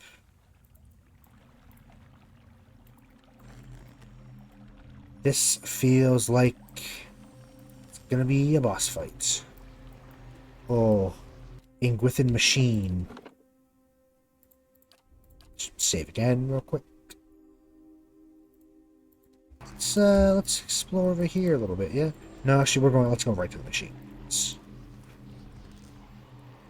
Huh. It's like the one back in the first place, the beginning area. I forget what it's called already. A haze of essence lingers over the body, as faint and insubstantial as a dust plume in a rider's wake. As you draw closer, whispered instructions echo in your ears, and anticipation warms your blood. In a vision, you see the same stone machine you approached moments ago, but from a different height and angle, as if through different eyes. You'd heard rumors that some of your brethren were sent here months before, yet you see no sign that anyone has been here. In fact, the cobblestones are covered in a fine layer of dust. Ash. You know suddenly what this will cost you, and you're ready. The orders were clear. The effect of this machine and Cleobon Rillag were wearing off. A child had been born not far from Deerford recently, its soul intact. The machine would need to be reactivated. You and your companions take up your positions. You share a final look of affirmation between yourselves. They don't know your name, you don't know theirs, but you know that you're doing the work of the gods together. None of the rest matters. Two carved bands of stone in the middle of the machine grind into motion. They rotate in opposite directions, picking up speed until they spin like freshly greased carriage wheels. A wind shrieks through the cavern, accelerating with the stone rings. You press your hands to your ears and grit your teeth against the noise. You're about to shut your eyes when you glimpse new movement. Rows of triangular flaps around the machine open like petals. You don't know what's happening in the machine, but you feel it tingling at your extremities. Searing pain spreads through your body, a hot knife separating every tissue and ligament within you. All the while, it feels as if you're falling towards the machine, your stomach mashed against your spine. What happens next is too fast to process. You awaken from the vision to find yourself kneeling and gasping for air. Holding your head, you let the tiles between your knees gradually come into focus. As you catch your breath, you remember the strange scene you saw outside Silant Lys. That's the one. Several robed figures fell amidst the howling Beowick. Looking through the ash scattered across the cavern floor, is apparently that the leaden key has been doing this, whatever it is, all over the Deerwood. So, you feeling okay? You catch alcoholism from the Deerwoodians? His smile turns nervous as he looks you over, examining you for signs of injury. You were off in your little dream for a moment. What's going on with you? Don't fret. You'll get used to it. Algina shakes her head with a smile and waves her hand dismissively. Hey, we dinged. Just us two, which is kind of funny. Something in the ether hums and buzzes through your teeth. I don't suppose there's a way we can turn it off, no? Nah, probably not. Be too easy. Let's level us up to level 9. Can't do the mechanics yet, we're saving up for mechanics. Level 5 powers, we can get 2 of them. Ringleader. Imprints an insidious and powerful compulsion, to obey the cipher across all enemies in the area of effect, dominating the target and charming others. Borrowed Instinct. Ransacks an enemy's intellect and perception for energy, causing damage to those enemy attributes while boosting the cipher's defenses and accuracy. Okay. Detonate. Splinters the target's soul with sheer force, inflicting raw damage to them. Targets with low endurance explode, causing crush damage to all in the area of effect. And Tactical Meld. Connects the mind of the cipher with an ally to gain the ally's knowledge of his or her enemy, bestowing an attack bonus upon the cipher towards the enemy the ally is attacking. Okay. Plus 20 accuracy. That's not bad. I like the idea of mass, dominate, and charmed. Charmed fight on our behalf at reduced capacity, but dominate it is... okay, yeah. And, Detonate. Why not? Let's do some damage with that.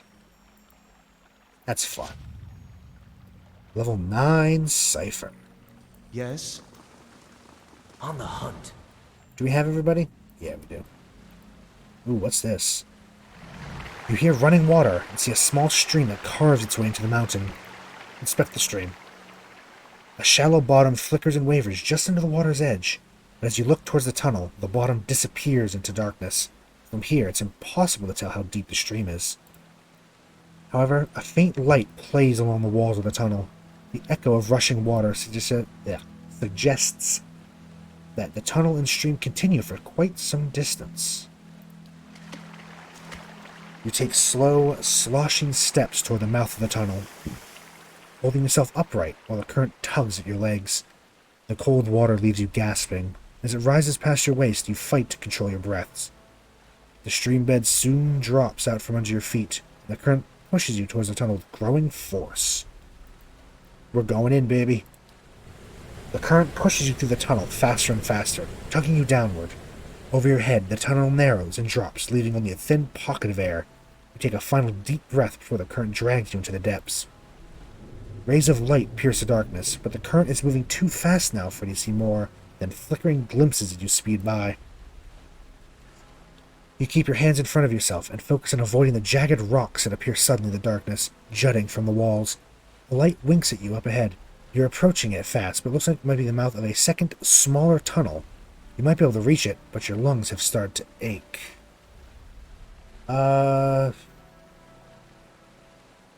Let's try the edge of the tunnel. Wrap your fingers around the rocks, line the tunnel, and peer into it. Determine it's at a dead end, but something glints among the rocks at the far side. Reaching it would be a challenge for anyone without strong lung capacity. Algina's got good athletics. She did not quite manage it, did she? No. Swirling and tumbling through the darkness of the tunnel, you at last see a halo of light above. You swim and kick towards it. Lest your head breaks the surface, you gulp air into your aching lungs and you pull yourself to the edge of the pool. Crawling out of the water, look back at the cavern around you as you massage feeling back in your aching, cold, numbed limbs. Minor fatigue, damn. Oh? Keeping an eye out. So, we're back here. Certain? It's a bit too much of a pain to go back and try that again with somebody else, isn't it? So we're just going to run back to the entrance, and this area is... Oh, we need to go back and talk to her, don't we? Well, we survived the tunnel. I don't know breath. I thought it'd be athletics, because she has high athletics. I guess we have high athletics now, too, right? Athletics, no. Athletics 4, 5, 11. And 11. Oh, no. There'd be no way. They have the highest athletics of all of them.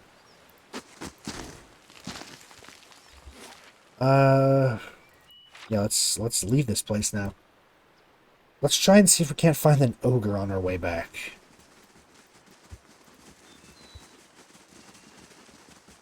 Hello. Goodbye. Deerford Crossing. Apparently it was here. It was here apparently. So let's take a look. Willpower and good intentions will only keep me upright for so long. Willpower and good intentions. She's getting a little tired. Oh, we didn't actually go here. We missed the spot. That must be what we're missing.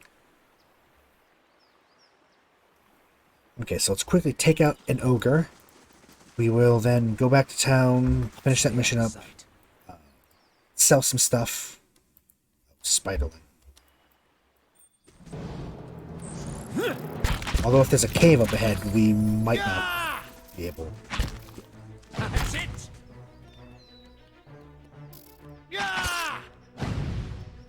Spider glitched.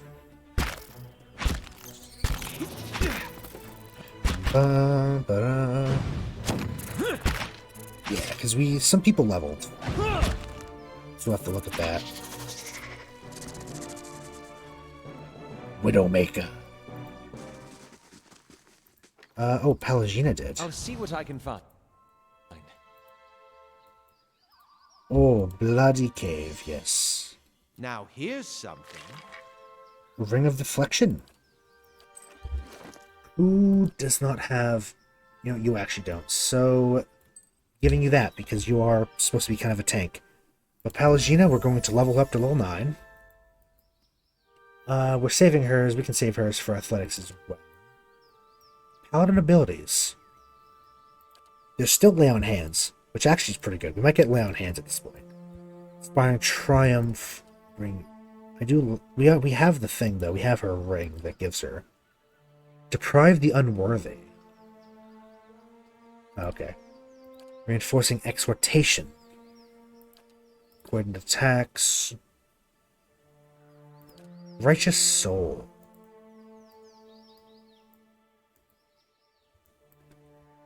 Actually, considering Charm Dominant, that might actually be good for her. Righteous Soul. Because we have a Druid that can heal, we have a Priest that can heal. You know, yeah, we're gonna get Righteous Soul. Because if she gets, like, dominated and goes against us, that'd be pretty bad. Yeah. Let's improve her defense against that. But actually, I'm going to go into the cave. Looking at the time, that might be it. Let's see if experience gained from going into the cave is enough to level up.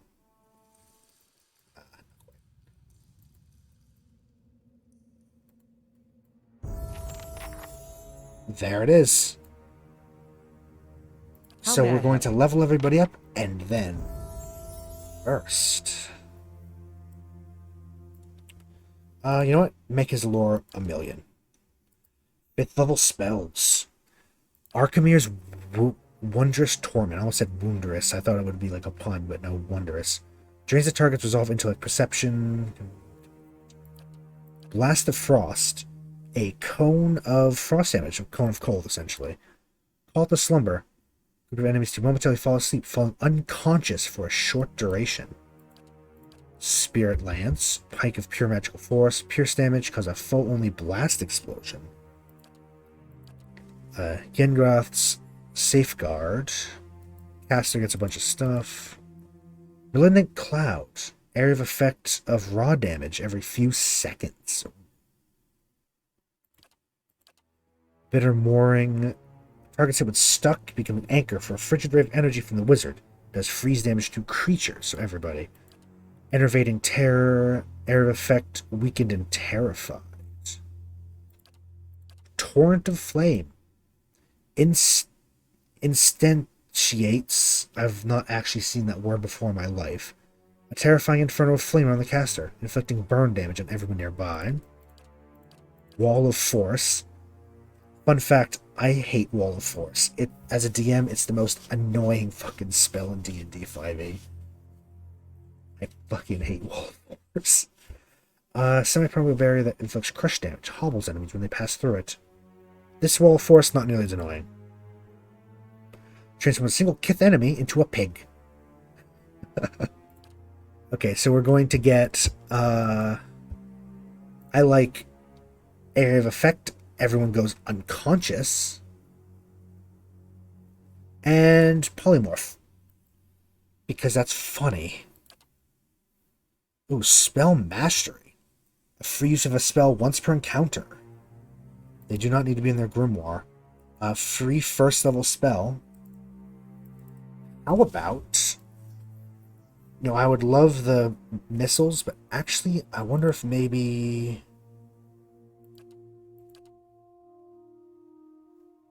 Let's actually get once per encounter Spirit Shield. That could be good.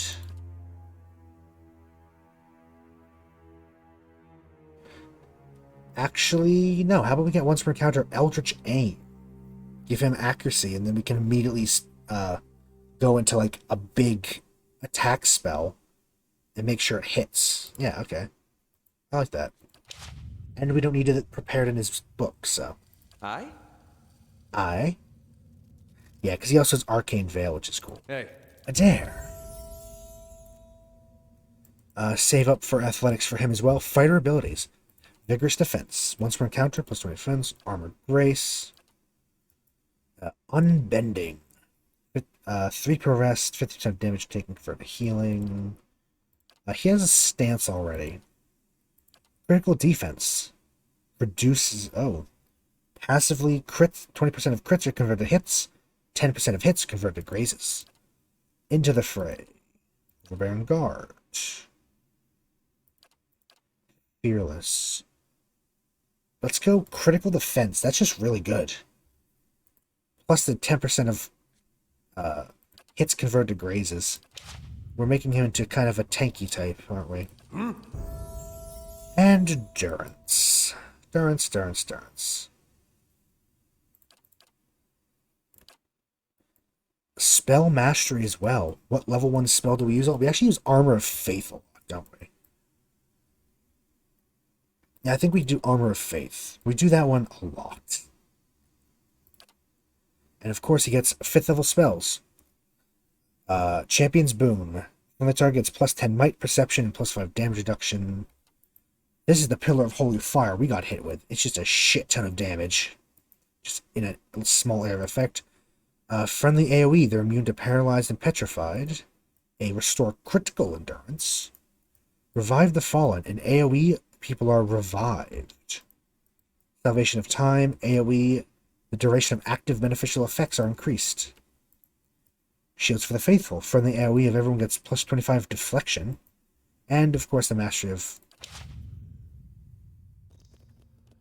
Okay. So, everyone except our little friend here, because he not quite enough experience. Yes. Yes.